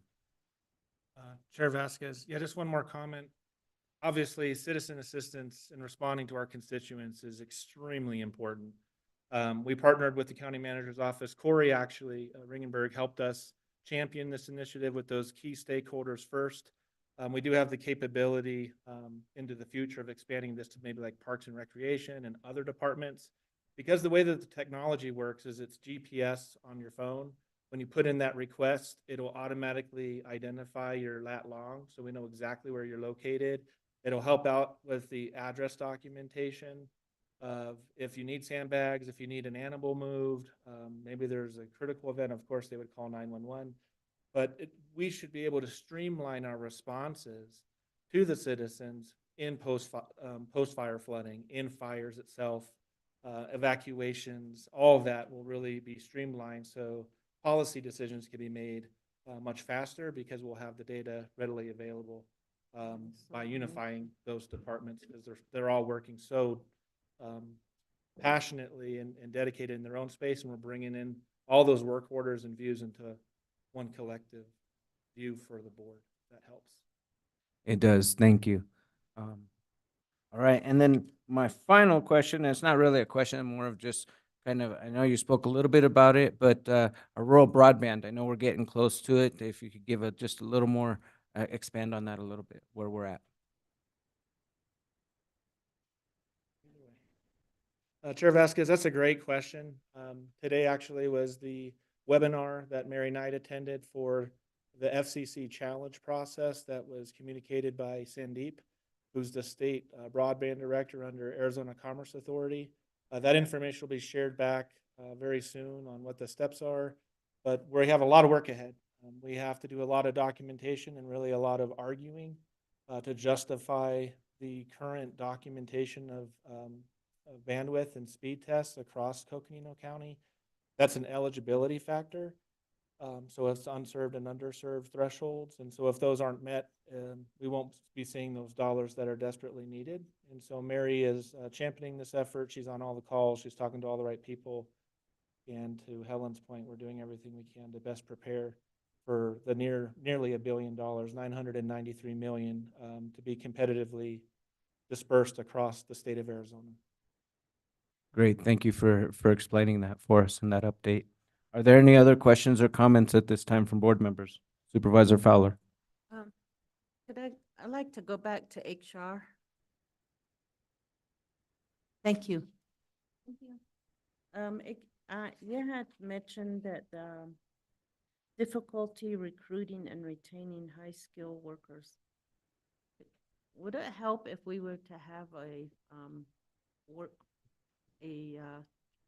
career fair or something like that? I know you participate in it out there, but just wondering if maybe it might be helpful to do that here. And I know at one time we talked about, going to universities and recruiting them, but there's, a lot of times graduates don't really think about counties as a place to work.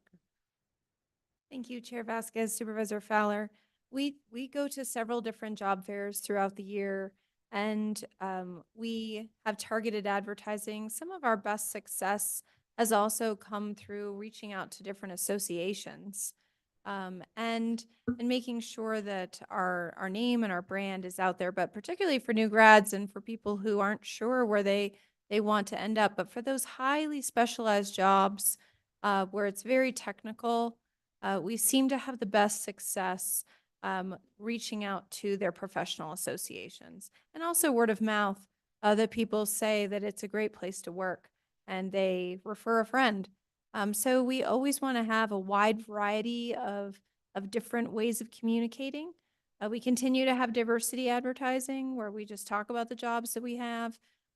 We talk about our culture in some of those ads and definitely in our outreach events.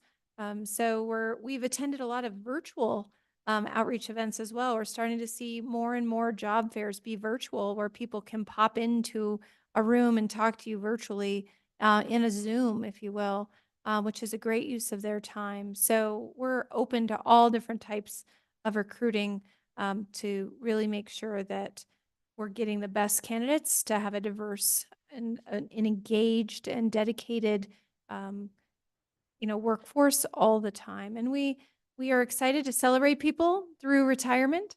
We're excited to have people promote and use transferable skills across departments. We're excited to grow people. So we have lots of different strategies for filling jobs and also for marketing jobs. But yes, we're always open to having additional job fair presence. Absolutely. Krista, do you want to add? I just wanted to give a shout out to our Employee Growth and Development Committee because this is something we discussed a while back about possibly having a county job fair for anyone who could attend and just finding a location maybe in the county, maybe at Public Works. Not trying to throw anyone out there, but because they have like the barn or a large area that we could have tables for each department and we could have department representation and have our own career fair. So that has been brought up, and I think that's a wonderful idea. One more thing on that. We've also talked about doing spotlights of departments where we have, we open it up to the public where people understand better what departments do and think about that as a possible career opportunity, maybe in departments where they might never thought of working. Maybe they don't know what they do. And so it's a great opportunity to have a spotlight on departments as well.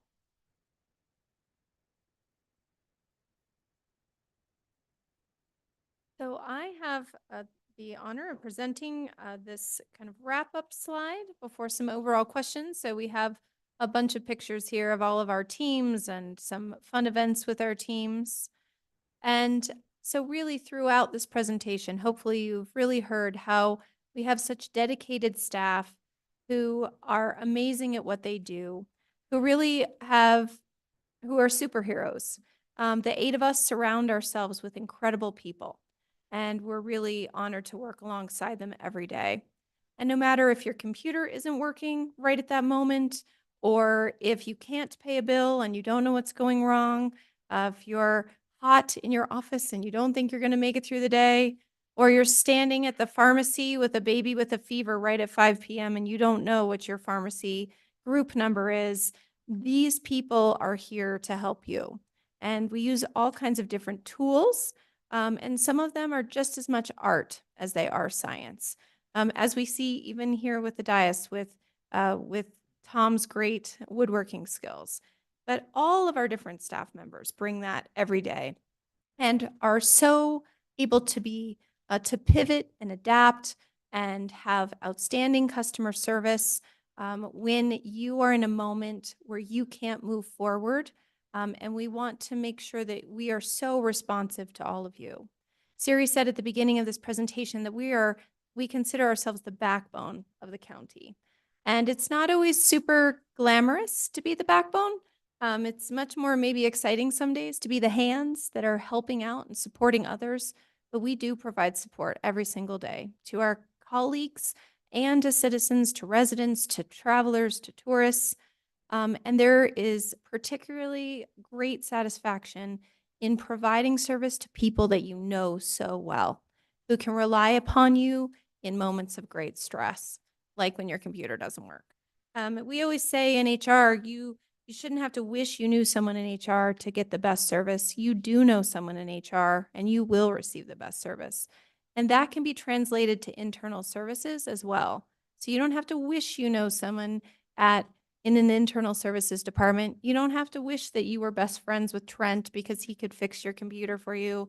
You do know people in all of these departments, and they will do everything in their power to help you as quickly as possible.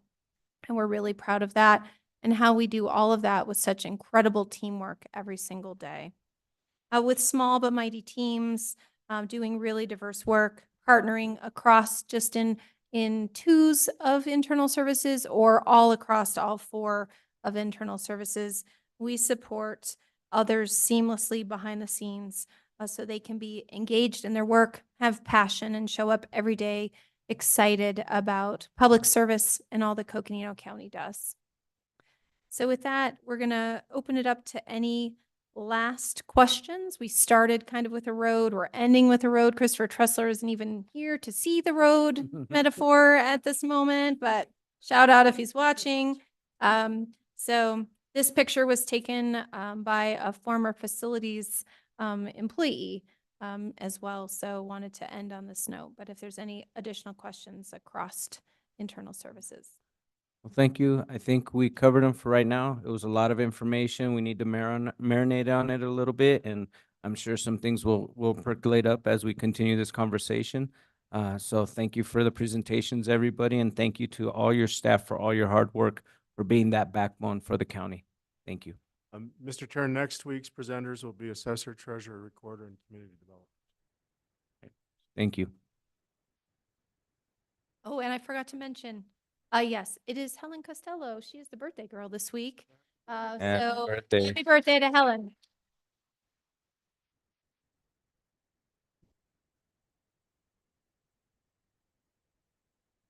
Teeing this one up next. Oh, we're going to tee the next. Yeah, I do believe we do have one more presentation, correct? Mr. Chair, members of the board, we do have a discussion with Melissa Shaw on the comprehensive plan. We know that we have a big evening this evening, so we'd like to give you a break prior to that. So we can break by 5 if that's okay with you. And then the clerk's office just worked with them and indicated that we do have some time next Tuesday if we need to continue the comprehensive plan discussion.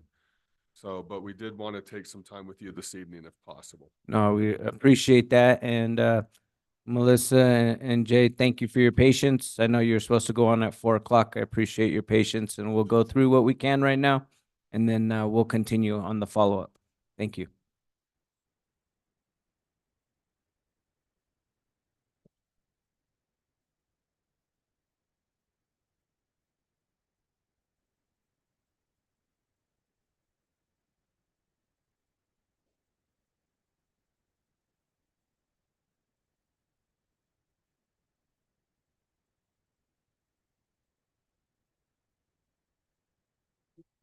You know, when we're doing the budget. Oh, we're gonna do. Huh? Yes. Good afternoon, Supervisor. Are we ready? Yes. Okay, thank you. Yes, the floor is yours. Well, thank you, Chair Vasquez and Supervisor. It's nice to see you all in person. I think it's been a little while, at least since I've been here with you. And yeah, we're going to give you an abbreviated version of today's presentation. And if we need to, we'll be back next week to finish up because we had three major points of discussion to bring to you. And as you know, we're currently in the process of updating the comprehensive plan. We call it Envision 2045. And the points that we wanted to discuss with you today, the first one would be a recommended process for inviting and forming the Comprehensive Plan Advisory Group. The second point being a potential amendment to the comprehensive plan and the zoning ordinance relative to the comprehensive plan adoption schedule. And then lastly, an update on our public participation outreach efforts. And so just jumping right in on number one, our first item to update you with is, and you did have a separate attachment in your packet about a process that we are recommending for how to form the Comprehensive Plan Advisory Committee. Now, this will be advisory to staff and to the Planning and Zoning Commission and to the board on making recommendations on the draft comprehensive plan. Thanks, Stephen. Goals and policies and the draft plan itself. So this is a key group that we would want to invite to actually be the citizen advisory group to the decision makers. And the process that we are suggesting is that we can provide each supervisor with a list of potential candidates based on your district. And this list has evolved. We started with you all back about 8 months ago when we met with you to get an initial set of recommendations for our focus group interviews. Well, that has grown. That list has greatly expanded by staff recommendations, referrals, word of mouth. So we can provide you with a pretty robust list of people who've attended our focus groups and also different community members who have expressed interest in being involved with the update. So what we're recommending is we provide this list to you, each by your individual district, and then you can review that or review lists of other recommendations, people that you know who you would like to see involved in this effort. And then if you would send your recommendations, ideally 4 names from each district to us. And then we'll reach out as staff to each of the individual potential candidates and ask them to complete what we say a letter of interest, similar to what we did with the regional plan committee, but obviously particular to the county to gauge their interest, their time commitment, because it is a commitment. It's a definite time commitment for people on this committee. And then once we receive recommendations, or rather responses back to this letter of interest, what we're suggesting, this is a little bit of a different twist, is that we invite the chair and vice chair of the Planning and Zoning Commission to review that final set of responses and make the final selection. And at least, we would want to have at least 10 members, possibly more. And the reason for inviting and including the Planning and Zoning Commission is because if you read Arizona revised statutes, it's very specifically citing the role of the commission as being involved in the comprehensive plan update. So we have a very involved commission. They fully understand the comprehensive plan, and we thought this might be a refreshing twist on how to actually involve them more in the process without taking up too much more of their monthly time. So with that, then once we can get this group, this important group formed, then we would begin meeting with them this spring to start reviewing the draft of the plan. So this is item number 1 of discussion with you. I can pause here and take your thoughts on this, or I can go through the rest of the presentation, let you think about these, and then come back next week. It's up to you. Just Supervisor Horstman. Thank you. And yes, I think we need to come back next week probably to talk Okay. about it more specifically. But the list of focus group attendees, I would very much like to see it. I know that you've had some wonderful meetings out in the communities, and I know there have been some folks from my district, because I've attended some. So I'd love to get that list. And I'm sure there are some that have indicated an interest in doing this. I know of some that have contacted me and said the same. So I'm excited about moving forward and getting together a focus group and hopefully 4 participants from my district. So thank you. Yeah, and I'd just like to add that I've had several of my folks from District 2 that have participated, not just in the comprehensive plan, but also the Flagstaff Regional Plan. And so maybe not right now, but down the road, if you could kind of expand on that a little bit and talk about those efforts and how those overlapping efforts are complementary to each other. Thank you. Okay, we'll move on then, and we can come back next week and talk about that a little more thoroughly. The next topic number two that we wanted to talk to you about tonight does involve to some degree the overlap of the regional plan and the comprehensive plan schedules, because we are looking at what our zoning ordinance and our comprehensive plan now both require by way of an adoption timeframe. And so what you see on the screen, and I'll just summarize this, is currently based on the county's own ordinance and plan, is that we're required to bring major amendments to the comprehensive plan to the Planning and Zoning Commission only once per year. Right now, that month has been outlined as being October of every year. And this is in line with state statute.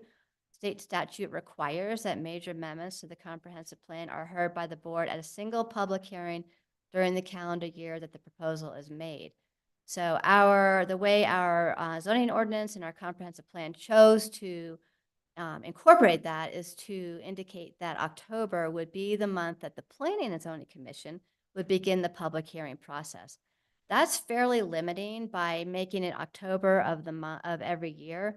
And what we realized early on is that the schedule that was originally proposed for updating this plan would mean that the Flagstaff Regional Plan and the county's comprehensive plan would basically be brought at the same October meeting in 2025. Those are two very major plan amendments. They're both complex, and realizing that having them brought to the commission at the same time would be potentially confusing for not only the commission, but the public, and a disservice to the public to be able to really pay attention to each amendment. So what we're proposing is a possible amendment that would still comply with state statute, but to make it not to remove the requirement that October be the month that the hearings begin, and instead we would amend this to read, all applications for major plan amendments to the comprehensive plan shall be presented at a single public hearing within 12 months of the date of submission of a complete application. So we would still meet state statute, where major plan amendments would be heard at a single hearing in that year, but it would create a lot more flexibility for when that could actually occur. I will just let you know that since this plan was adopted, we've only had one major plan amendment, and that was to adopt the Donny Park Timberline Fernwood Area Plan. There have been no requests to update or amend the comprehensive plan. So a major plan amendment does not seem to be something that occurs frequently in the county. And we think that this will introduce a lot more flexibility to both the Planning Commission, staff, as well as the public in general. So that's something to think about. We wanted to get your thoughts on it too. We'll also be asking the Planning Commission. Nothing has been initiated, but it's something to ask you about if you feel like this would be something we should move forward with. And I do have a couple of slides to show how that could potentially change our schedule.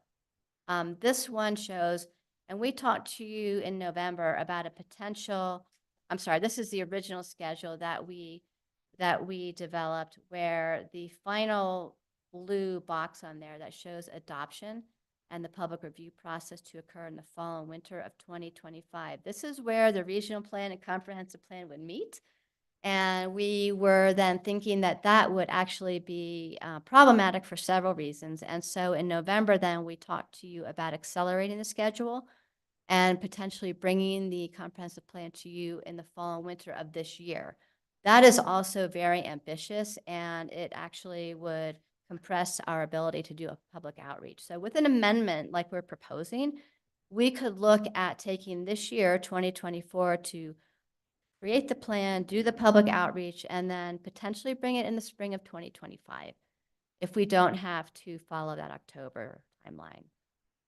So this is just an example of how an amendment like this could actually introduce a lot of flexibility to the process. And I can stop right here because this was another big topic for your consideration that we wanted to talk about. And then rest of the presentation is more on our public participation plan and our outreach efforts, which is fun. So we'll like to talk to you Sure. Are there any questions or comments at this time? Supervisor Horstman. Well, I think you're right. It was very ambitious to try to think we're going to get this done and to do the public outreach by the fall or winter of 2024. So if those amendments get made, the proposal looks good to me. My thoughts. Supervisor Fowler. Yeah, you know, when we had talked about it, it seemed like it's a lot of work on your part, but you're continuously out there, so it seems like it's. I mean, we can't avoid it. We just have to do that. So, but I think there's more outreach in a different way this on this one than it was before, I think. You know, just the way that the meetings are taking place. So I like that. So thank you. Supervisor Hess. So just so I'm understanding, the final one is adapting the amendment and then allowing you time to allow that amendment to flow and go, and then kind of already be in the works by spring of 25. Exactly. We would take forward both a zoning code amendment and a minor amendment to the comprehensive plan at the same time that we're continuing to work on all of our outreach. And we would continue to work on the comprehensive plan. Nothing would slow down there, but we would add on this potential amendment, which is a fairly straightforward change. But that would need to still go through public hearing process. Right. Okay, that's why I want to make sure you're still, because I really like the idea of changing and adding the amendment, and then this gives you time to allow that amendment to grow and work. So I think, yeah, I like it. Vice Chair Begay. Thank you for the presentation. I had a chance to sit in on a couple of them, so I know the process and how you went and included everybody, and there was a lot of, out there, outreach to the people that live in those areas, and, there were some very good comments that were made, and taking the consensus of all of that, this plan is starting to develop. So I just want to say thank you again, for going out and including everyone that wants to be part of this plan development. So thank you. Thank you. Thank you. And I would just like to say that I'm in agreement with the adoption of the timeline amendment. I think you do need the time to let this flow, but it also want to be aware of the overlap and make sure that we're not getting stalled out. So I appreciate the adjustment, and I'm excited to see the process moving forward. It looks like there's a good group of folks that are really involved in this process, and look forward to seeing what they have as final results. Thank you. It looks like we might get through this then. I'll go on to the next slide. And the next slide is about updating you as far as the public outreach and how we're working on the public participation plan. So since we met with you in November, we presented to all of the Tri-Diversity Councils, all three of them individually, the Parks and Recreation Commission, Workforce Development Board, obviously the Planning and Zoning Commission, they have monthly updates. And we're working, we'll be updating the Community Action Advisory Board in April. So we are making sure that all of the appointed county commissions are involved in this process and as up to date as they can be, so that those commissions are not going to be surprised by anything. I will just kind of mention that when we presented to the Parks and Recreation Commission, they requested their own focus group. So we met with them last week, and they had their own individual focus group and gave us some really good comments.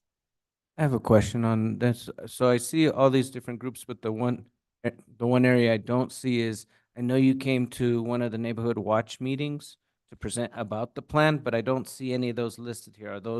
Is that part of the outreach plan, or was that just an informative piece? Oh, no, that is definitely part of the outreach plan. Thank you for the question. This slide just shows county appointed commissions and boards, and that we are touching on those regular meetings as well as the rest of the community meetings that we're connecting with. Yeah. Thank you. So here's some more information. And this slide is actually outdated at this point. So as of last week, we've had 25 focus groups for 25 communities, and then 5 what we call specialty interest group focus group meetings. We've met with 191 or 198 participants, something along those lines. We went to Fredonia last week, and we met with the Fredonia White Sage community as well as 3 high schools. With the high schools, we met with 16 students, and we're working to get back into the local Ponderosa school here in town. So that's been a lot of fun. We got some great feedback from the students, and we'll be bringing that information back to you. So this is just a sample of what the outreach has incorporated to date. I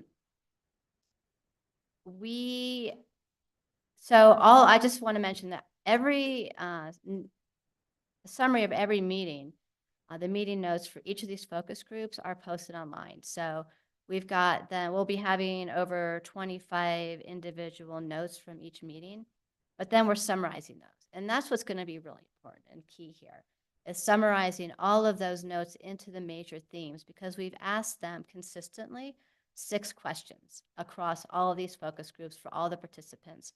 And it has to do community shared values, the vision for the future, community issues and needs, solutions, what people have for solving those issues, trends for the future, and then engagement processes. So we are summarizing all those into a major document. And what this slide shows is kind of a preview of what we're learning about what are the overall themes, for instance, for community shared values. And so the top 3 community shared values that have come out of these focus groups, and the wording will probably change and become more condensed, but the values that we're hearing across the county, number 1 is that a vibrant county economy supports the integrity of our rural community lifestyle. Number 2, we are stewards of the land and natural environment. And then number 3 is about inclusivity, and that we are inclusive and respect and honor the diversities of our communities, including all people, their cultures, traditional knowledge, and practices through strong community partnerships. So these are values. They're not necessarily new, but these are how this time the comprehensive plan is bringing those up, and that what we're hearing across the county. And again, these are based on many, many notes and us going through them and, doing an analysis of what the overall themes are. Some of the vision themes, and again, we're continuing to revise these. So this is a preview for you. And the vision will not end up being long like this, but these are the major themes that have come up so far. And these are not necessarily in priority order. So just let's not think about it that way, but that infrastructure and public services are collaboratively built and maintained in partnership with county communities. We're hearing a lot about that. County communities understand that the county can't do it alone, and they can't do it alone. So understanding that there are limited resources, it's a strong call for partnerships. Secondly, that open space, trails, public lands, and recreation facilities are accessible to all residents and visitors. And then tied to that, visitors to our county and community are encouraged, and that tourism is managed responsibly. This has been something maybe that's perhaps new, that the impact of tourism are felt throughout the county, and responsible tourism is important, but responsibly managing those impacts are also coming up as being very important for our communities. Number 4, the natural environment, natural resources, and ecosystems are resilient, protected, and sustainably managed. Again, not new, but it's clearly coming up. And then also that the county's rural lifestyle and character are preserved and encouraged by appropriate rural-scaled economic development. This has been something that's very important to remember. And then also that regulations support affordable, sustainable, and innovative lifestyle. So there's a lot behind this. It's a bit of a mouthful. We need to refine the wording. But rural-scale economic development, there can be all different that can look many different ways, but it is important to county communities to keep it locally scaled and locally based. And then finally, another one of our vision themes is that Indigenous cultures are valued and preserved. That is a very important topic that's coming up time and time again. So again, these will be refined, but this is a preview for you. And I think we have 5 more minutes, so I'm going to get through the rest of this presentation. Because what we want, and again, this slide is slightly outdated because, and one thing I did get an email from a community member asking about this, because what I want to make clear is that the community-wide survey that was opened this month and has now closed was designed, and we contracted with a professional research company. It is a random sample telephone survey. So the idea is that it will be, we want it to be statistically valid by the random sampling of unincorporated county residents. And the questions of survey instrument were based largely on our focus group theme summaries. So we are looking to find out how that rings true or not, or what else might come up with our communities. And we are expecting report findings to come back in mid-March. So this was a big effort. It was a new instrument, if you will, a new approach rather than launching, for instance, a SurveyMonkey survey. This is actually being conducted or has been conducted by a professional research firm, and we'll be excited to bring those results back to you because that will be a key piece of information that we can build the comprehensive plan vision off of. And then with that, I can just take any questions or comments, and we can get back to you next week if you want more time to think about the process for forming the Comprehensive Plan Advisory Committee, and then also any potential amendments that we talked about tonight. Thank you. Thank you for the presentation. Are there any questions or comments from supervisors? Supervisor Horstman. Is it possible that we could get a list of attendees by district, so that we can start taking a look at participants? Absolutely. That's what we plan on providing to you. Dynamite. Thank you. Any other questions or comments? All right, thank you, and congratulations for getting through this presentation in 30 minutes instead of Great. an hour. So we appreciate your patience and your presentation. You're welcome. All right, in that case, we will recess for dinner and we will return at 6:15 or 6 o'clock. 6 o'clock. We'll see you at 6. Thank you, everyone.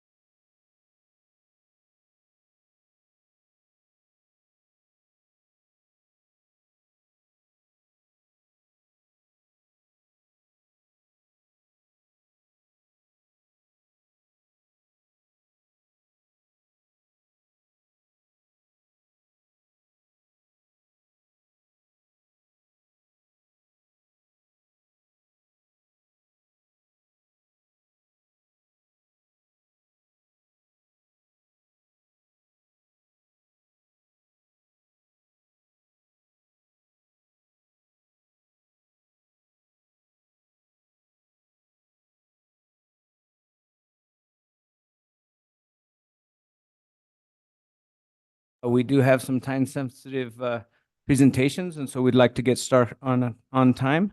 So as a reminder, if you are carrying a cell phone, computer, two-way radio, or other sound device, we ask that you silence it at this time to minimize disruption of today's meeting.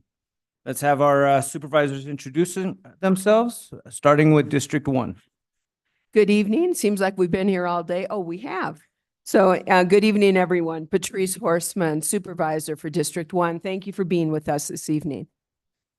Good evening, everyone. My name is Jeronimo Vasquez. I'm Supervisor for District 2 and current Chair.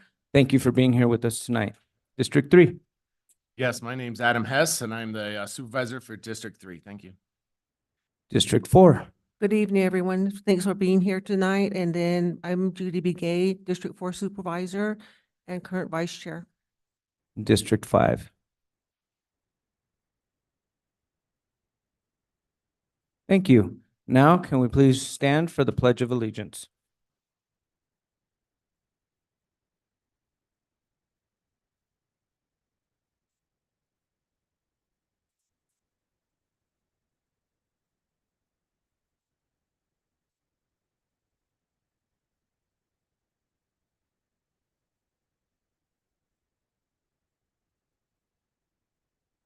Thank you. We will now have call to the public to allow for any comments from the public. Please note that issues presented during the call to the public that are not on the agenda cannot be acted upon by the Board of Supervisors. For items not on the agenda, individual supervisors may ask questions of the public, but are prohibited by the open meeting law from discussing or considering the item. If you would like to make comments regarding the public hearing items, please hold your comments for the public hearings. Individuals are limited to 3 minutes for their comments. We will take public comments from those in the room first, and then take public comments from those that joined virtually, except we have one exception. I do want to also make a point that number 3 item is about uranium mining. So if you have public comment about uranium mine, please save it for item number 3, except for a special guest that Supervisor Horstman has invited to give public comment. Yes, if I may, we do have 2 members of the Havasupai tribe that are here that would like to give public comment. One, Carletta Talusi, is on the phone, and I know she is making a special attempt to be here since she has another meeting. So I would ask, Mr. Chair, that we allow her to address this issue first. Yes, please do so. Thank you. Chair Vasquez, Carletta is unmuted and able to speak at this time. If you can unmute. The floor is yours. Thank you for joining us. Thank you, Chair Vasquez and Coconino County Board of Supervisors. Thank you for making time. I am from the Havasupai tribe, former Havasupai Tribal Council member, and I'm here with some of my tribal members on Zoom and tribal council members on Zoom. We thank you for taking this very important matter to be addressed in your meeting today. As the Havasupai tribe, we have been fighting uranium development since I was a teenager, and we're very concerned about our groundwater source and what is happening at Piñon Plain Mine on Forest Service lands. We feel that we are in the front lines of a environmental catastrophe, and we need all the support we can. We are been very committed to this issue for many, many years, and we want to continue to work with entities like yourself to educate others that uranium history in the Southwest needs to be remembered, and that for us to not repeat what had happened in the Navajo Nation, Hopi Nation, and Pueblos. We really want to protect our waters. And we thank you again for listening to our concerns as neighbors and a friend of the Havasupai.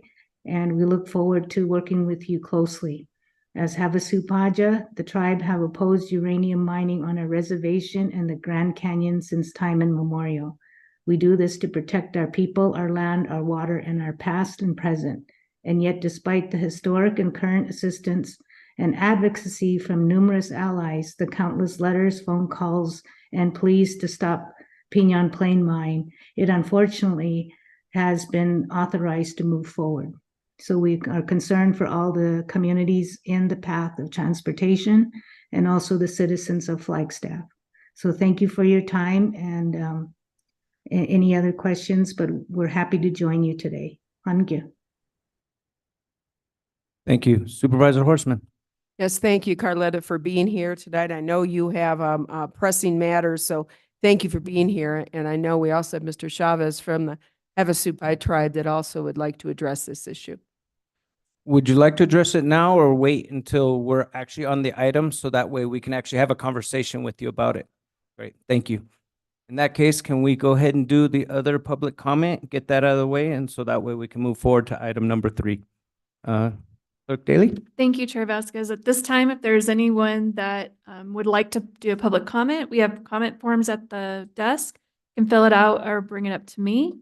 And then if you've joined us virtually, you can hit the raise hand icon that will appear if you hover towards the bottom of your screen. If you click on that hand, that will notify us that you would like to speak.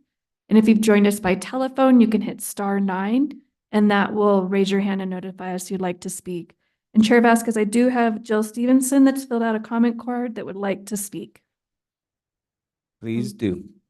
We have set the clock for 3 minutes. If you can state your name and address for our minutes, then we will start the clock.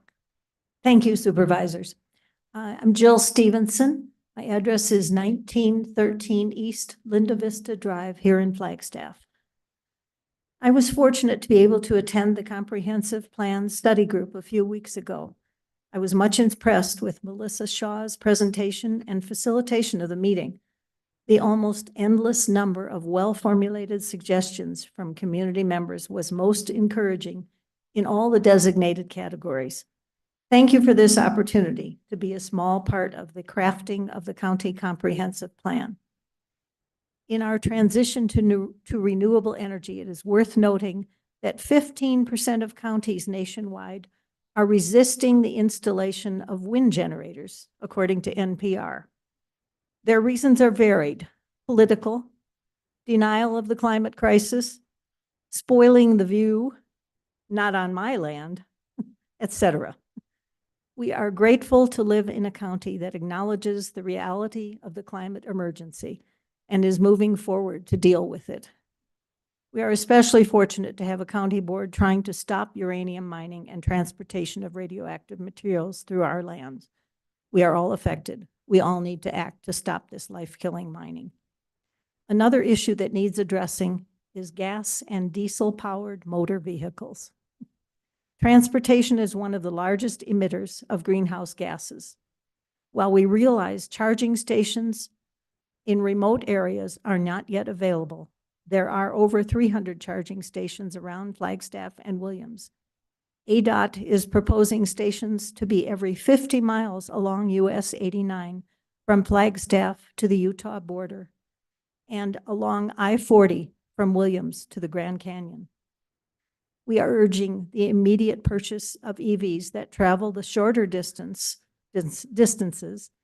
and that will replace aging gas-powered light-duty vehicles. We can't wait for perfect solutions. We must act now. I urge you to keep this in mind during your budgeting process. Thank you for the time. Thank you. Again, if there's anyone that would like to provide a comment during public comment, you can fill out a form and bring it to me. Or if you've joined virtually, you can hit the raise hand icon at the bottom of your screen, and that will raise your hand and notify us that you would like to speak.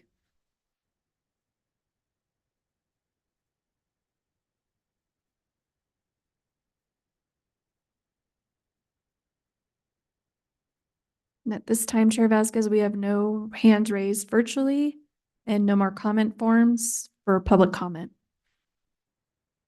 Okay, we'll give it 1 minute. See if anybody emerges. Otherwise, we'll move on to item number 3.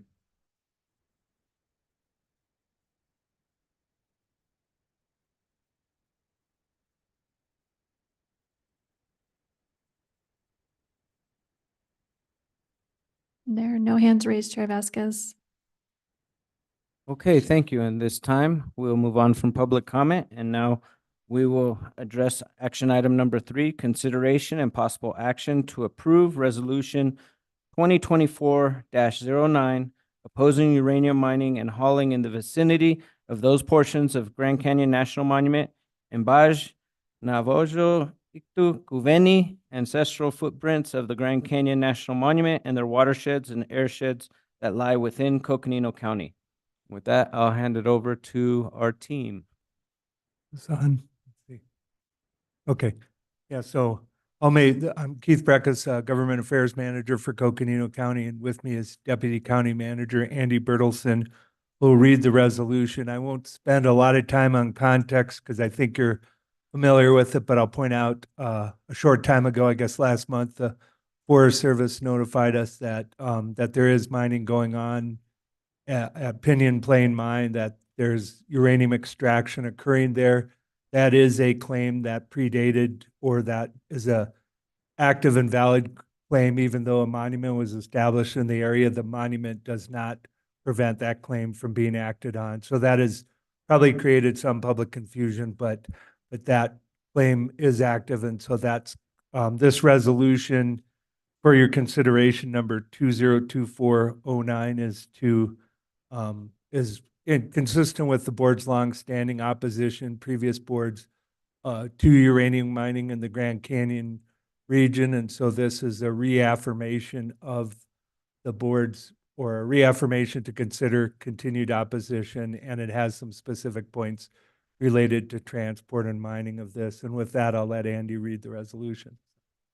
So with that, Mr. Chair, members of the board, I will read the resolution that does include those points, that reiterates the longstanding opposition to uranium mining and hauling in Coconino County, Arizona. A resolution of the Coconino County Board of Supervisors opposing uranium mining and hauling in the vicinity of those portions of Grand Canyon National Park and Baj Navajo Ita Kukvini, ancestral footprints of the Grand Canyon National Monument and their watersheds and airsheds that lie within Coconino County, Arizona. Whereas President Joe Biden designated the Baj Navajo Ita Kukvini ancestral footprints of the Grand Canyon National Monument on August 8th, 2023, which we were in attendance, recognizing the area sacred to many tribal nations and renowned for its natural, cultural, economic, scientific, historic, and recreational value. And whereas nearly 1 million acres, that includes more than 3,000 cultural and traditional lands and lands sacred to many indigenous tribes affiliated with the Grand Canyon, as well as 12 properties listed on the National Register of Historic Places, all of which are forever protected by this designation from future mining claims. And whereas, in recognition that the National Monument prohibits additional mining claims, there are more than 2,000 existing uranium mining claims within its borders filed since 2003 that are not impacted by the National Monuments designation in uranium mining prohibition. And whereas uranium mine operations in Coconino County have left a legacy of long-term contamination, especially on tribal lands, that continues to harm the health of residents of Coconino County and continues to threaten contamination of air, creeks, streams, and aquifers, endanger wildlife, and potentially threaten the Colorado River.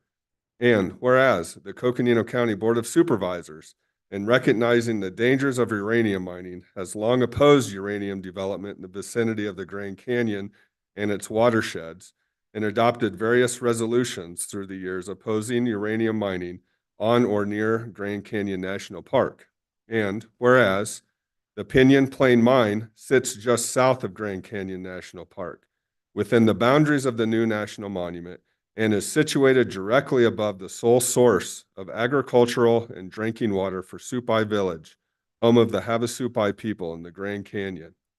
And whereas, recognizing that the mining of and hauling of uranium from Pinyon Plain Mine increases the risk of contaminating the water of the Havasupai people in the complex network of springs and groundwater in the Grand Canyon, and threatens the Havasupai people's homeland. And whereas the Pinyon Plain uranium mine near Tucson will soon begin trucking uranium ore to a mill in southern Utah, using routes through Coconino County, potentially threatening air quality and the health and welfare of those along the travel routes, including tribal lands, ranch lands, and the greater Flagstaff area. And whereas Uranium mining within the boundaries of the national monument has no meaningful benefit to the county's quest for energy independence, and given it is incompatible with cultural values, poses a substantial environmental risk, threatens tribal lands and the homeland of the Havasupai people, and threatens irrevocable harm to the Grand Canyon's aquifers, springs, and streams.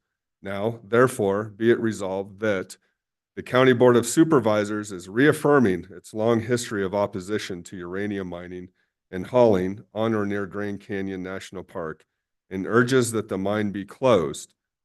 At the minimum, the Coconino County Board of Supervisors urges the Arizona Department of Environmental Quality, ADEQ, and Environmental Protection Agency, EPA, to conduct robust and frequent water and air quality monitoring oversight at the Pinyon Plain Mine site and along the hauling routes. The Coconino County Board of Supervisors further requests that robust monitoring data be published and reported monthly to the public, and the Coconino County Board of Supervisors request a reevaluation of the mine's existing environmental impact statement from the 1980s to ensure that it complies with current scientific knowledge and meets current environmental, health, and safety standards, taking into account the latest research in hydrology. And today is February 20th of 2024. Thank you. Thank you. Now, may we have introductory comments by supervisors? Supervisor Horstman? Yeah, and what may be appropriate is maybe ask our guest to speak first, and then I do have some comments I'd like to make, if I may, Chair. Yes, if you'd like to speak now, you're more than welcome to. Thank you for your patience. So Kamichi, nya Sylvia Stewart Chavez itke, nya Chapsuo Hanka by Minavajama, Makwajama, Makechum Kuka. Okay, my name is Stuart Chavez. I am a member of the Havasupai tribe, as well as a member of the Havasupai Anti-Uranium Subcommittee and a former Havasupai Tribal Council member. It's a pleasure to be here today to speak to you all on behalf of the tribe. As was just read the resolution in support of banning uranium mining from within the region of the Coconino County area. The Havasupai are very much in favor of that. We appreciate you for your consideration for opposing the hauling of uranium mining. As many of you know, the Havasupai have very lush and beautiful lands. Our ancestral lands extend all the way to here underneath the mountain known as Weehawkenpacha, the snow mountain. For us, we have all the concern of everybody that is within the region of Coconino County, as well as those that benefit from waters that flow within Supai Village into the Colorado River, that Flagstaffians, Phoenicians, the metropolitan people, eastern and western region of the United States all benefit from that water. And so the crucial aspect of it is that we all need to join together, united, to protect these waters, because we all will benefit from it, as well as our future generations. We need to keep them in mind. As Havasupai people, we've never been selfish. We always consider the next generation, because they're the ones who are going to take on that legacy of who we are as Havasupacha, the people of the blue-green water. So I appreciate you for your time and your consideration for the opposition of uranium hauling within the region. There's too much at stake when it comes to uranium hauling. So thank you. Thank you. Appreciate you coming to our meeting and presenting. Next, Supervisor Horstman, Yes. this is in your district, so we'll pass it to you first. Thank you, Chair. Obviously, this is a very important topic for the board, for the county, for our communities. The creation of the Baj Navjo Ita Kukveni Ancestral Footprints of Grand Canyon National Monument forever protects almost 1 million acres of land around Grand Canyon from future uranium mining. Consistent with the law, however, existing mining permits remain outside of the creation of the Navajo monument, the national monument. It is estimated that there are approximately 2,000 uranium mining permits in this area. One of these, the Pinyon Mine, is currently producing uranium ore and will soon be hauling the ore, utilizing one of two possible routes. Both of these routes take the ore utilizing a tarp-covered truck through tribal lands. The southern route also travels through the Flagstaff and Greater Flagstaff area. The Board of Supervisors, as you heard, has long opposed uranium development and uranium mining in the Grand Canyon area or its watersheds. For heaven's sakes, this is the Grand Canyon, one of the natural wonders of the world. This is an area of profound historic, cultural, geographic, recreation, and spiritual significance. It is the ancestral home of the Havasupai people at the base of the canyon who continue to live there in the village of Supai. The source of water for the Havasupai people is the Redwall Mauve Aquifer, and it is the place of greatest potential risk from the Pinyon Mine. These mining operations threaten the very existence of the Havasupai people in their traditional homeland. It is estimated that 1.3% of U.S. uranium deposits, suspected U.S. uranium deposits, are located in the Grand Canyon region. Stopping all uranium mining will have no meaningful effect on America's energy independence or on its nuclear energy production.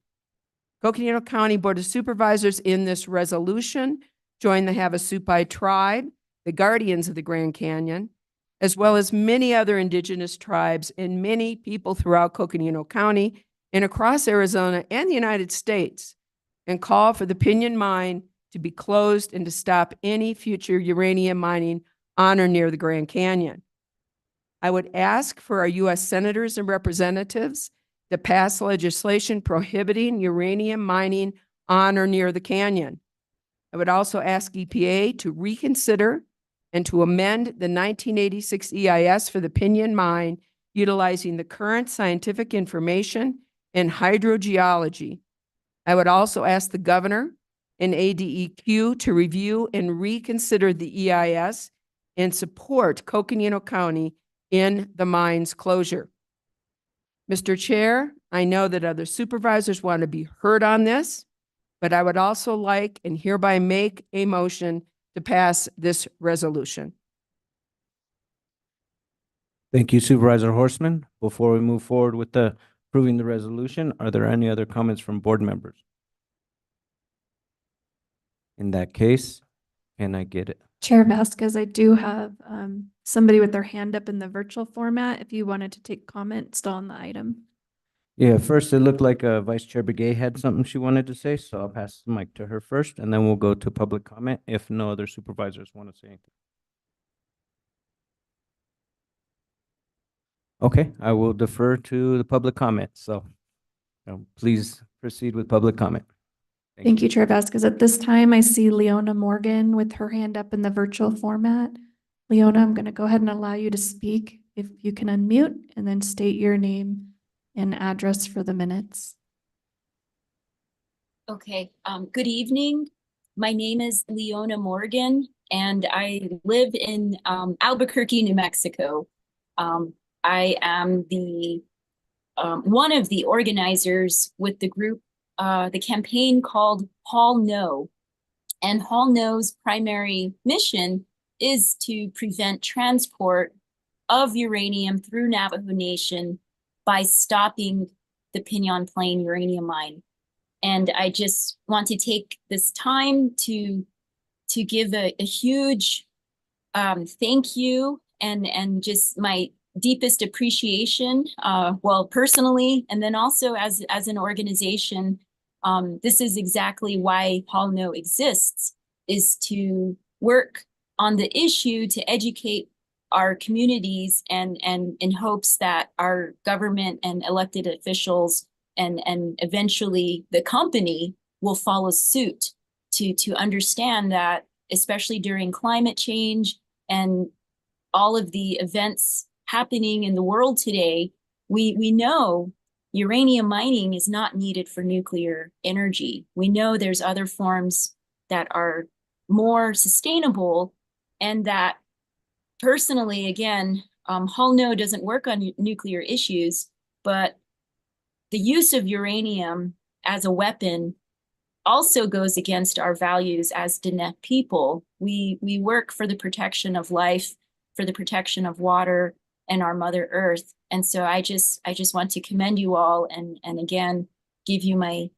our deepest appreciation for the work that you're doing today. And I know this is not the first resolution, so I think it's important that you all continue to be vigilant, because we probably will need more actions as the mine progresses. As far as we know, they have not started transport. We know they took out some uranium, and that they are waiting for, to get their high grade uranium ore. And if you all can just keep an eye on them and make sure that we know as soon as you know if they do reach that high grade ore, because our communities need to be prepared if they will start the transport. So thank you very much again. From Hall No, thank you. Thank you. Is there any other public comment at this time? This time, if there's anyone that would like to provide public comment, if you're joined us virtually, you can hit the raise hand icon regarding item number 3, the action item. We do have a hand raised here in the room. So if you That's okay. please You can come on forward. up to the podium and just state your name and address for the minutes. My name is Ms. Pauline Thompson. I'm a resident of Coconino County in Flagstaff.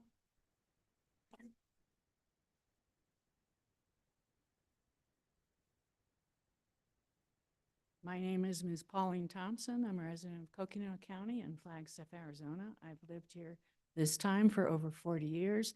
I'm highly alarmed that this mine is progressing without notification to our community and the government about what they're doing. There are private people who are supervising what's going on from outside the mine.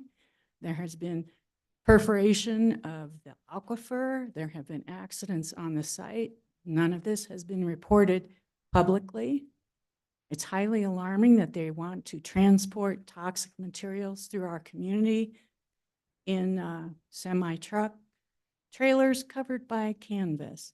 There are 2 routes. One goes through the Babbitt Ranch. The other one goes through Williams and Flagstaff and up to that mine. Our federal, the one is federal highways, and there's inadequate supervision. Existing laws are not adequate. The 1872 mining law is far outdated. Our community is in danger, and I want something done now. Thank you. Are there any other comments at this time? This time, Chair Vasquez, there are no hands raised. Okay, now I'll ask my colleagues if they would like to speak. Vice Chair Begay. I want to thank everyone for being here again tonight. It's very important that we come together for these type of issues that affect our, our lives. And as Indigenous people, water is life for us, and we just want to make sure that we protect them in any way, shape, or form. So I just want to say that, also for the sacred areas are nearby, and a lot of Indigenous people use herbs, to along the road and in the mountain here, and along the way where the tailings is going to be, the products going to be transported. And so it's going to really affect all, mainly the Indigenous people, the Havasupais, even the Hopis, Navajos, Paiutes, and others that are around here. So I really, really do oppose the uranium ore being transported right through a lot of roads going north of Flagstaff and the south, and then back into Grand Canyon. So one thing I wanted to say is that, well, we have an issue also in Tuba City area, and part of that is in my district. And there was uranium that was brought into surface, but it was never cleaned up. To this day, we're still asking who's supposed to clean it up. Why can't anybody come by and clean it up? So So now, what's happening over there is that since the uranium ore, they're still existing in that area, it's going into where the Hopis are farming. And so it's really, when it comes to that, it's going to be food and water that, it's going to really take that away from, the people that live in the area. So I just want to say, we shouldn't have to be dealing with this. And a lot of times we as Indigenous people, we're the ones that get the bad end of everything. And that's what I do not like as a person. And it's going to affect everybody. Every single one of us in this room, our family, relatives, our residents here, it's going to affect everybody. So I just want to say that, I'm full support of this. And I do want to make sure that we request a reevaluation of the mine's existing environmental impact statement, from the 80s. I think we really need to take a look at that again because, we can't just continue to allow things to happen like this. And we just have to make sure that those things are addressed and that we remedy those. And because again, for everybody, water is life for us. And what if it's contaminated? Then what's going to happen to, our people, all of us? So I just want to say thank you for being here tonight. And I reiterate what my colleagues are saying today because I feel the same way about it. And thank you so much for your comments. And we did receive comments to one of the last meetings that we had. So, but as soon as we found out what was happening as a board, we all went out and we contact our constituents out there so that they know. So, but unfortunately, I was hoping to have more comments, to this evening, but it's okay because we know everybody feels the same way about this issue. And thank you so much. Thank you, Vice Chair. Supervisor Hess? As my colleagues are saying, this is something I definitely oppose. I wanted to reiterate everything that Supervisor Horstman said. This is the Grand Canyon. This is our water. This is our home. Why would we chance any of that? So short and sweet, I would like to second the motion if I can, and I opposing this. So thank you. And that everybody that's opposing this and came and gave your statements, really appreciate it. This is what we're supposed to do, and this is why I joined this board. So thank you. Thank you. Supervisor Fowler? Thank you. We are not just passing a resolution. We just returned from our Washington, D.C. advocacy trip. And with each visit with our congressional delegation, we emphasize the importance of them knowing and taking action on this uranium. We are very supportive of the Grand Canyon National Monument. However, having a mine that is there, which we really don't have control over, we cannot stop it. 1872 or 1876 is the mining laws. And it'd be very difficult even for Congress to change it. We have the permits were approved back in 1984, and this is what we're riding on today. So all we can do is really advocate.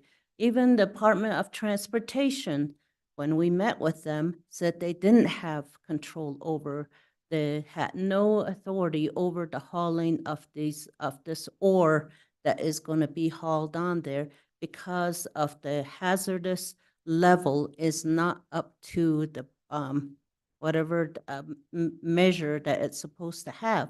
However, we stood our ground and we continued to. In 2008 was the first time the Board of Supervisors expressed and really started campaigning against uranium mining in the Grand Canyon, near the Grand Canyon, near tribal lands. I worked on the 1980s, working on the cleaning up the rare metals just outside of Tuba City, five miles outside.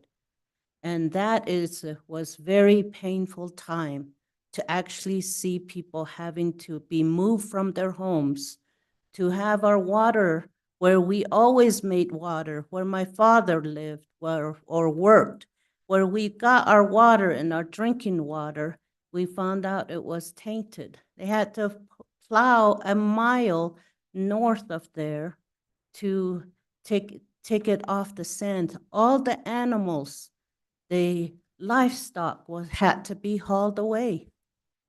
So when you think about uranium, this is just the beginning. This is just the beginning.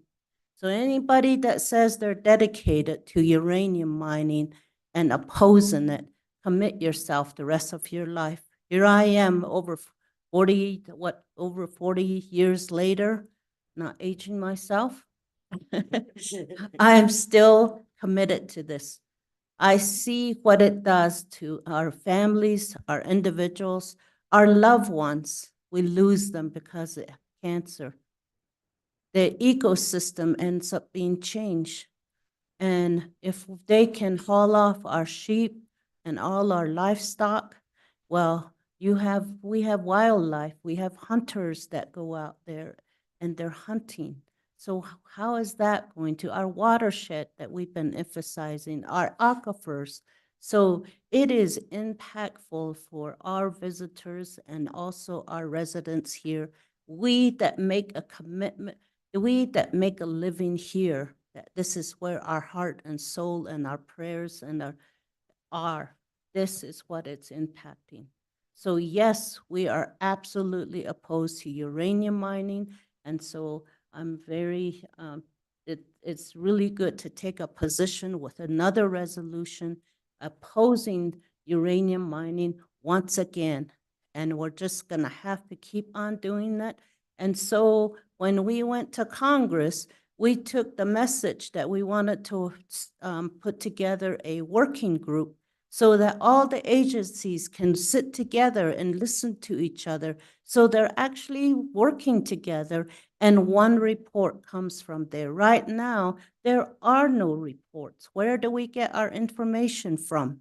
We have to go travel to get those access, those information from all of these different agencies that are working out there. Well, if we had them all in one room and the stakeholders there, we'd be able to crank out one fact sheet that is provided to the public. So that's what we campaigned upon, and that's what our message was. So thank you. Thank you. And I'd like to just take this opportunity to reaffirm everything that my colleagues have said. We just came back from DC, 4 of us, and we are part of a team where we did over 30 hill visits in 4 days. And during that time, uranium mining was one of our talking points that we spoke to with everybody, from the Department of Transportation, the Department of Agriculture, our congressional delegation, representative from the White House, FEMA.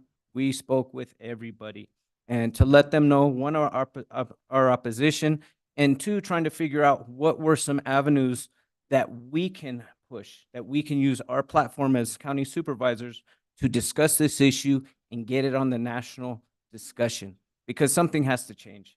And it's not right that everybody's kind of passing the buck and no one has authority. This mine is potentially detrimental to our community. We're against the extraction and pulling of the mining material, but we're also in opposition to the transport. And I have a problem with the fact that we have no clue what kind of safety plan is put in place in the event of an accident transporting through Coconino County. We have our emergency management team in the back. If there were to be an accident, they would have to be actively involved in that. And it's not fair to our team that we don't know what the plan is until the accident happens. And so we need to have robust monitoring. I appreciate that this resolution requests that from ADEQ. And I ask that we continue to push for that monitoring, that we make sure that we know exactly what's happening with that mine and what's being transported, and that we don't give up. As my colleague just mentioned, this is a long-term struggle. This is not going to happen overnight. But we, as the County Board of Supervisors, are opposed to this mine. It puts to risk our local economy, our local citizens. We cannot risk the Grand Canyon for various reasons. First and foremost, the homeland of the Havasupai. Second, all the other indigenous folks in the area that it is sacred land to. And then for all the rest of us, that the Grand Canyon is a special place. We're putting it at risk. And for a foreign-owned mining company, for their profit. And myself, as my colleagues, we have a problem with that.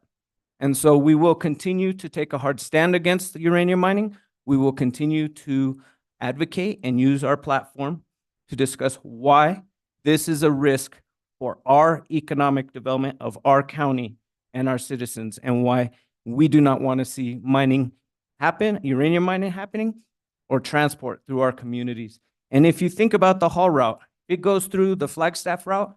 We're talking about 60 to 70% of the population of the county that could potentially be impacted by this transport. So with that said, I would like to move forward with the resolution, and we have a motion and we have a second. All those in favor, please indicate by saying aye. Aye. Thank you. Are there any other comments from supervisors at this time? Supervisor Horstman. I just want to say, just from what you were saying, this mine, the south entrance of the Grand Canyon is close to where this mine is. And, you've got 4.5 million visitors going through that south entrance. Something just to remember as well. It certainly affects everyone all across this country. Yes, and to just build upon that, our country wants public lands. And there was a recent poll that came out for Arizona voters that found that over 72% of Arizona voters are concerned with the future of public lands, water, and wildlife. 87% support the creation of new national parks, national monuments, and national wildlife refuges and tribal protected areas to protect historic sites and areas for outdoor recreation. And 74% of Arizona voters oppose removing protections on some areas of existing national public lands, particularly national monuments, to allow for more drilling, mining, or other development. So the majority of Arizonans believe that we need those protections. Unfortunately, this mine is grandfathered in, so we have to look at other avenues to oppose it. We are grateful for the Grand Canyon National Monument. We want to continue to have those protections for that land because our economy, local economy, is a tourist economy. We depend on outdoor recreation. That is the economic driver for Coconino County. And we do not want to see that put at risk for the profits of a foreign-owned mining company. So, that said, is there any other comments? All right, well, thank you everyone for listening to our resolution, and we look forward to moving forward as we can and having your support as well moving forward. Thank you. Thank you for everybody who came and and spoke, and certainly members of the Havasupai tribe. I know you traveled a long way, so thank you. Yes, thank you. Are there any other comments around this item before we move forward? Okay, well then, in that case, thank you everyone for listening, and we'll continue to keep you abreast on progress with where we're at with the mine. Thank you. Our next item is our consent agenda. All matters under consent agenda are considered to be routine and will be enacted by a single motion. Are there any items that board members want to consider separately? Supervisor Fowler. Number 7, okay. Supervisor Hess? Number 9, please. Number 9. Are there any others? This time, I would move that we accept the consent agenda items 4 through 9, exclusive of number 7 and 9. We have a motion by Supervisor Horstman. Do we have a second? We have a second by Vice Chair Begay. All those in favor, please indicate by saying aye. Aye. Thank you. All right, now number 7, consideration and possible action to approve resolution 2407, approving an intergovernmental agreement, IGA, between Coconino County and the City of Page for the development of the city's emergency operations plan in exchange for a one-time payment of $2,500 from the city and to allow Coconino County to utilize the Page Public Safety Building located at 808 Copper Mine Road, Page, Arizona, 86040 as an alternate all hazards emergency operations center EOC to the Coconino County EOC to allow the city to utilize the Coconino County EOC as an alternate EOC location and to designate personnel from the city to assist in the development of the Coconino County multi-jurisdictional hazard mitigation plan. With that, I will invite our emergency management team to come up and discuss it. Thank you. Supervisor Fowler. Yes, Mr. Chair, thank you so much, and thank you, Board, for allowing me to pull this item. This is such an important agreement, and just want to have a little presentation on this item here, and it is very important work that's been taking place for some time, and here's the showcase. Yes, ma'am. We have our Emergency Manager Director, Wes. Thank you. Chair, Vice Chair, board members, thank you. I'll be very, very brief. We have been working on this for some time. It's been about an 8-month process to get this through the city of Page. When I came to Coconino County, one of my priorities for the department was to really establish deep and meaningful and powerful relationships with all of our partners across the county and across the state, and in particular our municipalities. We have 6 municipalities incorporated here, and I really wanted to reach out and make sure that we're working with them and providing the service that I believe as a county that we're responsible to deliver. We worked with a number of our jurisdictions. We created and updated the county emergency operations plan.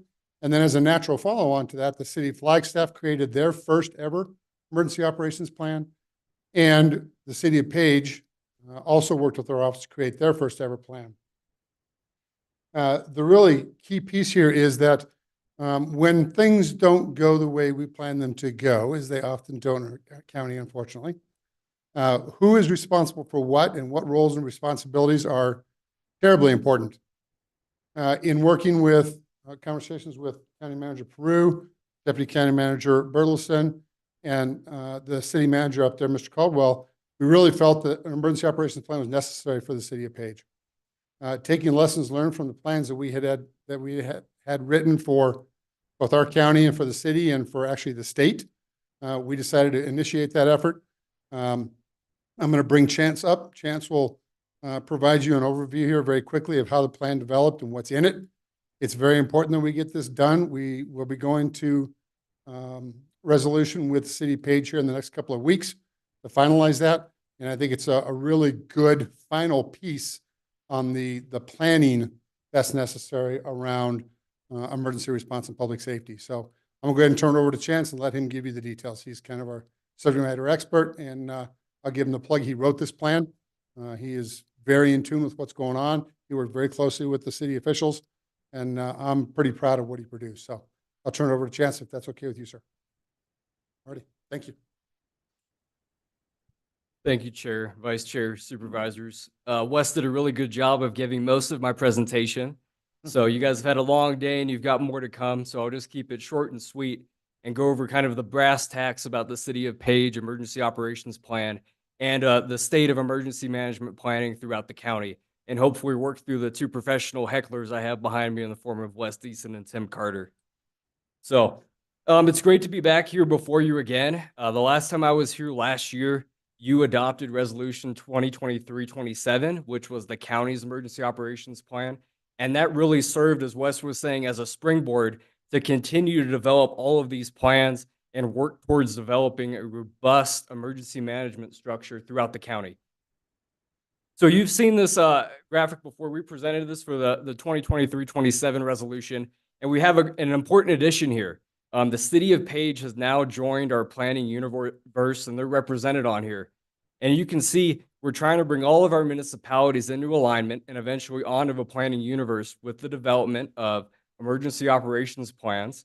And then with the development of that, eventually checklists, procedures, plans, and policies to support those emergency operations plans. So based on this, is Pluto still our planet? Pluto is our planet. Okay, thank you. Pluto is our planet, absolutely. Yeah. So, I do. We'll add it on here, supervisors. That's a good comment. We'll have Pluto out there in the corner.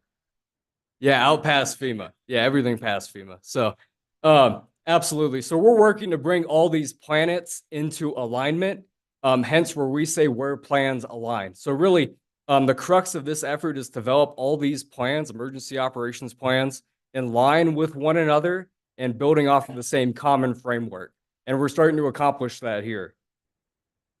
This is planning realized, and we like this because it's a quick overview of all the emergency operations plans and emergency management plans being developed or have been developed throughout the county. And it's realized because it's taking theories, and we've been able to work with our partners to turn them into actions.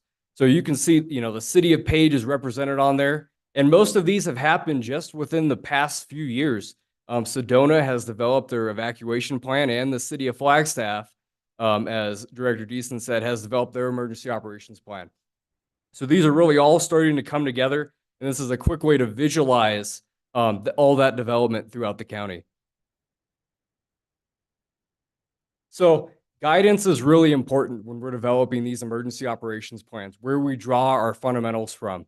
And in doing so, like we did with the Coconino County emergency operations plans, we drew guidance from the state's emergency response and recovery plan, our own emergency operations plan, which was now adopted by this point, and FEMA's Comprehensive Preparedness Guide 101, which is really their how to write a plan document. And we consulted these heavily, just like we did when we developed the Coconino County Emergency Operations Plan. And it really just helps to build a developed product with a robust backing. Like we did with the Coconino County Plan, we brought in what we called coordinating departments. Now, these are departments that have enhanced functions and responsibilities, roles and responsibilities essentially, during an emergency. And we built out 4 coordinating departments with the city of Page. Their building and safety department, their utility enterprises, which are actually owned and operated by the city of Page, their parks and trails department, and their public works department. And what's important to note here is most of those departments have a direct correlating department inside the Coconino County Emergency Operations Plan. So when cheese slides off the cracker, as Wes likes to say, or when push comes to shove, there are direct counterparts between the city of Page and Coconino County now in both emergency operations plans that we're able to coordinate and work towards a desired result in the emergency. So really with all of this, we're working to build a stronger future countywide. And we've begun in the past couple of years to really develop a robust planning infrastructure throughout the county. And like you see here, we've turned theories into action with our partners and putting all these plans on the ground. And we're going to continue to spread out to all of our incorporated municipalities. We've reached out to Fredonia, we've reached out to Williams, and hopefully those plans are coming soon in the future. So we can really cover all of our bases and make sure that we're prepared for any type of disaster as best we can throughout the entirety of the county. And with that, I hope you'll move to adopt and approve this IGA, which will continue to increase the robust planning infrastructure we have in the county and our relationship with the city of Page. And I'd be happy to entertain any questions or comments you may have on the IGA or the plan. Are there any questions or comments from board members? Well, I think our questions have been answered through your presentation. Perfect. Thank Thank you. you. Thank you. So in that case, can I get a motion for item number 7? It's in Lena's district. Thank you, Mr. Chair, and thank you, our emergency management team. You're a great team, and they've had this county-wide vision, and it's coming. It's coming into being here. It came into being. We're working. They're really great at working with our communities. So thank you so much. With that, I'd like to move that we make a motion to approve this item. We have a motion by Supervisor Fowler and a second by Vice Chair Begay. All those in favor, please indicate by saying aye. Aye. Motion passes.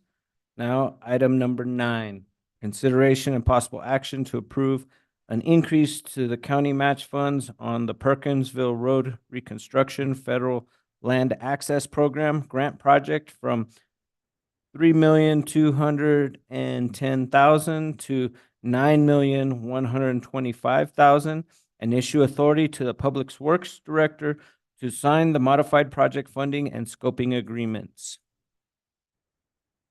So with that, I invite Public Works, Christopher Tressler.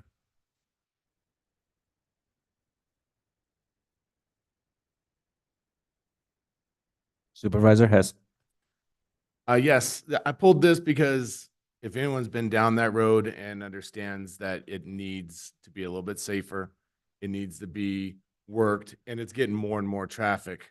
So I just wanted to say, this is something that we probably need to really support, and just wanted to get a little bit more background on it and get your words on it, just so you can put it out there. Thanks, Chris. Sure. Chair Vasquez and Supervisor Hess, thanks for the opportunity to talk about this project. It's a really great program that we're able to get funding for through the Central Federal Lands Program. It's a federal lands access program. We've been successful in several of these projects down Lake Mary Road and around Mormon Lake area. We're going to be able to leverage our $9 million against, it's about somewhere around $20 to $25 million of federal dollars to bring this project forward. And like you mentioned, it's important safety-wise in this area. The project includes widening the shoulders. It also replaces the failing road surface. Perkinsville Road has some of the worst pavement in Coconino County. So we're excited to improve that condition. Much like Lake Mary Road, it's a recreation magnet. Perkinsville Road is also starting to experience some of that same popularity. So with the widened shoulders, and we're working with the Forest Service to also create a parking area.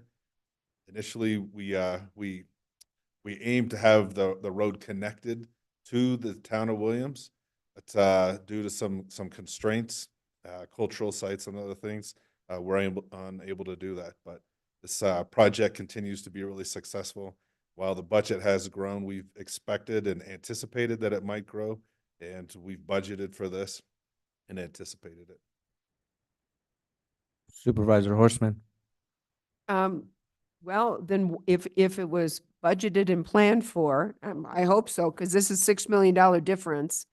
Why have the grand project gone from 3,200 to 91, or 3.2 million to 9.1 million? That $6 million difference seems kind of a lot. Chair Vasquez and Supervisor Horstman, it is a lot. And the investment in this road corridor, we've evaluated, if you will, the cost benefit analysis of this. And we believe that even though there's increase in construction costs, increase in labor costs, Coconino County, when we apply for the grant, we estimate what we believe the current infrastructure, the age and the condition of it, but it's Central Federal Lands that comes in and makes the final decision. It's their engineers that decide the infrastructure, if we can rehabilitate it or remodel it, or if it needs complete replacement. So a significant amount of this cost has been large culverts that we estimated that we might be able to remodel or rejuvenate. And the recommendation is to not try to do that and replace them. And then some of the constraints around environmental clearances. We had underestimated the amount of cultural resources in the area and some of the other environmental impacts that we're negotiating through. And I'm sorry, I didn't quite answer my question. Okay. The change is from 3.1 to 9.1. So it's 3 times what it was originally. So I understand changes in costs and not wanting to or to use new culverts, et cetera. And then, but this seems pretty substantial. And let me finish. And where's the money coming from? I mean, I think we all have been down the Perkinsville Road, know the need that needs to be done there. And we've all been down similar types of roads, unfortunately, throughout Coconino County that need tremendous amount of work. So, and I'm not at all disputing the need at all. I guess, where's the money come? Yes. Chair Vasquez, Supervisor Horstman. So the money's coming from the transportation fund and from which includes highway user revenue funds. It's our gas tax. Also comes from potentially the road maintenance sales tax. And so these are dollars that are specific to transportation. Oh, no, was it budgeted? Was 3.1 million budgeted? Yes. Okay, not 9.1. Well, we, as we've worked through this process with Central Federal Lands, they indicated last year that we've been having conversations about increase in costs. And so initially we budgeted for 3.2 or 3.4. And they came back to us and said the cost of the project is increased. And they wanted to know if we wanted to move forward with it. And if we did, we wouldn't be able to hold the same matching percentage as we currently experienced if we wanted to move forward. Their budget is only about $10 million a year. And so at the end of fiscal year 23, as we started to develop our fiscal year 24 budget, we were aware of this. And so when we worked with the finance team and we looked at the projects we could deliver with debt financing, we built in the potential that the cost would go up. And so within our current debt financing program, and frankly, we've been saving for this project since about 2021. We have a high fund balance in the transportation and the road maintenance sales tax fund that covers the cost of this construction. So it wasn't included in our budget that went to the Board of Supervisors for this. This is over and above that. So what's not going to be done, because we now need to come up with $6 million more dollars? Well, the budget that came in front of the board in fiscal year 24, it's about $57 million worth of transportation projects. We are going to deliver, our plan is to deliver all $57 million worth of projects. And on top of that, we want to spend about $6 million more, which we have in the fund balance. So we don't plan to cut anything from our transportation capital improvement plans. And we're asking to spend $6 million of our fund balance. Our fund balance is in excess of $20 million. All right, are there any other questions or comments from board members? Just Supervisor one Horstman? comment, and then I'll be quiet. I promise. This shouldn't have been on a consent agenda. This is pretty serious. And it's a tremendous amount of money that we're being asked to come up with. Again, I'm not questioning the need. I also know a whole lot of other needs in terms of roads throughout Coconino County. And I really would have liked to have seen this, and I'm not sure I have all my questions answered, to be real honest with you, to see this as an action item where we would have had a complete presentation to the board, so we could be making do our due diligence that our community expects that we're doing when we're spending their dollars, ultimately their dollars. So, that's my comments. Are there any other comments from board members? Supervisor Fowler? So we're finally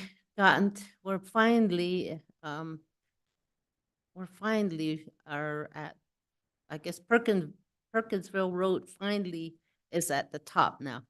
That's been in the works for a long time. So I'm just really, it is a much needed maintenance that needs to happen on that road. So I'm just happy that it is now going to be addressed. It's an important road, and it really does need a lot of maintenance. Thank you. Supervisor Hess? Yes, Christopher, how far is it going? Is it just our county, or are we part of the bigger project all the way down to the bridge, or how far is this Perkins Road? Because we know when it turns to dirt, it's when it gets a little bit more hairy, where it's, yeah, but that's what I'm asking. It goes into Yavapai County. Are we in conjunction with Yavapai County on this? We are not, and this project is more of the northern end, the northern portion of it. And so similar to how we tackled Lake Mary Road, it was in a total of, I think, 3 or 4 different Central Federal Lands projects. And so we take it piecemeal.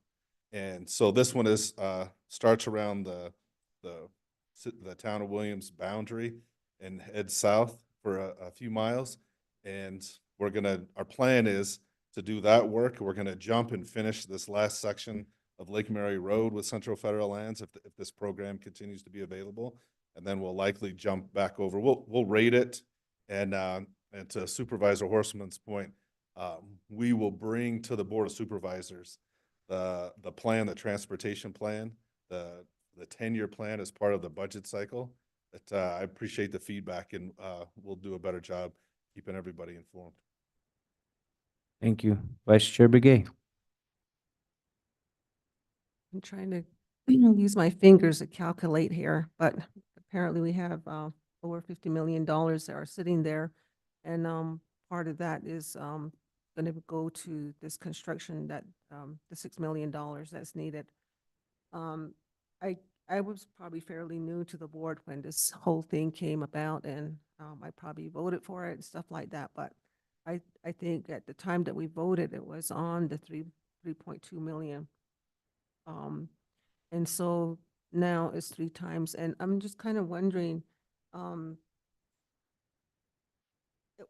is there any, do you have any other, like, let's say you do a road plan, what projects you're gonna get, then you put figures to it, and then taking them off the list like this, you know, whatever, as far as the projects go down. And so anyway, I was just wondering, do you have, I think that should have been attached to this so that we can better see what's going on and as far as that. But, you know, again, you know, a lot of roads in our county are needed, you know, to be surface and things like that. We have roads that are really, really terrible out there. And so I'm just kind of wondering how we can address those others, you know, with 9 million. And then we have these dollars, maybe some kind of a some presentation back to the board, you know, to see where things are at with that. So that's the reason why. And so there was an article or a picture on Facebook. I was just scrolling through, and we were talking about roads all day long and how bad our roads were and stuff. And there were a lot of potholes. And on top it says coming, and on top of that article it says coming soon to your area. And it's like what's the name of that? Where they hit those golf ball, golf course or something. And I thought, oh wow, I said, this is us here. But you know, it was so funny, but you know, that's exactly where our roads are going in some areas. And so, but anyway, I don't have any objections to it. I'm for it. You know, we just need to see the bigger picture. I don't think Geronimo was there when this happened, and then we have Hess here again. It's just the 3 of us that are here now. So thank you very much.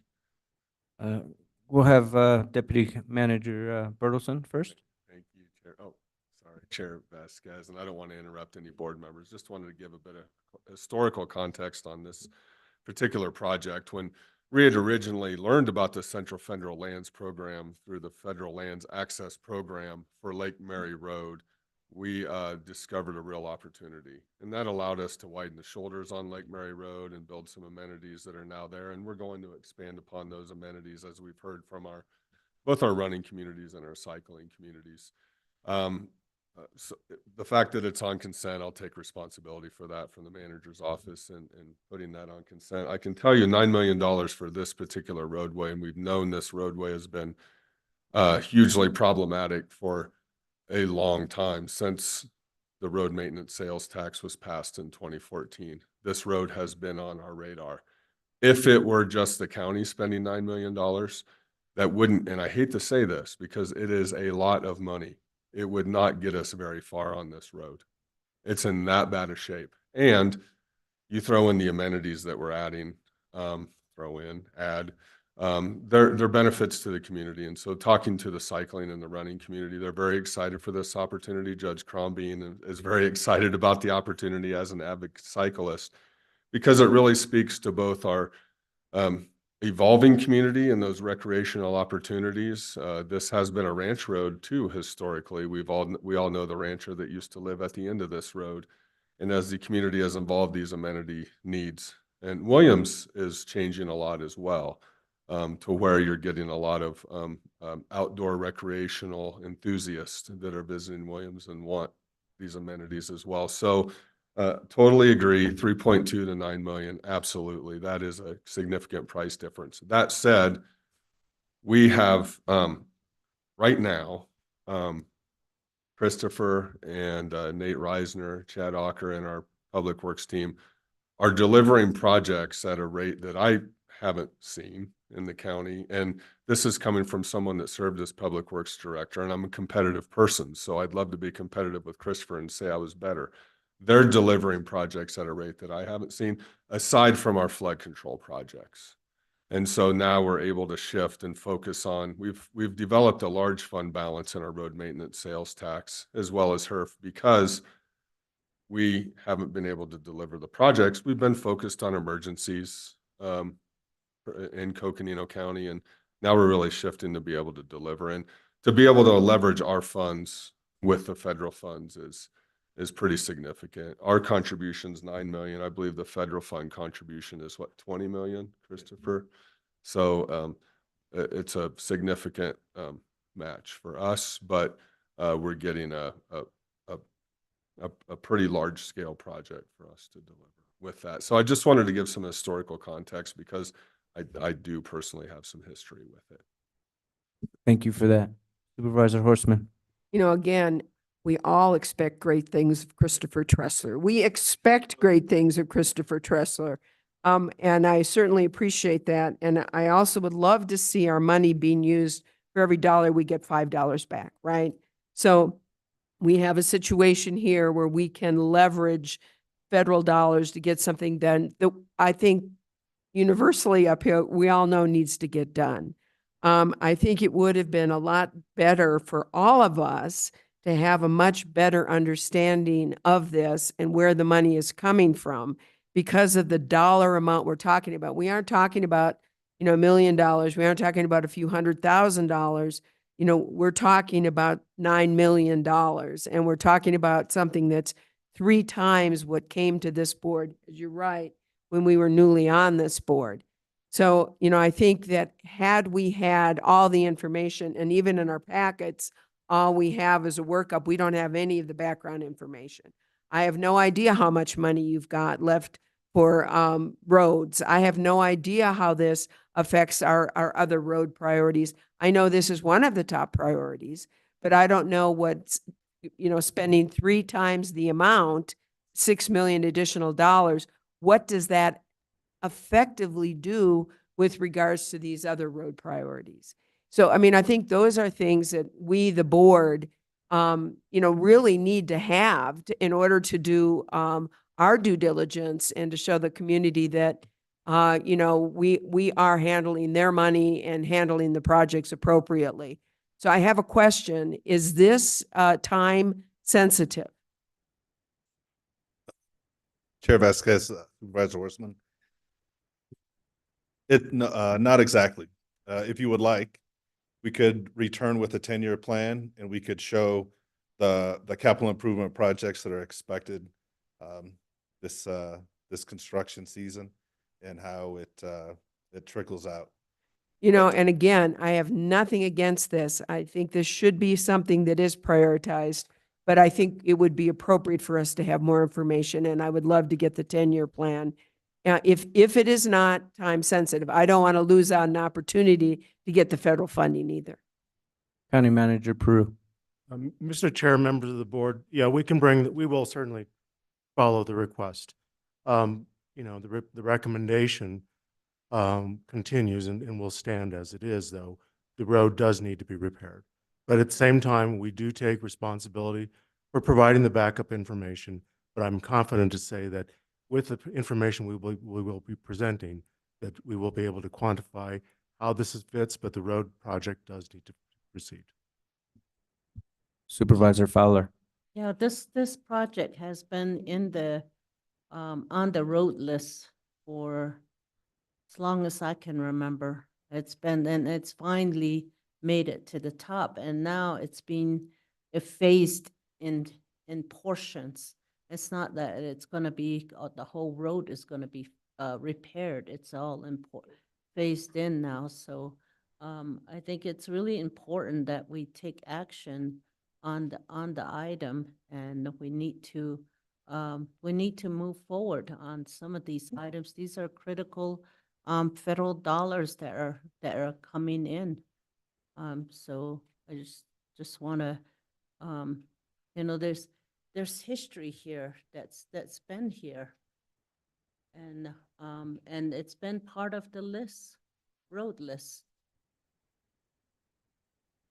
Vice Chair Begay. Yes, I like to say also, as a board member, I like to see more information, to make a decision on this. I'm not saying it can't be done. Let's do it right with more information coming back, and it being, just like I said, Rama doesn't know, Hess doesn't know, Lena knows, and then us, we're fairly new, so, and we just get this packet here, and it's just like, okay, how do we work this? So, just like Steve said, it's badly needed, and we can just go ahead and get more information, and it's not time sensitive, and we want to get it done too. So that's what I would like to say. Thank you.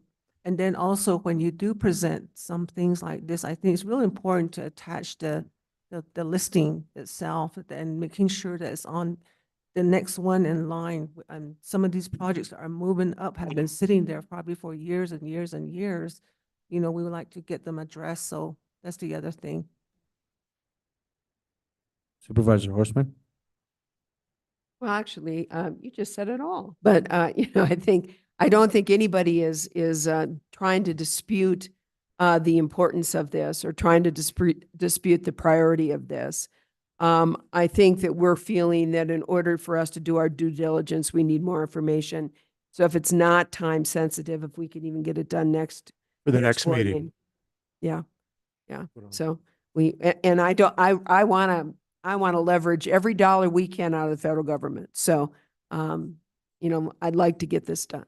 So we'll be ready to the next meeting? Yes. Okay. That was the one thing I was gonna say. I'm okay with tabling it for now if need be, but I would like to see it immediately, like as soon as possible. I know we have some full meetings coming up, but this is a priority for us and would like to see this resolved within the next week or two. We will agendize it for the next meeting. Thank you. Thank you.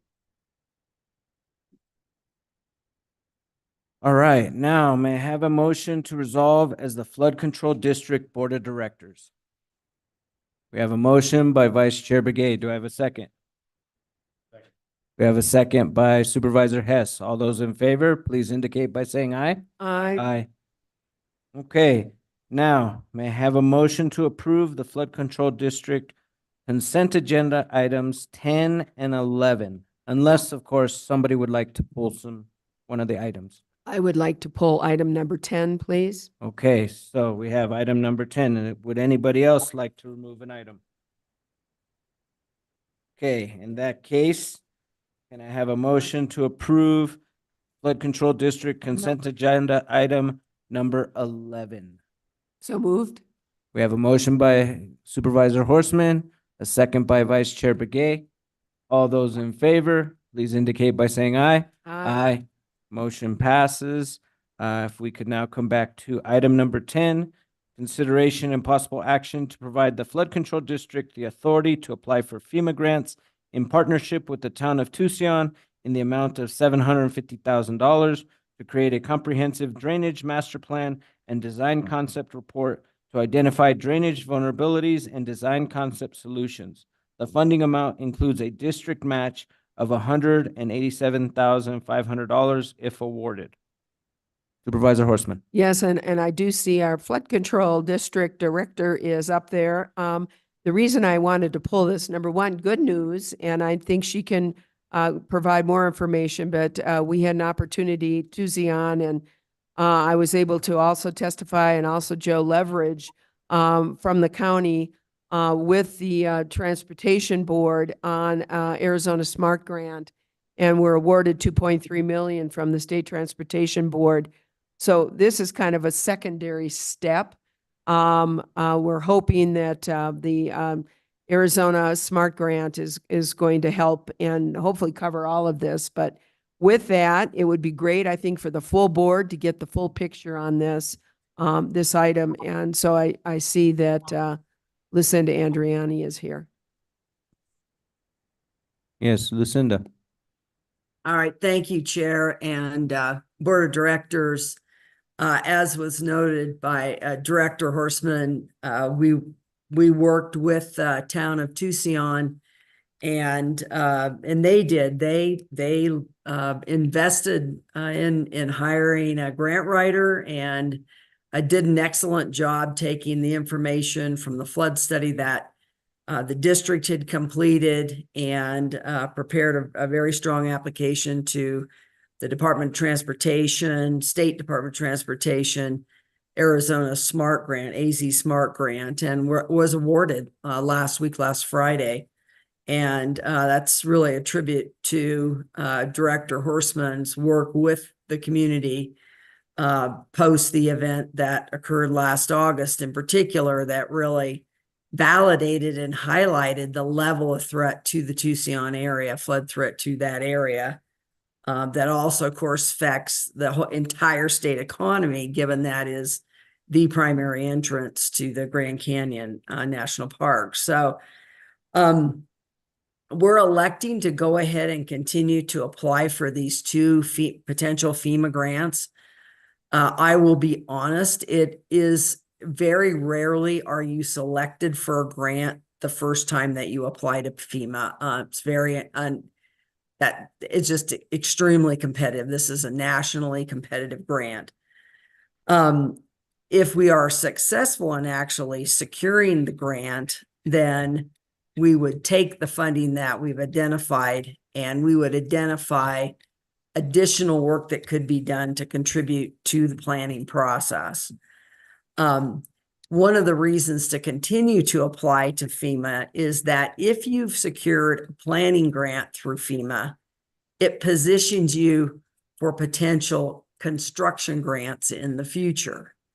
And obviously, there are going to need to be some major investments in this area.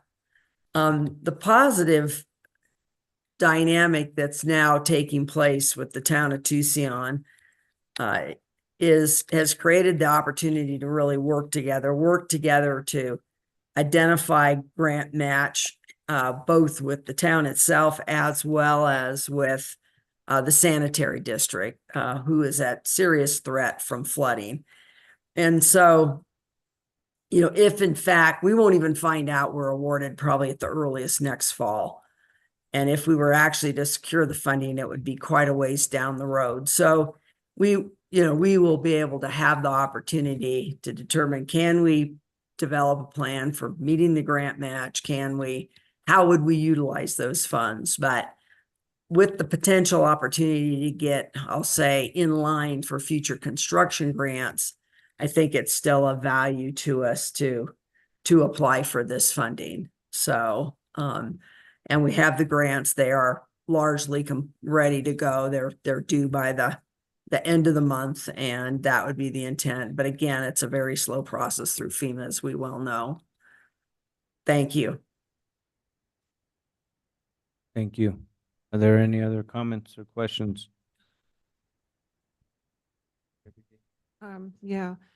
So basically, this is just a request to apply for the grant. Correct, right. then- If we were awarded, it would Yeah. come back to the board to actually approve accepting the grant and approving the actual match at that time. And whatever our component of that match would be based upon the partnership. Okay. Thank you. All right, thank you. Are there any other, County Manager Peru? Thank you, Mr. Chair. Lucinda, can you speak again on the local match? Because is that a match we'll need to look at next year's fiscal year budget for the flood control district on, or can you speak to that, please? It may occur within the next year's budget cycle. I have an understanding that we're going to have this conversation soon about how would we make the match if we were granted, but we may learn about the outcome of the grant by the end of the calendar year. I suspect in watching we have one other FEMA grant, and Wes can attest to this. I think we're 4 years in, and it finally went to the board to approve the match, a couple of months ago. So, this process moves very slowly. So I don't even know if it would affect next fiscal year. Supervisor Horstman and then Supervisor Fowler. And so what I'm assuming as well, then, if, for example, we were lucky enough to get the FEMA grant, and if we were lucky enough to get it this next year and it came back to the board, at that time, if we had some problems, especially with the expenditure limit, if that's what you're concerned with, we could just not accept the grant, I guess. Is that correct? Well- Grants don't fall under the expenditure limit, federal grants, and the flood control district has a separate expenditure limit. So I don't think that would come into play. It's more, I mean, Steve is correct. We will have to plan for the grant and how do we manage that grant. But like I said, they move so slowly. I'm not too worried about being able to have the opportunity. And if we can't develop a partnership that can materialize the grant, then we'll decline the grant. I mean, so, and the fortunate thing is we've got, a significant amount of money there to complete a pretty, very comprehensive plan. It's more getting positioned for the longer term, and we could come back and work on a longer term. We're going to still have to work on a longer term construction plan that'll take place over probably at least a decade, if not longer. Because that funding will be much harder to find. Thank you. Supervisor Fowler. I just want to double check, the matching grant will come from the flood district or the general funds? It would come from the flood control district. We would, look to, the discussion has been the three entities working together to put together the match. So. Thank you. Vice Chair Begay. Thank you, Chair. On another note, we're saying that that it's hard to get these fundings or grants for certain reasons. If this doesn't go, then what is your backup plan? Well, it's actually the backup plan to the backup to plan. the okay. Arizona Smart Grant, the AZ Smart Grant. There will be other opportunities for that funding. If we can complete the plan by the time this funding would materialize, then you would take that and probably develop some construction plans or take it to the next level in terms of the work that would be necessary to prepare for construction.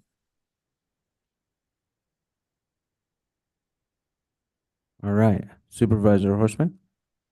Unless there are other questions, at this time, I would this time I would make a motion to provide the flood control district the authority to apply for the FEMA grant with the town of Tucson, and to create a comprehensive drainage master plan and design concept report, and with a matching amount from the flood control district, if awarded, as set forth in the agenda. All right, we have a motion by Supervisor Horstman. Do we have a second? We have a second by Vice Chair Begay. All those in favor, please indicate by saying aye. Aye. Aye. All right, motion passes. Now, may I have a motion to resolve as the Board of Supervisors? We have a motion by Vice Chair Begay. Do we have a second? We have a second by Supervisor Hess. All those in favor, please indicate by saying aye. Aye. Aye. Okay, motion passes. We're now the Board of Supervisors, and now we need a motion to resolve as the Health District Board of Directors. Do I have a motion? So moved. We have a motion by Supervisor Horstman and a second by Supervisor Hess. All those in favor, please indicate by saying aye. Aye. All right, we are now the Public Health District Board of the Health District Board of Directors, and we're looking at the Public Health District Consent Agenda. May I have a motion? Oh, any items on the consent agenda, Health District consent agenda, items 12 or 13 that supervisors would like to pull? Okay. That, Mr. Chair, I'd like to move that we approve item number 12 and 13. Thank you. We have a motion by Supervisor Fowler to approve item number 12 and 13. Do we have a second? We have a second by Supervisor Hess.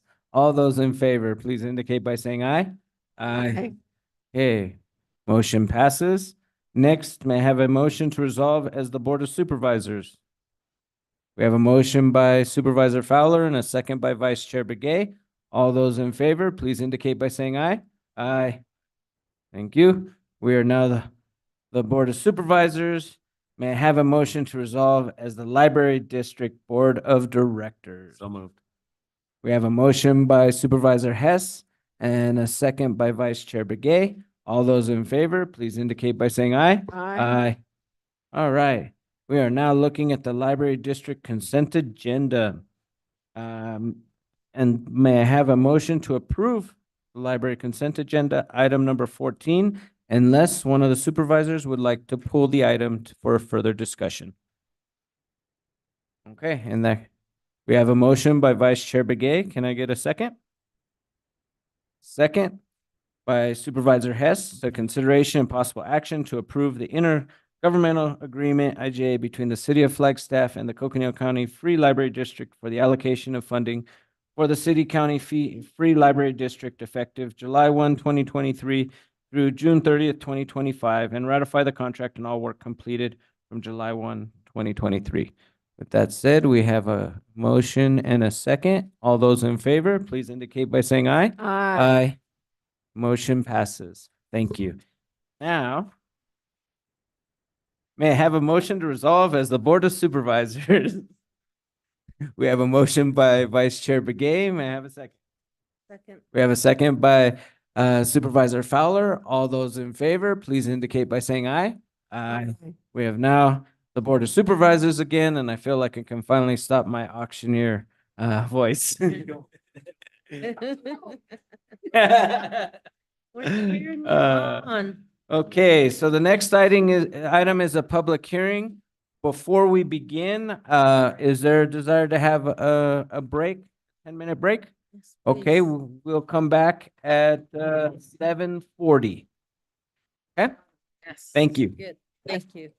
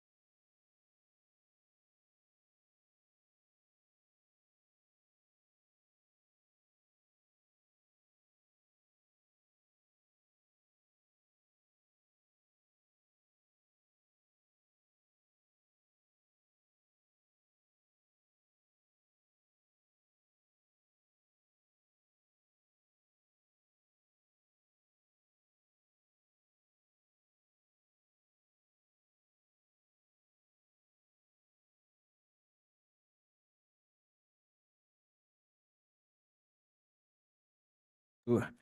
Item number, is it 15 or 16? 15. Wow. Thought we were further along the agenda by now. Item number 15, hand it over to our county manager, Steve Prue. Thank you, Mr. Chair, members of the board. This is item 15 is the presentation and public hearing for any taxpayer wishing to comment for or against a proposed resolution to permanently adjust the 1979-80 base expenditure limit of Coconino County. And so I'm going to be making a short presentation, at which time then we will then open up the public hearing, close the public hearing, and then item 16 is the adoption of the resolution if the board chooses to. So again, items 15 and 16 are companion items.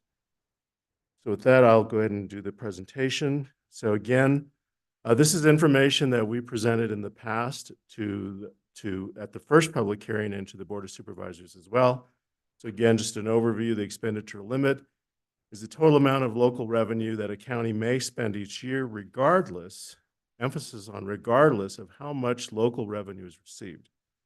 Second bullet is annual expenditure limit calculations begin with the expenditure base limit that was set by the legislature in 1979 and 80. And back then, the expenditure limit that was established for Coconino County was $10.2 million. And again, this is back in 1979 and 80. Next, constitutionally, the expenditure limit base is then adjusted annually by these two factors: population, the actual county increases and decreases, and second, inflation, which is statewide.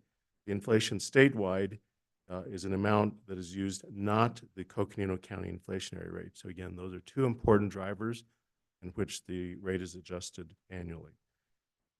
Estimating the fiscal year 24-25 expected preliminary limit is $81.1 million. And so again, these are overview bullets that we provided to the board in the past. I'll go to the next slide. Local revenues, again, these are expenditures of these revenues that are subject to the expenditure limit. And you'll see under the general fund, sales tax, state shared sales tax, and property tax. Again, just quickly, sales tax, the state shared sales taxes are the county's main general fund main sources of revenue, followed by property tax. And I will say again, for the record, Coconino County has the lowest property tax rate in the state. Next, under the local revenues is any county established fund, which includes licenses, permits, fees for service, fines, and fees. And then finally, under local revenues is the road maintenance sales tax that was adopted by voters in 2014, I believe. Okay, go to the next slide.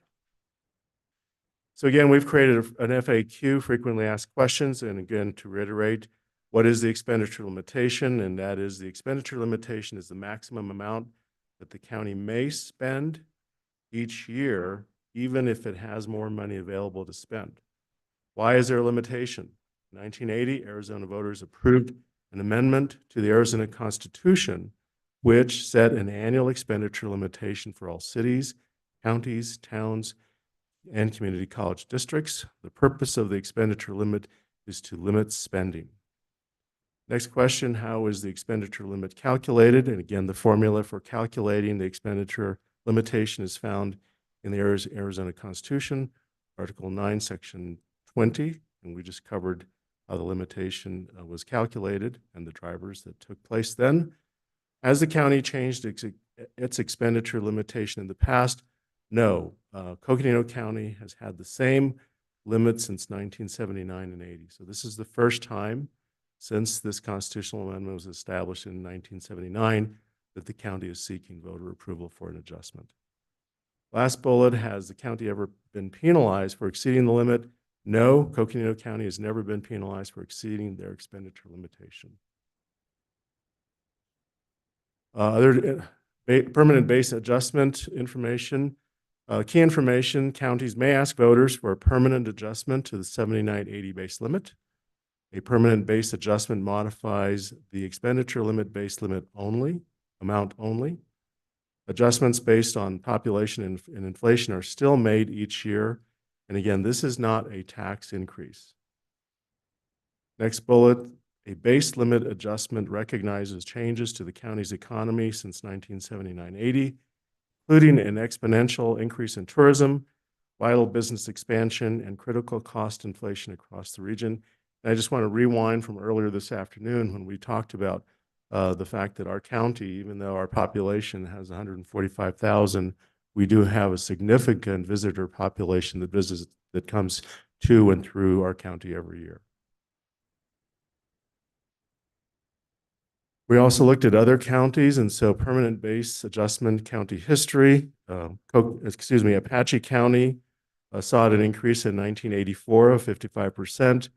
Greenlee County has held a series of increased questions to their voters, beginning in 1998, 04, 08, and then just most recently in fiscal year 22. And you can see the corresponding amounts of the adjustments that they have sought from voters. Maricopa County took a question to their board and voters in 1998 of 11%. Navajo County, 33% in 2006. And then La Paz County was a 139% increase in 2018 as a one-time adjustment. Okay. We also put a side-by-side comparison. So based on each county's most recently audited expenditure limitation report, 7 counties are at 90% or greater of their limit. Again, and this information came from the CSA, the County Encyclopedia. CSA has done a really, really good job of creating a resource page of the expenditure limitation. And so we've used a lot of information from there. And so you'll see where we stand, Coconino County, along with other counties that are also close to their limit as well. So again, this is a phenomenon that's a reality to every county that has, well, every county does have an expenditure limit. So it is a reality. And I'm going to ask Siri to come up and go through the next couple slides on the graphs. Before we move on, can I ask a question, please? It says here, based on each county's most recent expenditure, 7 counties more than 90% or greater of their limit. What are those counties currently doing to address that? Well, each county has the, kind of where we're at today too. They can make a determination to take a question to the voters. I'm aware of at least one county. I thought it was Santa Cruz County that it was going to be taking a ballot measure, but that was earlier this year when I spoke to the managers group. But all counties can, do the same thing we're doing, going through the public hearing process, and then coming to the board for the call. All right, thank you.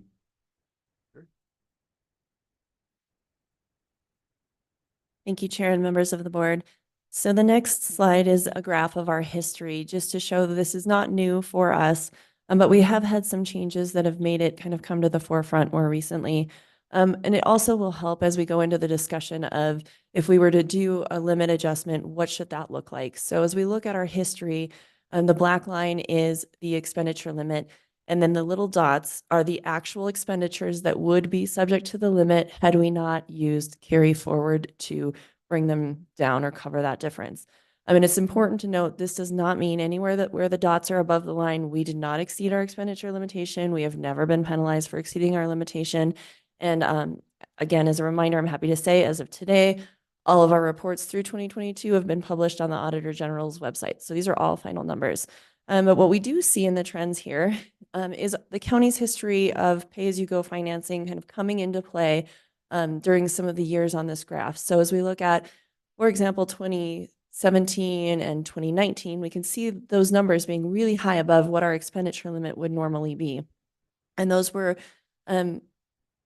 decisions made by the board at the time that we would save our taxpayers millions of dollars by making deposits into our public safety retirement system.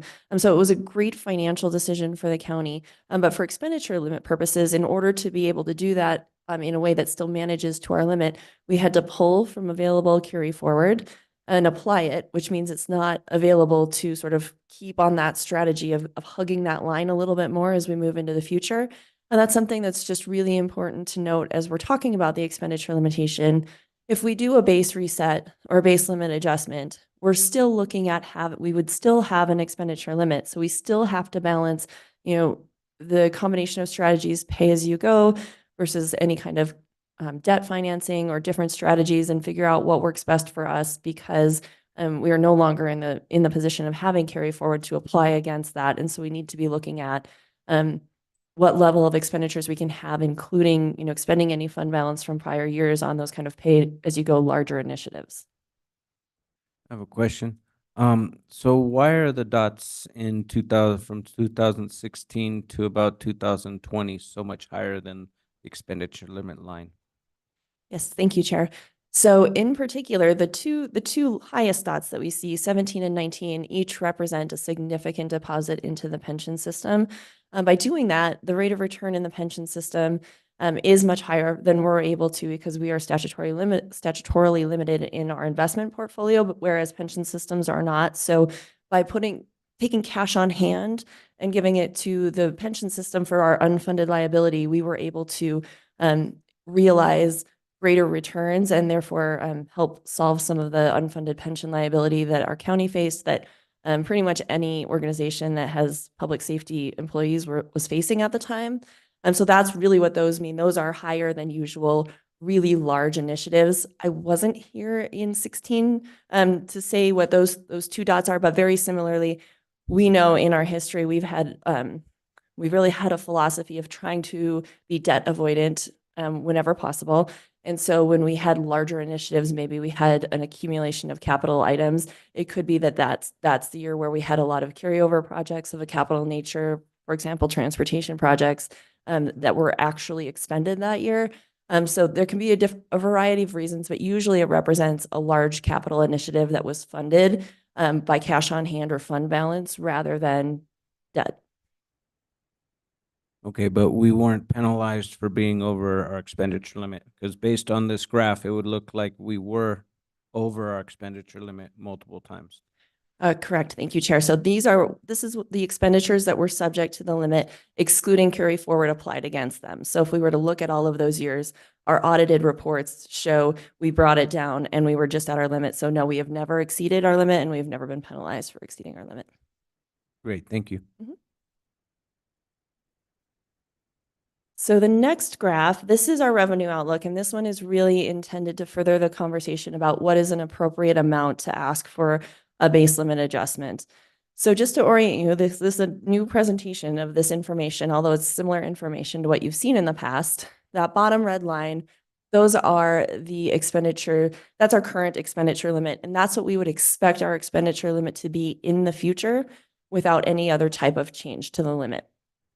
So that is growing at a rate of an assumed rate of 2% inflation. That is our historical average, even though we've seen, higher recent numbers there. But 2%, if we anticipate 2% inflation, and then we use the Arizona Commerce Authority estimates for Coconino County population, because again, that ties to the formula. The formula is statewide inflation and county population. So county population is projected to be very small, less than 1% out into the future. So we're just saying, what is our expenditure limit today?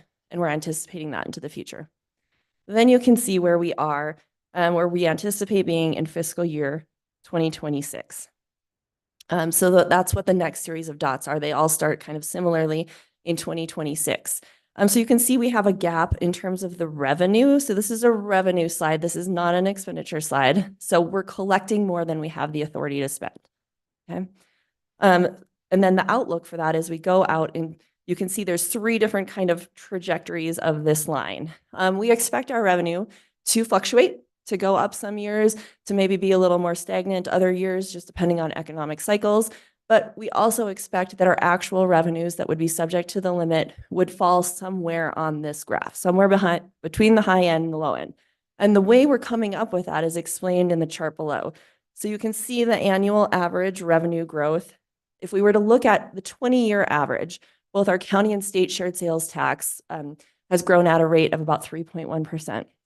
That's very much in alignment with, at the time, some population and inflation estimates. And then we had other local revenues that have grown this is the 20-year average at about 2%.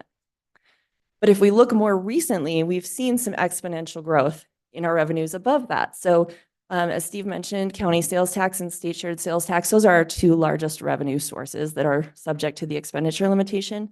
And if we just take a 10-year look back, those have been higher at 4%, 4.1% and 5.7%, where our other local revenues have really remained pretty constant.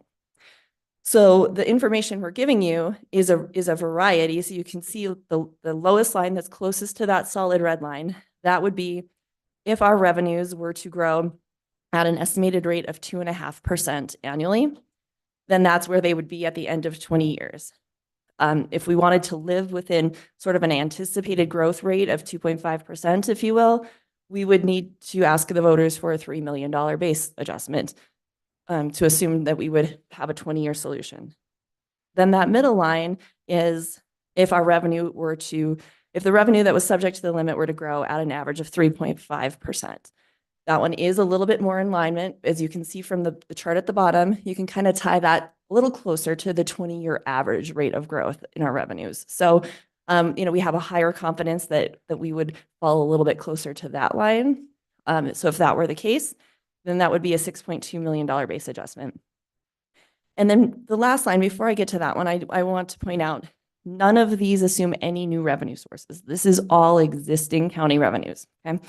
So the last one, again, if then on average per year, we were to see a 5% growth rate. And so you can see that aligns a little bit more closely with the 10-year average, where we're seeing our number one state shared sales tax increased at an average of 5.7% per year, and then county sales tax at 4.1, and just kind of blending that, looking at a 10-year look back versus a 20-year look back. If that were to be the case, in order to have a 20-year solution, we would need a $12.3 million base adjustment. So before I move on, I just want to pause and make sure that information makes sense as you're able to cross-reference it with the table and kind of look at it graphically to help you kind of think in your mind of your assumptions for revenue growth or potential new revenues and how that might fit in, just kind of navigate this. Supervisor Horstman. I know that at one time you were going to try to possibly do some polling. And I guess my question is, and I think I asked this question last time, would it affect, we need to do everything we can to get this passed. This is a must do. So would it affect the outcome of getting this matter passed depending on the base adjustment we elected? Or not? Is it just not? Yes, so thank you, Supervisor Horstman and Chair. So unfortunately, we do still plan to do the polling, but the polling results will not be available in time to make a decision on the resolution that would be on the ballot just because of the timing of it. However, if I could add, Mr. Chair, the polling will also provide insight for us on the level of awareness of expenditure limit, which for the most part is not a broadly known concept, but it would provide an opportunity for us on the county side to look at how we're creating the education and awareness effort and be a little more specific in kind of what are the strategies or what are the points that we can make in taking this information to the public through a series of community meetings, et cetera. So again, polling will provide us some insight in that area. Supervisor Fowler. So in any of these scenarios, like 20 years or 10 years or 20 years from now, do you believe that they'll have to do that again, expenditure limit at that point? Thank you. So, I mean, that's just like a consideration. If it's 10 years, then we have to do it again in 10 years. Or is it, but if we do 20 years, it gives that county that much more time. So what are your thoughts on that? Well, again, this is the first time we've gone to the voters in over 40 years. And it also provides, I think, for us a validation of the budgeting philosophy here at the county. We tend to we have the lowest properties tax rate. We tend to be very conservative, if you will. We don't tend to grow the organization with the with every available revenue. We have our FTE growth has been very limited. So I think, you know, there are some knowns that I think our history will help inform us into the future.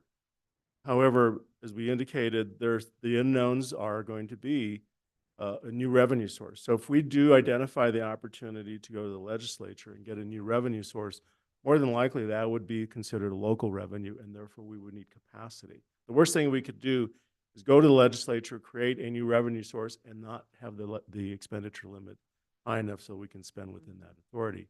We had a very similar situation with the road maintenance sales tax, in that, you know, that was classified as a local revenue. And so we had to have the capacity in our expenditure limit to absorb that. So again, I think when we look at what is the solution 10 or 20 years ago, 20 years down the road, looking at, and I think we can go to the next slide, if we look at the adjustments, and I'll have Siri go over that, the staff recommendation is going to be for 75% adjustment, because it does provide us the ability to take care of business now and into the future, knowing that when this, you know, if the voters do support this question, this will not go into effect until the next new fiscal year. It's not as if that we're going to be jumping, you know, a huge amount in terms of capacity. We're still tied to that growth by population and inflation. So again, there's nothing that's going to be, you would consider, a huge windfall for us. It's going to be, no, we can continue to grow our revenues, expend our revenues, because we can now have the capacity, but it's still within that population and inflation, of which both do not work that great for us, because our population only grows at less than 1% per year. And then our inflation is the statewide inflation, not ours. And our inflation tends to be higher than the rest of the state. So I hope that addressed your question. Thank you. One question I have is, you just mentioned that the recommended, and I know we're getting to the next slide and I kind of jumped ahead, but it says that looking at about a 7.5% or 7.5 million increase or base adjustment, that's actually higher than the 6.2 million. Is there a reason why that adjustment isn't included on this graph? Yes, thank you. This graph is really just intended to give you a variety of potential scenarios. We know revenue, you know, some years they're likely to go up 5%. Even post-pandemic, we've seen 10%. Other years we've seen a decline in revenue. But one of the questions we had in the past was kind of, where did that 75% come from in terms of the recommendation? So with the two kind of going together, the graphic kind of outlook, if you will, of our revenues and kind of the 10 and 20-year data points, you will see the 7.7 sort of falls somewhere in between the 3.5 and the 5. And it kind of blends that history that we've seen with the 20-year average and the more recent 10 to give a recommendation that would help accommodate if our revenues do continue to stay stronger than over the 20-year. We didn't want to be overly conservative with the 20-year average, which is closer to the 6.2, to give you the information to see that the 10-year average has been higher. So, you know, we could certainly back into what the 7.7 means in terms of percentage growth, but really wanted to also, for board consideration, give you all the tools you needed to have a dialogue and a discussion of what feels right given the data that we're showing on potential scenarios for revenue. Any other questions? Vice Chair Brigay. Thank you, Siri.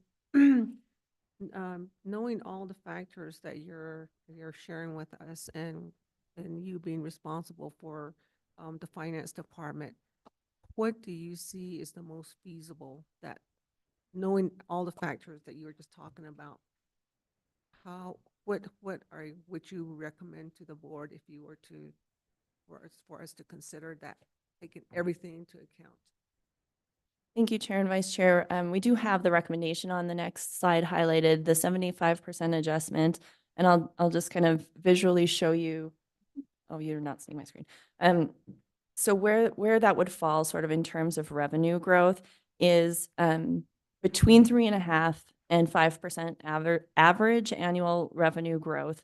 That recommendation, again, it's based on, if you look at the chart below, that blend of what we've seen over the past few years, and honestly, a little bit of just sort of breathing room in the short term, because we're talking about a 20-year solution, but there's so many things that can happen in 20 years, so many variables, that we thought for a few reasons. One, running a campaign, doing the polling, putting things on the ballot is a costly endeavor. And so if we were going to make the investment, not just in the hard costs of running the election, but also the voter education about this topic, the staff time, the amount of board effort that it's going to take, we were looking towards a 20-year solution. And that's partly where that recommendation comes from. But again, we also, from the breathing room aspect, we do have some accumulated fund balance still. And so looking for a solution that would also give us in the shorter term, the ability to build the budget that the board would like, that we need, that aligns with the resources that we have on hand without being tied right to every single dollar and making it at that super constrictive amount, so that you can have some freedom in the initiatives without us having to do things that quite frankly cost our taxpayers more money to accomplish, like issue debt and pay interest in order to do any kind of special projects. All right, thank you. Are there any other questions? Supervisor Hess. Siri, last time we spoke, you had a graph similar to this, but it kind of showed where we were, how much income we were bringing in. And there was always a surplus. We were bringing in more than even our highest expenditure, correct? Yes, Supervisor Hess, we did have the chart oriented a little bit differently. We had a couple charts. So we were actually showing the potential growth in the expenditure limit rather than the revenues on that one. So we decided to try to clarify it and make it, Okay. yeah. Okay, because I guess my question at that time, and I'm learning as I go, was, and I think you answered it by the carryover. That made more sense in this time, because I was always wondering the surplus was always greater than, say, when we chose the bottom adjustment. And I was always like, well, how we will never be able, we'll always have extra surplus that we can never touch. So that was kind of where I was basing on how, from my decision, and the board gets theirs, but was closer to that surplus because we could never touch that surplus. So that one was the one that I had the main question on, was the different choices. And I think because we got to spend a little bit more and carry over, does that work that way? Yes, thank you, Supervisor. So one way that you can sort of apply that to this chart right now is that with no change to our expenditure limitation, that's that bottom line. So we are accumulating more revenue. We are receiving, we actively have. So not what we're spending, but what we're taking in, what we could spend is above that line. And so then visually what we want to think of is sort of taking that red line through a base adjustment. Maybe it's a $3 million base adjustment, or 6.2 or 12.3.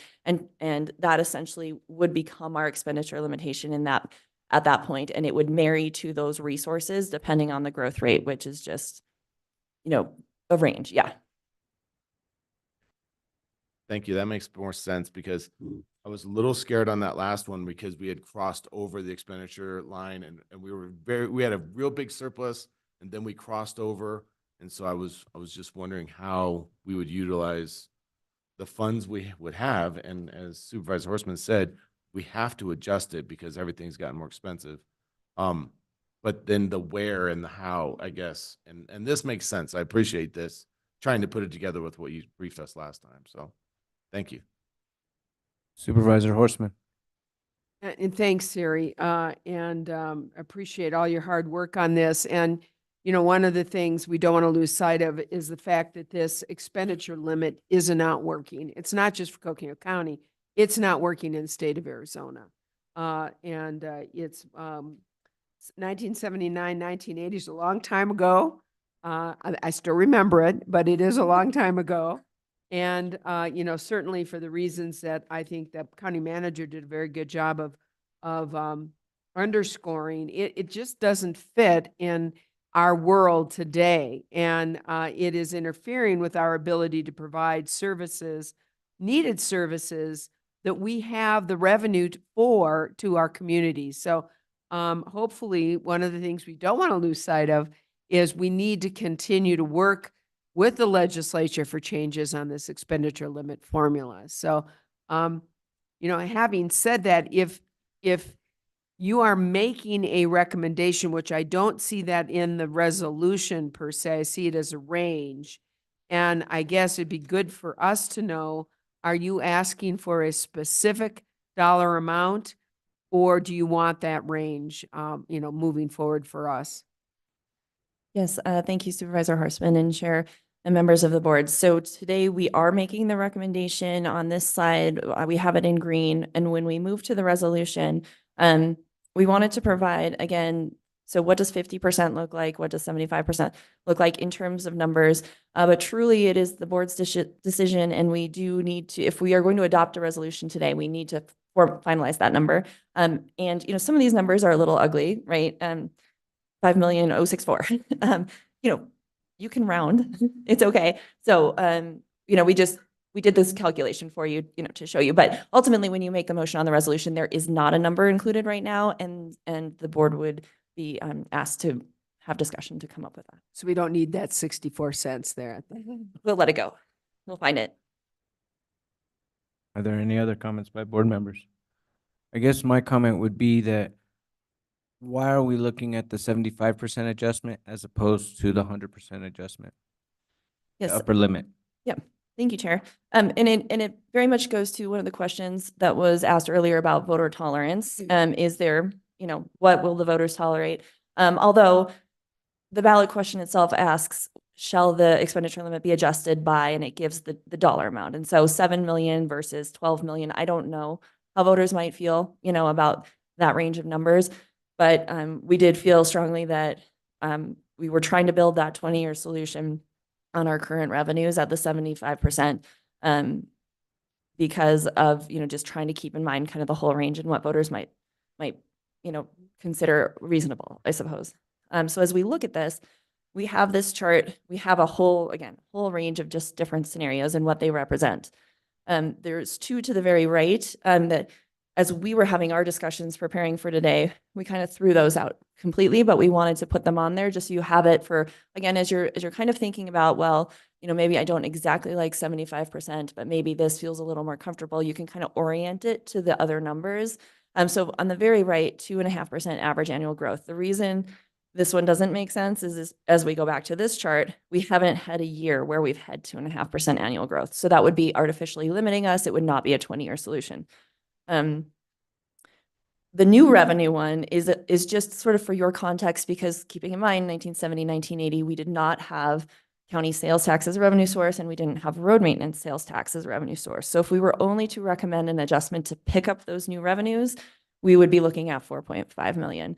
Again, this one we took out simply because that still does not account for the other factors that have influenced us, namely our inflation being higher than the adjustment amount we get here in Coconino County, and then of course the visitorship that's not accounted for in our population that has changed also significantly since 1979, 1980. So those really are still artificially restricting, but again, just so you have a little bit of context for what those would look like. Then as we look at the four over to the left, so again, we kind of looked at, well, what is our base limit right now if we were to adjust it by 50% or 75%, and we also then sort of aligned what those would look like in context of if our revenue were to grow 3.5% on average or 5% on average. So where does each sort of scenario that's been discussed so far fall in comparison to as we look at forecasting our revenues out into the future? So the 50% adjustment, the reason that was not originally recommended and is not being recommended now is because that's actually lower than if our revenues again were to grow on 3.5% on average. As we look at our history, 3.1% is very close to the 3.5%. And so, we feel as though the 3.5 would be definitely more appropriate than 50%, just basing it on our current base limit and then what a 50% adjustment would be.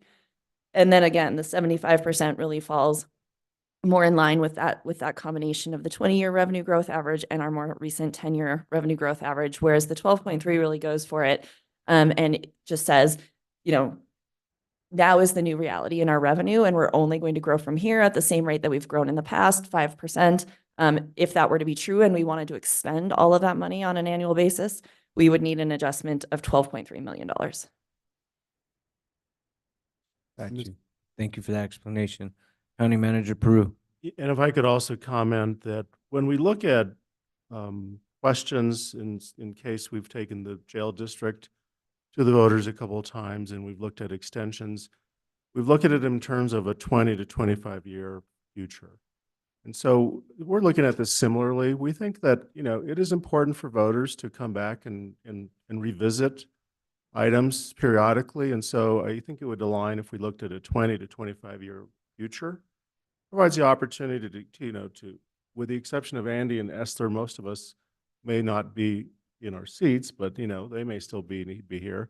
But again, it gives the opportunity for the organization to know where they're at and to, you know, create an awareness and sometimes, you know, take it to the voters to revalidate that circumstance. And so again, I think a 20 to 25 year future provides the opportunity, and the 75% would accommodate that. It's not, you know, it's certainly, I think it's a reasonable amount. I think it's a defensible amount to look at and to certainly create an awareness effort on. But again, I think it provides at least a 20 to 25 year future for the county to look at. Thanks. Thank you. Any other questions or comments from my board members? All right, please continue. Thank you, Chair. So the very last slide, and we'll come back to this after we open up the public hearing, is the draft resolution that is associated with the next item for discussion. And so this is the text of the proposed resolution that's in your packet. If the board chooses to adopt a resolution this evening, there is the area with the little arrow where a decision would need to be made. Again, these numbers are just taken off the last page. Rounding is okay. You know, changing these numbers, again, this is a range. But at some point then we would have to finalize the resolution some point today before taking the vote on completing in that portion of the resolution. Okay, thank you. Supervisor Horseman. Well, I think we should do a resolution today. And I, based on, you know, my main concern before is, as you said, very appropriately, voter tolerance, but given the information as presented and given the fact that this is not a new tax, it is merely a mechanism for us to be able to spend the money that we have in our bank account, if you will, to provide the needed services for members of our community. And so with that, and, you know, with the information as presented by the county manager, I would be, I believe we should go forward with the resolution and would be willing to do it at the 75% adjustment to the current base level. My thoughts. Thank you. Chair, Anybody sorry. else have comment? I think we should probably proceed with the public hearing. I was just Okay. about to say that, yes. We're not ready to go to resolution yet. We still have to do public comment. But before we move on to public comment, are there any other comments by supervisors? Supervisor Fowler. You know, we were a little surprised, weren't we, when the road maintenance tax also were included in the in the revenue. So, and there is no expenditure, and that we have. I'm just wondering if there's still a chance of going back to the AG or to get another interpretation on that. We did, we've had conversations with the AG. I don't know that I would say not at this time. Yeah, I think that there's enough work that they've done in answering the questions with other counties that would affirm what their position is now. So I wouldn't recommend we go back and try to do that again. I think it would prolong us. We've already done all the audits. We've just turned in all of our expenditure reports. And not that we certainly wouldn't want to do that, but I think that we're ready to move on, and I think this is a way we can move on through. Okay, I just wanted to just double check on that. Yeah. I think it's it's just good to explore all of Mhm. the, what is before us. And I thought, you know, that I think this is really important that we do take this action. Otherwise, we're gonna be getting ourselves into a situation that we don't want to be in. And just because we're delivering the service that we are supposed to deliver, you know, and as quality services. And then we just heard today, we have needs that we're not able to meet. And as a result of that, I think eventually the quality of our work will be jeopardized, just in our equipment alone, you know, just so we're not there, but still it is a hindrance when you try to deliver a just quality service and your commitment to your constituents and our residents out here. So thank you. Thank you. Are there any other comments? Okay, then unless there's any other comments from staff, it is now time to open the public hearing. The public hearing is open. We will now take comments. When you're called on to speak, announce your name and place of residence. Each speaker will have 3 minutes to speak. Please make sure that your comments are directed to the topic.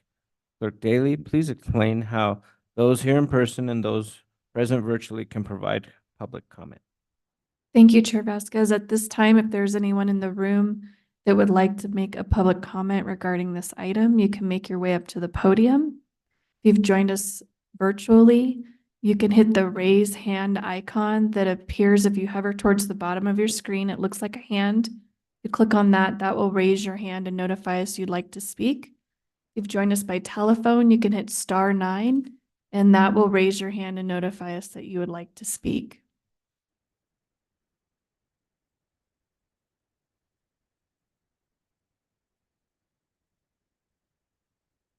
And at this time, we have no hands raised and no comments in our email box. Okay, we'll give it 1 minute to see if anybody emerges.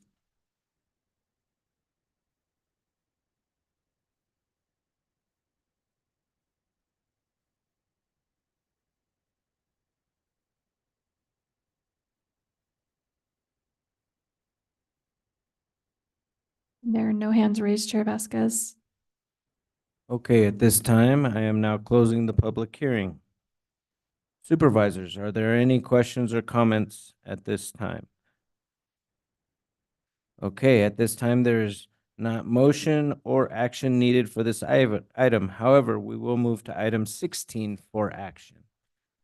Item 16 is the discussion and possible action to adopt resolution 2024-11 proposing a permanent base adjustment be submitted to the voters of Coconino County for the general election to be held on November 5th, 2024 in the amount to be determined, but no less than 5 million and not more than 12 million.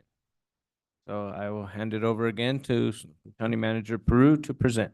Sure. And Mr. Chairman, again, thank you for your attention to this important topic. At this time, staff is going to recommend that the board adopt the resolution as presented in the amount of $7.7 million.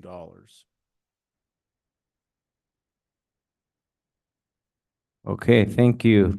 May I have a motion to adopt resolution 2024-11, proposing a permanent base adjustment be submitted to the voters of Coconino County for the general election to be held on November 5th, 2024 in the amount of $7.7 million. Mr. Chair, I would make that motion to adopt resolution number 2024-11 at the $7.7 million amount as recommended by our county manager and staff. We have a motion by Supervisor Horstman and a second by Supervisor Fowler. All those in favor of the motion, please indicate by saying aye. Aye. Aye. Okay, motion passes. Thank you, everyone. Thank you very much, Mr. Chair. Thank you. Next item. The next item, in number 17, is a public hearing. We will have the staff present first, Then the applicant will present. I will then open the public hearing and ask for comments from the public. At that time, Clerk Daly will provide instructions on how to provide comments in person and virtually. First, we will start with staff's presentation and then the applicant's presentation. And item 17 is a public hearing, consideration and possible adoption of ordinance 2024-2 and resolution 2024-08, approving a zone change from rural residential 5-acre minimum parcel size to a rural residential 1-acre minimum parcel size, and a final plat amendment to the West Peak subdivision on a 1.07 acre parcel 1 mile west of the Flagstaff city limits on West Route 66. The property is located at 7175 West Naval Observatory Road and is also identified as West Peak Tract B and assessor's parcel number 116-62-014. The applicant is Brandon Richards of Flagstaff. And with that, I will hand it over to Community Development Assistant Director Jess McNeely. Thank you, Chair Vasquez. Good evening, and good evening, supervisors. I'm Jess McNeely with Community Development Staff, the Assistant Director, and the Planning and Zoning Manager. And this request, of course, is the West Peak zone change. So as stated, thank you, Chair Vasquez. Our applicant here is Brandon Richards, and we may need to confirm who all we have on the online portion of this hearing as well. Property owner shows as Axo Holdings, and as stated, the location is a mile west of the Flagstaff city limits along Naval Observatory Road, 7175 Naval Observatory Road. This is right where Naval Observatory Road splits off of West Route 66, right where West Route 66 converges onto I-40. So right at some convergence of some right-of-way there.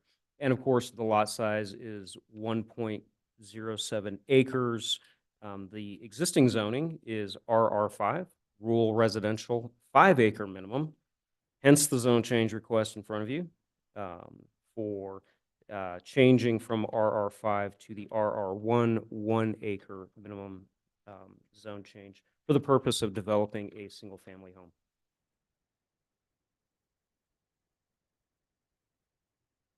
This vicinity map shows some of the land ownership in the area, including national forest land that you see in the green on this, and some state land in the area.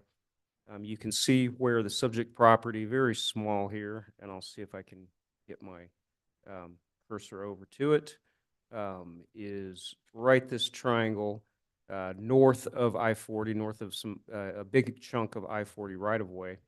And it's right where West Route 66 converges with I-40, actually becomes kind of the on-ramp onto to westbound I-40, and this little triangle is then split off from the other residential lots in the West Peak subdivision by Naval Observatory Road.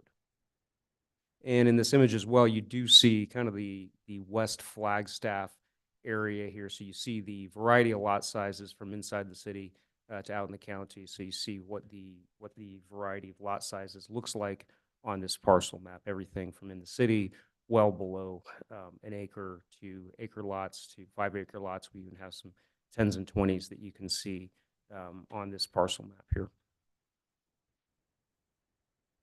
When we zoom into an aerial photograph of this site highlighted here, the triangle, now you're really seeing where this site is heavily forested, mature trees, as are the other home sites within the West Peak subdivision. Those would be the ones to the north and to the northeast of the subject property.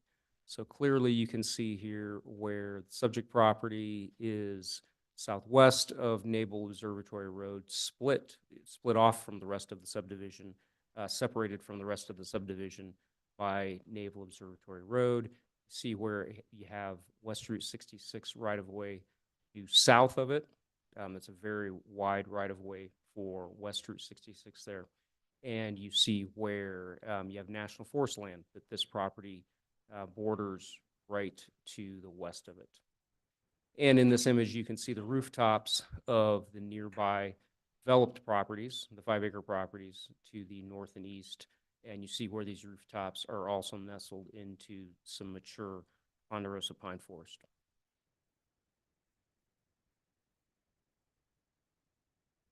This is a photograph of the subject property.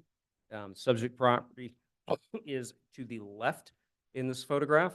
The road that you see bisecting through this photograph is Naval Observatory Road. So we're standing here essentially looking west, a little bit southwest. So you see where you see what the ponderosa pine forest looks like on the subject property. You see how it's separated on the left in this image from the rest of the West Peak subdivision, which would be to the right of Naval Observatory Road in this image. And you see the elevation change from Naval Observatory Road to this property, which raises up quite a bit, about 20 feet above, at its high point, above Naval Observatory Road. So the reasons for this zone change request. As currently zoned, building permits cannot be issued on this property due to its current size and the zoning for a 5-acre minimum. This request would resolve this non-conforming zoning situation for this parcel. And of course, it was created by the West Peak subdivision in '93. Nearby properties are developed with homes, and the applicant would like to develop this property similarly. This is a site plan, conceptual site plan submitted by the applicant for the zone change. So you see where they propose accessing with a driveway from Naval Observatory Road to the north, and it would be along the western edge of the property. You see the proposed home location kind of to the center of the property. I'm sure that's based on where there's a flat enough spot for it. And you see where the on-site wastewater system would be developed to the east of the property. And you see dashed inside of the property lines, the zoning ordinance required setbacks that would limit where building can take place on the property.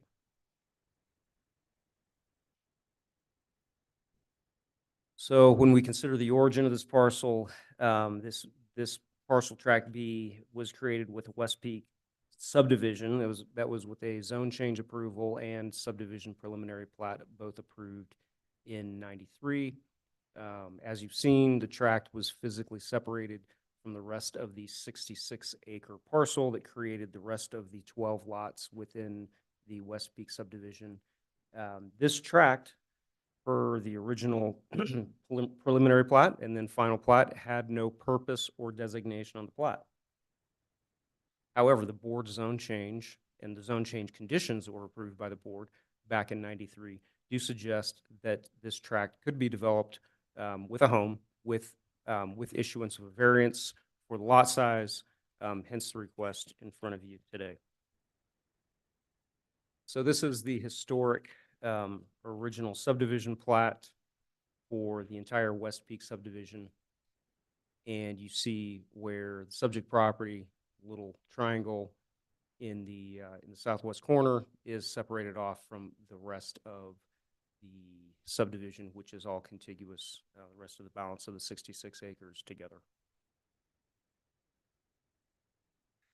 So when we look at the characteristics of this site and the just general community characteristics in this area, as we've seen, it's all heavily forested with mature ponderosas. There's approximately 20-foot difference between the Naval Observatory Road elevation and the high point of the subject property. This proposed site plan, or the proposed site plan, as you've seen, submitted by the applicant, would show the dwelling approximately 350 to 400 feet away from the nearest residence. By the way, the other residences within the subdivision to the northeast of this property are all approximately 200 to 300 feet apart from each other. So this one would be further separated from homes than the existing subdivision separation of homes. As we pointed out, the subject property does not border any other parcels. It does border right-of-way, both Naval Observatory Road and West Route 66, and National Forest. And the residential development proposed is consistent with the development of the nearby properties, and it would function very similarly to the developed nearby properties. So this is an image we created for you. Of course, the subject property is highlighted in the top half of this image with the aerial photograph. Subject property is highlighted with yellow, and you can see a little square footprint there where the applicant proposes placing the home. And then we have circles on the rooftops of the other nearby properties heading to the east. And as we pointed out, when we measure this out, it's about 350 to 400 feet from the proposed home development on this site to the nearest home due north of it. And these other homes are all kind of between 300 and 200 feet from each other. And the image on the bottom half of this slide shows the topo lines, so shows where subject property, the triangle in the lower left corner, is at a higher elevation.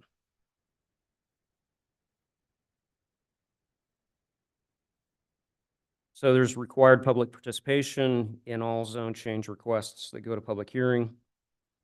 The applicant held a virtual neighborhood meeting in November of 22. One person actually attended the meeting. Following the meeting, the applicant did receive 3 letters of opposition. We continued to get a flow of letters that came in at different times, including the 2 that we've sent to you just today. That was a total of 11 letters of opposition.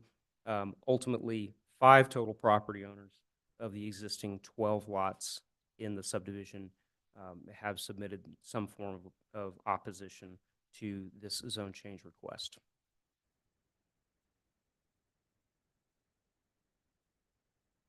When staff analyzed this request, and then Planning and Zoning Commission did the same at their public hearing, it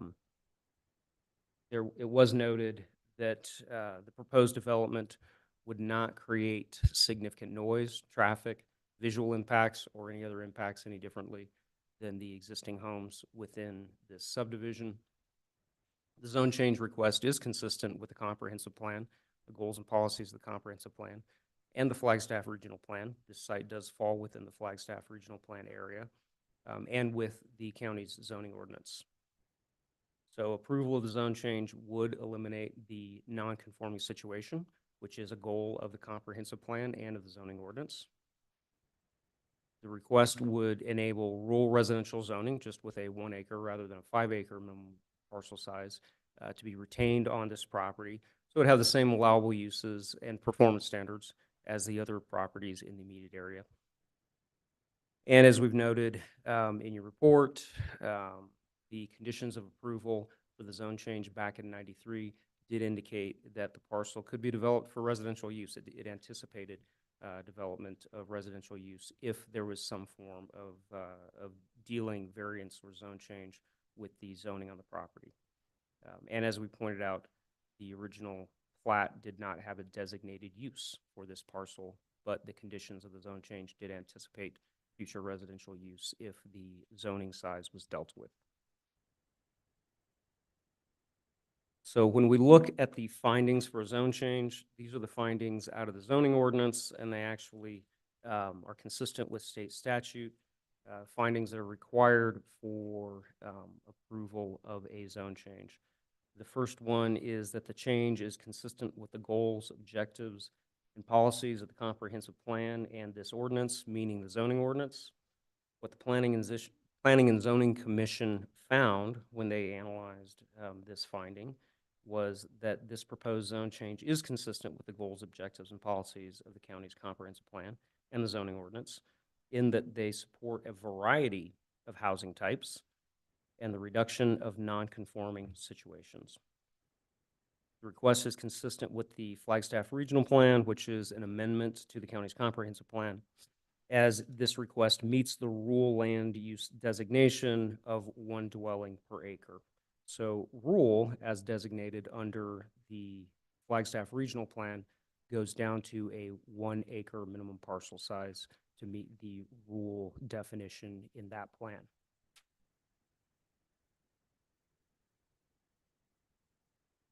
Finding, finding number 2 for a zone change, that the change will not be detrimental to the public health, safety, comfort, convenience, and welfare. The Planning and Zoning Commission made the finding that this proposed zone change will not be detrimental to the public health, safety, comfort, convenience, and welfare. The proposed residents would need to obtain building permits, meeting building code, engineering permits, meeting engineering regulations, and environmental quality permits, meeting those codes in order to be developed. So if for some reason the proposed project couldn't meet any of those regulations, it would not be developed. And our department regularly permits home sites on 1 acre parcels, and we find that most applicants can get their plans to meet regulations and be issued permits for development. And the last finding for zone change, finding number 3, that the change will not adversely affect the established character of the surrounding neighborhood, nor be detrimental to adjacent properties. Planning and Zoning Commission finding on this was that the requested zoning would allow for development of the subject property with residential uses consistent with the established character of the neighborhood. And the 93 zone change conditions of approval did suggest, in fact, that residential use is acceptable for this parcel. So with that, the recommendation forwarded to you from the Planning and Zoning Commission hearing is that they could make the findings of fact, and they forward a recommendation of approval for the zone change and the final plat amendment. We would note that of the opposing property owners, 3 of the opposing property owners fall within 300 feet of the subject property. So yet another map for you. You see the subject property, the triangle in the lower left corner of this image, and you see the 300-foot radius that is drawn around it, and then shaded all of the space within that radius. So per our zoning ordinance and state statute, if greater than 20% of surrounding property owners by area and number protest or oppose a zone change, that would require the governing body, you, the Board of Supervisors, to have a 3/4 supermajority to approve that zone change. So in your case, that would be 4 out of 5 supervisors to approve a zone change. And this is the text straight out of our zoning ordinance. I apologize for giving you a whole bunch of text, and I know we sent you some information emailed today as well. And I know you've had a busy day. So essentially, 20% of the owners by number and by area of the area with 300 feet surrounding this property have opposed this zone change. So it does require the 3/4 majority or the 4 out of 5 board members to approve. Would note that the 3 out of 4 property owners in this image are the nearest ones. The 4th property owner would be National Forest to the west, and we did not receive any response from National Forest on this request. With that, Chair Vasquez, I would be happy to take any questions. All right, thank you. Are there any questions by supervisors at this time? Supervisor Horstman. Yes, before we open the public hearing, I have some questions because I think they may be helpful as we go into the public hearing. You've said there are 12 lots that are there. How many property owners are there within those 12 lots? That's a very good question, Supervisor Horstman. That doesn't fall into the findings. However, we did not analyze of who the other property owners were to see of those 12 lots, were there any property owners that owned more than one lot. That would be the only opportunity. All of the lots are developed, so that would be the only opportunity for there to be less than 12 separate property owners if one property owner owned more than one lot. So, and I know you provided us the photo, if I may, Chair, on the property and showing the Naval Observatory Road. So and just for clarification, you didn't show us a picture on the right-hand side of that road. It's the right-hand side of that road, and I don't know if you can go back there or not.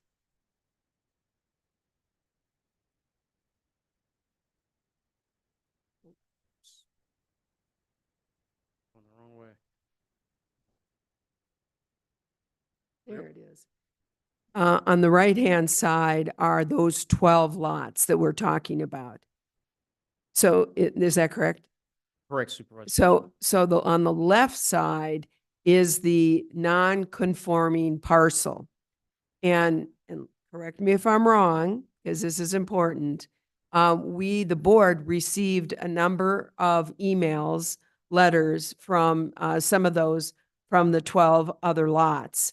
And one of the concerns is that they bought the property in 5 acres so that they'd have lots of space between them and their homes. So my question is then, based on the plat drawing of the intended use of this non-conforming parcel and the nearest house, what's the length between the proposed development and the closest house in that 12 lot, 5 acre lots? Thank you, Supervisor Horseman. I'll try to get back to the image that would illustrate that. So if we look at the yellow box within the yellow outline triangle on this image, from the proposed home site to the nearest developed house due to the north, there's approximately 350 to 400 feet between those two. And it looks like, and I may be wrong, just visually, that within the 5 acre lots, the space between the houses is there an average space between those houses? Yes, thank you, Supervisor Horseman. Most of these homes are between 200 to 300 feet separation, so a little closer together than what the proposed home would be from its nearest neighboring home. And so again, just if I may, Chair, I'm going through, if I may, just some questions from some of the emails that we received, if that's okay. Yes, please continue. And another concern, of course, is that if this board allows this non-conforming lot, a variance, and allows this 1 acre zoning, that they were going to use this for Airbnb or VRBOs. Is this something that this board is that something this board can even legally consider? So thank you, Supervisor Horseman. And that would bring up the opportunity to discuss some of the opposition's comments. So no, the potential use of this property for permitted use, such as a short-term rental, can't be considered. That's not one of the findings of fact that have to be made in order to approve a zone change. So if this property is granted a zone change and if it is developed, then it would be eligible for a short-term rental permit as required by the county, just like any other home in the county who is eligible for that same permit.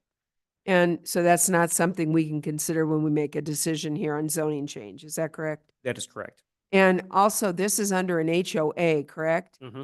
So HOAs can make their own changes with regards to short-term rentals, separate and apart from the law, which prohibits us from greatly limiting short-term rentals. Mm-hmm. Correct. Yes. HOAs can do their own private legal agreements. Again, those private legal agreements between HOAs, commonly in CC&Rs, are not a consideration in making the 3 findings for a zone change. And then the other was a concern that people raised is that they all have their 5 acre parcels and they purchased 5 acre parcels that they built their home on. And if this other person was allowed a variance for a 1 acre parcel, that this is going to significantly lower the price of their property values. Is that something that you consider when determining the findings for zoning change? No, that is not one of the findings for a zone change. And this came up at the Planning and Zoning Commission hearing. And clearly concern with affecting property values of nearby properties is speculative and it is not one of the findings, can't be used as a speculative concern. in making the findings to approve zone change. And then the other was, and a number of emails indicated that when they purchased their property, it was with the promise that this 1 acre was going to be retained as open space, green space, buffer zone, to buffer the noise from I-40. Did you find any indication of anything in the earlier documents, the 1994 subdivision, or any of the documents to indicate that there was an agreement or use on this space? No, the plat document itself did not designate a use, and the zone change and preliminary plat approval ordinance back in 93 clearly identified that there was no identified use, that there was no intended use or prescribed use for this tract, and that it anticipated if a future property owner wanted to develop for a residence, it would have to go through this process to vary the lot size under zoning.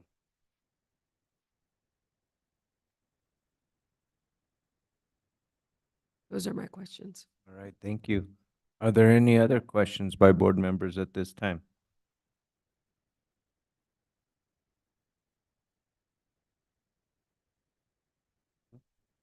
Okay, in that case, we'll now have the applicant present if they would like to.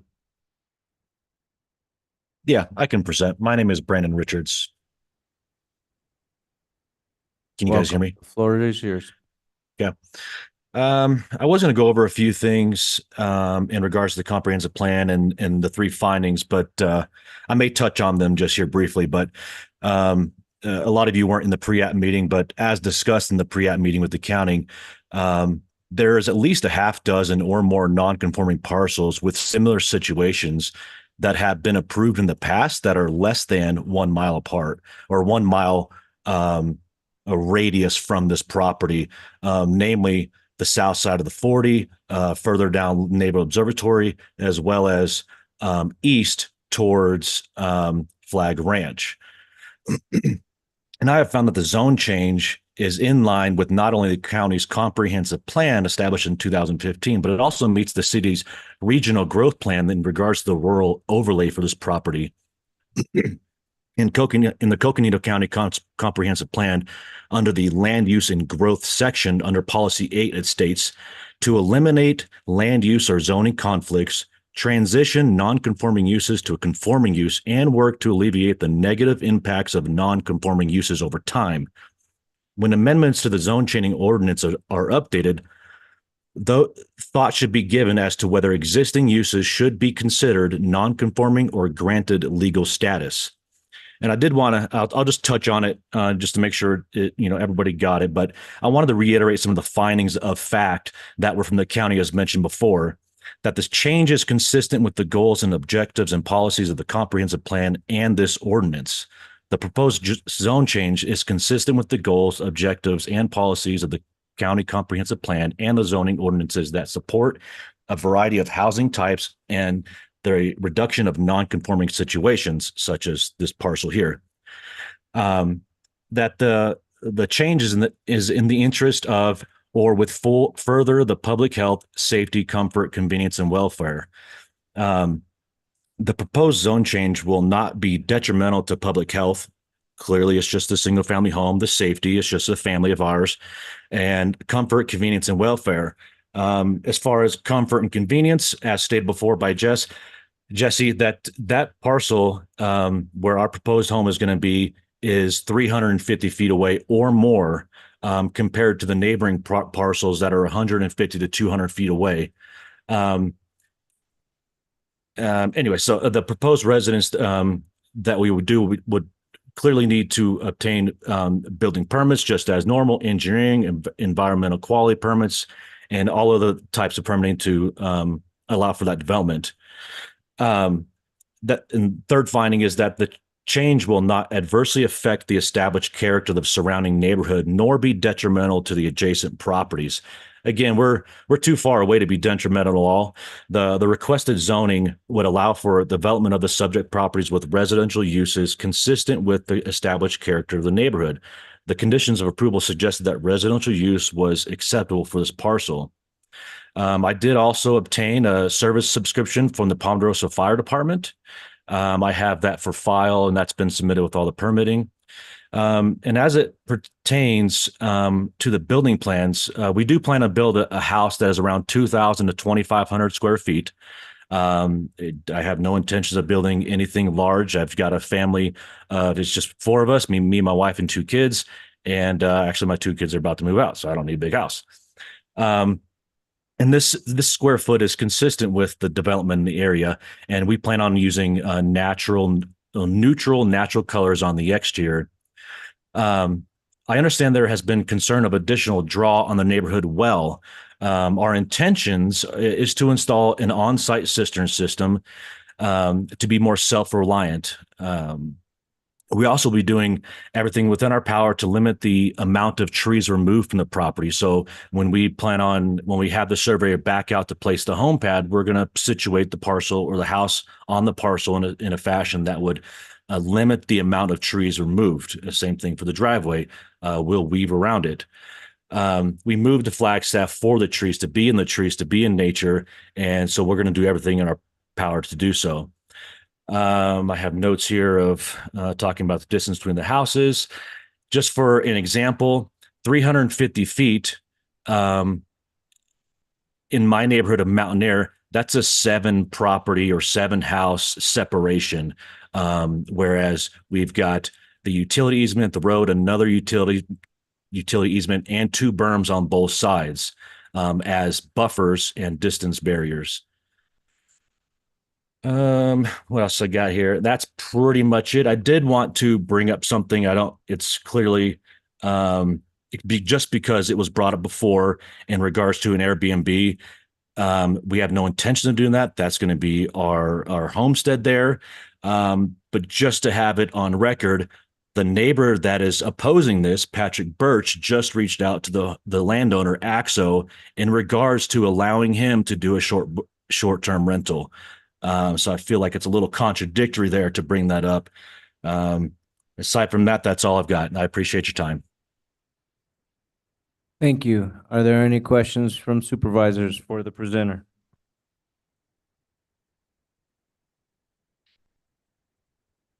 Okay, in that case, I am now opening the public hearing. When you are called on to speak, announce your name and place of residence. Each speaker will have 3 minutes to speak. Please make sure that your comments are directed to the topic. Clerk Daly, please explain how those in person and those present virtually can provide public comment. Thank you, Chair Vasquez. At this time, if there's anyone here in the room that would like to provide a public comment, please make your way to the podium.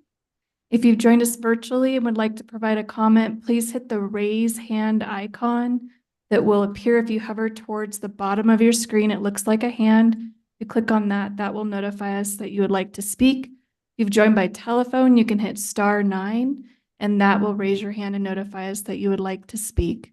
And Chair Vasquez, we do have 2 hands up. The first hand is Steve Philpott. If you could please state your name and address for our minutes, we will start the clock for 3 minutes. Hi there, my name is Steve Philpott, and I live on lot 12, which is adjacent, closest lot to him. So I'm in opposition to this proposed ordinance. I urge you to reject these proposals and stand up for the property rights of our community.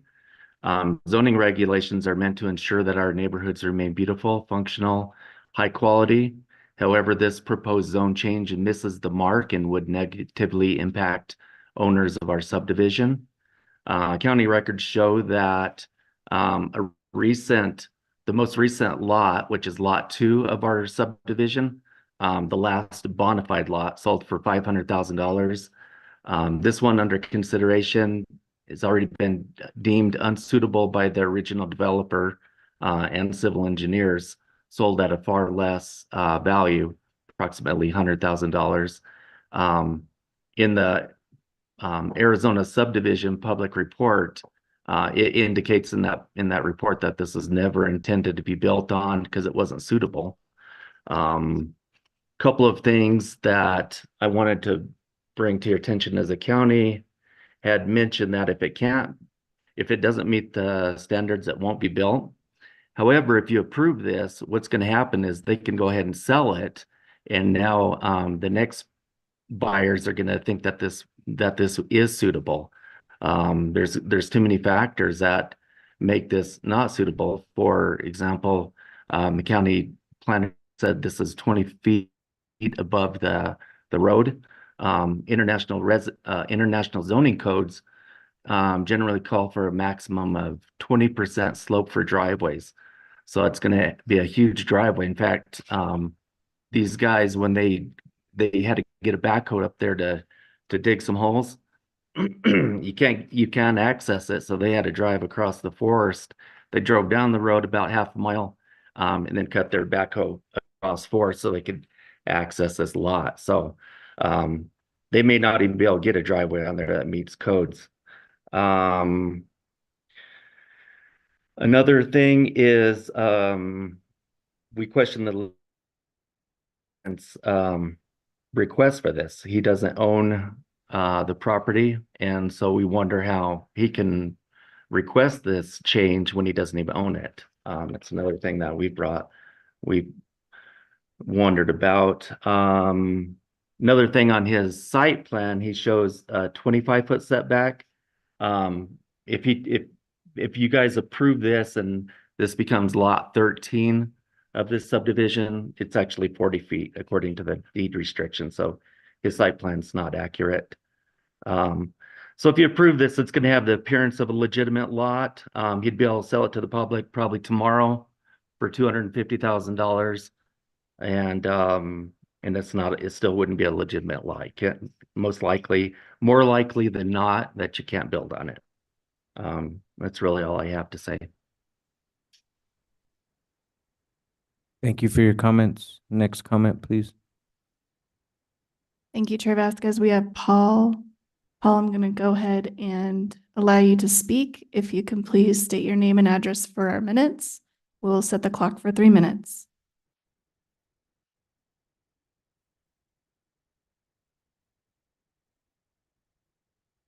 I just need to unmute. There you go.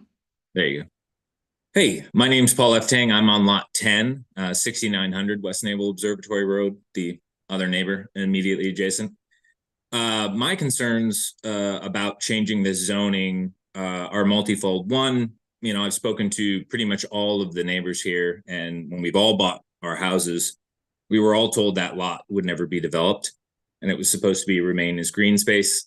That lot was actually donated by the community to a nonprofit 26 years ago because the original plan said that Tract B was effectively useless, and it will remain that way until some method of disposal, such as donation, which is what happened. The other concern I have is you made comments that it was always meant for a house, but all of the documentation that I can see from the original formation of the community was that Tract B was useless. That's the exact term it used. So I don't know where in these documents it was anticipating a future home there. Also, the CCNRs, you mentioned that our CCNRs would be able to restrict the use of that lot. However, the original CCNRs were written to encompass lots 1 through 12 because Tract A and Tract B were never meant for homes. So if this zoning approval goes through and a home is built there, there's going to be an argument that it does not apply to our CCNRs. So there may be a fight there where we're going to have to get a ruling to say that this new lot that was never meant for a house is now subject to the CCNR. So that could be difficult. I don't know. But again, the main thing is this lot was never meant for a house. It's in a buffer zone between the road and the on-ramp to I-40. Saying it's not going to change the nature of the community doesn't make sense to me. Of course, it's going to change the nature of the community. I'm going to be able to see the home right out from my kitchen window. And then, as Steve mentioned, the driveway, the construction of the driveway, the steepness of the driveway, or how long it's going to be, and the removal of the trees is definitely going to change the nature of the community. So I respectfully request that you oppose it. Thank you. Thank you for your comments. Are there any other comments at this time?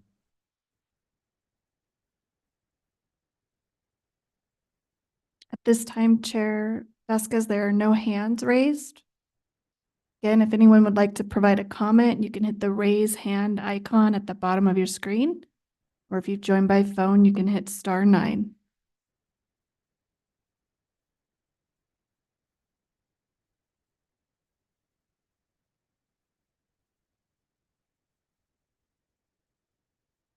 There are no hands raised, Chair Vasquez. All right, thank you. In that case, at this time, I am now closing the public hearing. Supervisors, are there any questions or comments at this time? Supervisor Horstman. Yes, as I think you all know, this is in District 1.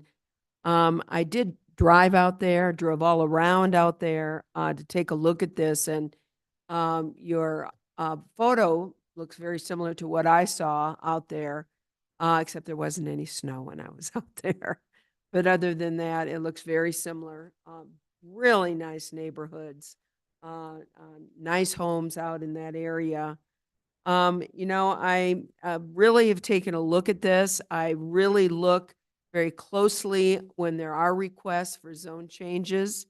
And in this particular case, I find that the planning and zoning's recommendations, as far as I'm concerned, are appropriate. And I'll kind of go through it and go through my thoughts if it's okay, Chair. Please do. Number one, finding for a zone change is the change is consistent with the goals, objectives, and policies of the comprehensive plan and the ordinance. And as they noted, that it is consistent with the county comprehensive plan and zoning ordinance. And it also is consistent with the fact of trying to reduce nonconformities in the area. And you've heard in the past, similar situations such as this, the county, in fact, did make some changes, again, to reduce the nonconformities in the area. I find it's also, as did the planning and zoning, consistent with the Flagstaff Regional Plan, which is an amendment, of course, to our comprehensive plan, as it's a means that the rural land designations are one dwelling per acre, and this does meet that one dwelling per acre. And then I want to address, because I was concerned about this, and I think it falls under finding number 1, about a promise document, some kind of documentation showing that there was a promise as to the use of the property. And I have not found anything that in any way, shape, or form makes a promise as to the use of that property. And it's really unfortunate if that was in fact said to these homeowners. It's too bad it wasn't put in writing, but I certainly haven't seen anything in writing. In fact, what I do have that's been presented to the board in writing is a copy of the Development of Community Development Staff Report, July 16th, 1993. And in that, under the proposed development, it specifically states that there are 2 tracts, A consisting of 0.964 acres and B consisting of 1.006 acres. And we're talking about tract B, which has not been identified for a specific use. In other words, the materials that I have in writing, does say that there's no specific use defined, whether that be for open spaces, whether it be for building a house, or whether it be for anything. It's specifically vacant on any kind of specific use. Then the other is part of that same report talks about a major concern with approving the plat with these 2 non-conforming lots on them. They didn't have a problem because it says that it provides the applicant and future owners realize that they would require an approved variance prior to the development. Again, the indication is that this is non-conforming. It doesn't meet the 5 acres. It's not set for a specific use. And oh, by the way, if you want to put a house on it, you're going to have to get an approved variance prior to any kind of future development. So that was a concern I know that many of the neighbors raised. It was a concern to me, and I have not been able to find any promise or documentation, I should say. There may have been promises, but I can't find any documented promises as to the use of the property. And, moving forward on findings for a zone change, number 2 is changes will be detrimental to the public health, safety, comfort, convenience, and welfare. And once again, I have not found that that exists here. The proposed resident would need to obtain the building, engineering, environmental quality permits, and all other requirements that all of the 12 lots and the 12 homes on those lots would have to meet and did meet in order for them to develop their lots. The same would apply here. Either the lot's going to be, they're going to be able to meet the requirements and be able to build a home, or if they can't meet the requirements, they aren't going to be able to build a home. So I've not seen, with regards to the finding, I would agree with the planning and zoning's finding on number 2 as well, that it's not detrimental to the public health, safety, comfort, convenience, and welfare.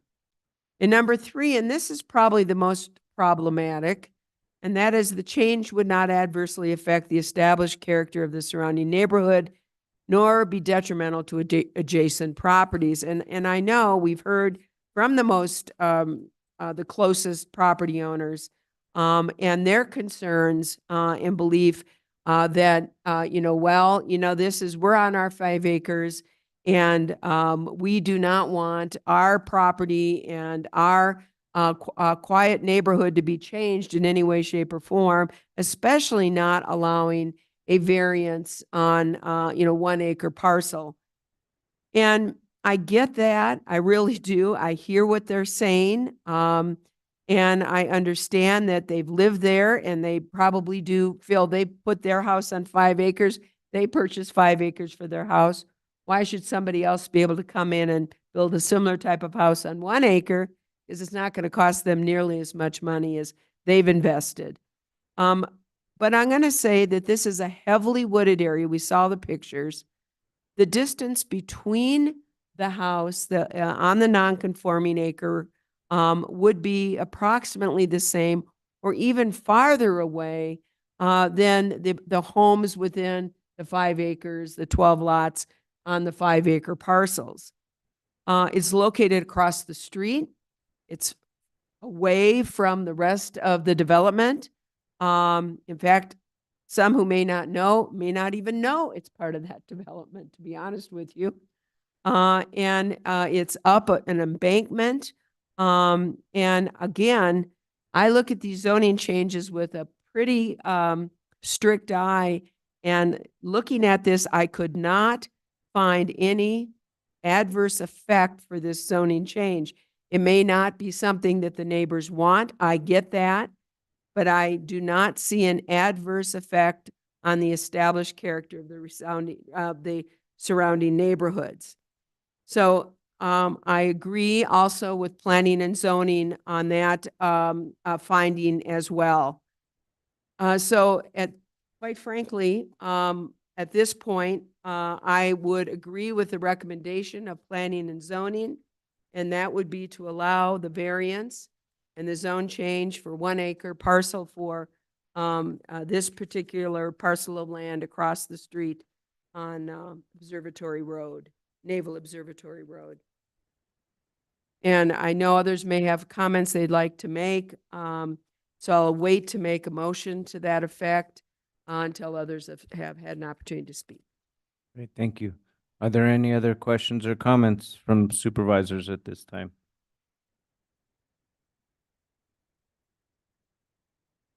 Supervisor Hess.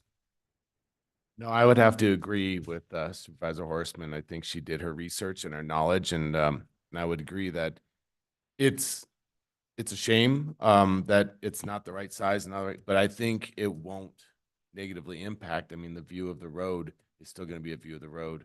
I think this is allowing us to follow, as we've said, all the rules and regulations that are set up to have housing in our area and this, I approve of the change. I think it's what we need to go for.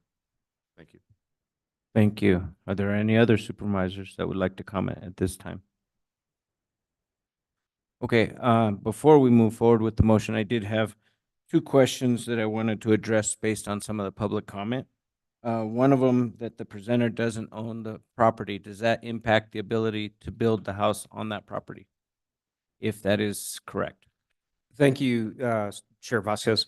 So the applicant signed off on the zone change request. When our department receives a zone change request or any request for a building permit, or in this case, something, a request that comes to public hearing, we have to have the property owner sign off. It is not uncommon to have an applicant who is possibly a contract purchaser, or often there's a land use attorney or an architect who would be acting as the applicant in a case. So we did confirm that the property owner signed off on the zone change request, and that is what's necessary. Okay, thank you. And then a continuation of that question is, there is the concern that this zone change could happen and then the owner could turn around and sell the property immediately. Is that a possibility? Thank you, Chair Vasquez. So zone changes run with the land, not with the property owner. Actually, all community development decisions under the zoning, as regulated by the zoning ordinance, run with the land, not with the property owner. So that is a possibility, but yeah, that's the same possibility with any piece of property that can be bought and sold at any point in time. Okay, thank you. And then the final question was, there was a mention about the 25-foot for the driveway, and that the lots in the area have 40-foot for the driveway. So I just wanted some clarification on if that requirement is holding true for this request. Thank you, Chair Vasquez. So I believe one of the speakers from the public mentioned setbacks that are greater than the county's zoning ordinance setbacks requirements. That those may be in CC&Rs, and those are private legal agreements between property owners. If this property is subject to those same CC&Rs, then it would have to comply with those setbacks. But when a property owner comes in to our department to get building permits, they just have to conform with the setbacks per the county zoning ordinance. We can't consider private legal agreements those are enforced if necessary by private legal action. Okay, and just for my clarification, so I understand better, these requirements or whatnot, these agreements were for the lots, those 12 lots, but this 13th lot wouldn't have to follow those same agreements? Thanks, Chair Vasquez. That's not staff's consideration to analyze the private legal agreements, and those private legal agreements really can't come into play for making a zone change decision. Setbacks typically on these properties are great enough that it often doesn't become an issue visually. So we anticipate that the property owners intends to develop where they've shown on their site plan where they intend to develop. That would certainly, it's well within the zoning ordinance minimum setbacks, and where they indicate they want to develop would fall within those other setbacks discussed as well. But it's just not part of the county's purview to analyze any private legal agreements that would have deeper setbacks than our zoning ordinance. Thank you. I appreciate that explanation. I just wanted to address some concerns that came up as the public comments were coming in. Thank you for addressing those. So in that case, are there any other questions or comments from board members? Vice Chair Begay? Thank you for the presentation. Oh, thank you, Chair. I'm always thankful that the staff do a very thorough job, in trying to make sure that we meet all the requirements as they bring planning and zone changes to the board. So I'm in agreement that they met all the things that need to happen, and that I'm ready to do a vote here. So. All right, thank you. Any other supervisors at this time? In that case, do I have a motion to adopt ordinance 2024-02 and resolution 2024-08 approving a zone change from rural residential 5-acre minimum parcel size to a rural residential 1-acre minimum parcel size, and a final plat amendment to the West Peak subdivision on a 1.07-acre parcel 1 mile west of the Flagstaff city limits on West Route 66. The property is located at 1775 West Naval Observatory Road and is also identified as West Peak Track B and assessor's parcel number 116-62-014. Applicant Brandon Richards of Flagstaff. If I may, Mr. Chair? Please. With just a correction on the property located, it's at 7175 West Naval Observatory Road. But with that exception, I would hereby move the motion as you just read and ask for the adoption of the ordinance and approve the zone change. Ordinance and resolution and approve the zone change. We have a motion by Supervisor Horstman. Do we have a second? We have a second by Vice Chair Begay. Do we need to vote this individually or all at once? Since we need to. Because we need the supermajority, do we need to vote individually or all at once? It'd probably be cleaner if you voted individually, just so that we can be sure that we have the supermajority that's required. Okay. In that case, Supervisor Horstman, Aye. Supervisor Hess, Aye. Vice Chair Begay, Supervisor Fowler, and I also vote aye. So we do have a supermajority. The motion passes. Thank you. Now, according to my list, it says if time applies, who's ready for roundtable? I'm just kidding. Thank I you. only have about a 2-hour roundtable. Yes. County Manager Peru, we are ready for your planning calendar. No, I'm just kidding. No, thank you, everyone, for a long day. It's been a good, productive day. Appreciate everybody's hard work, and this meeting is adjourned. Thank you.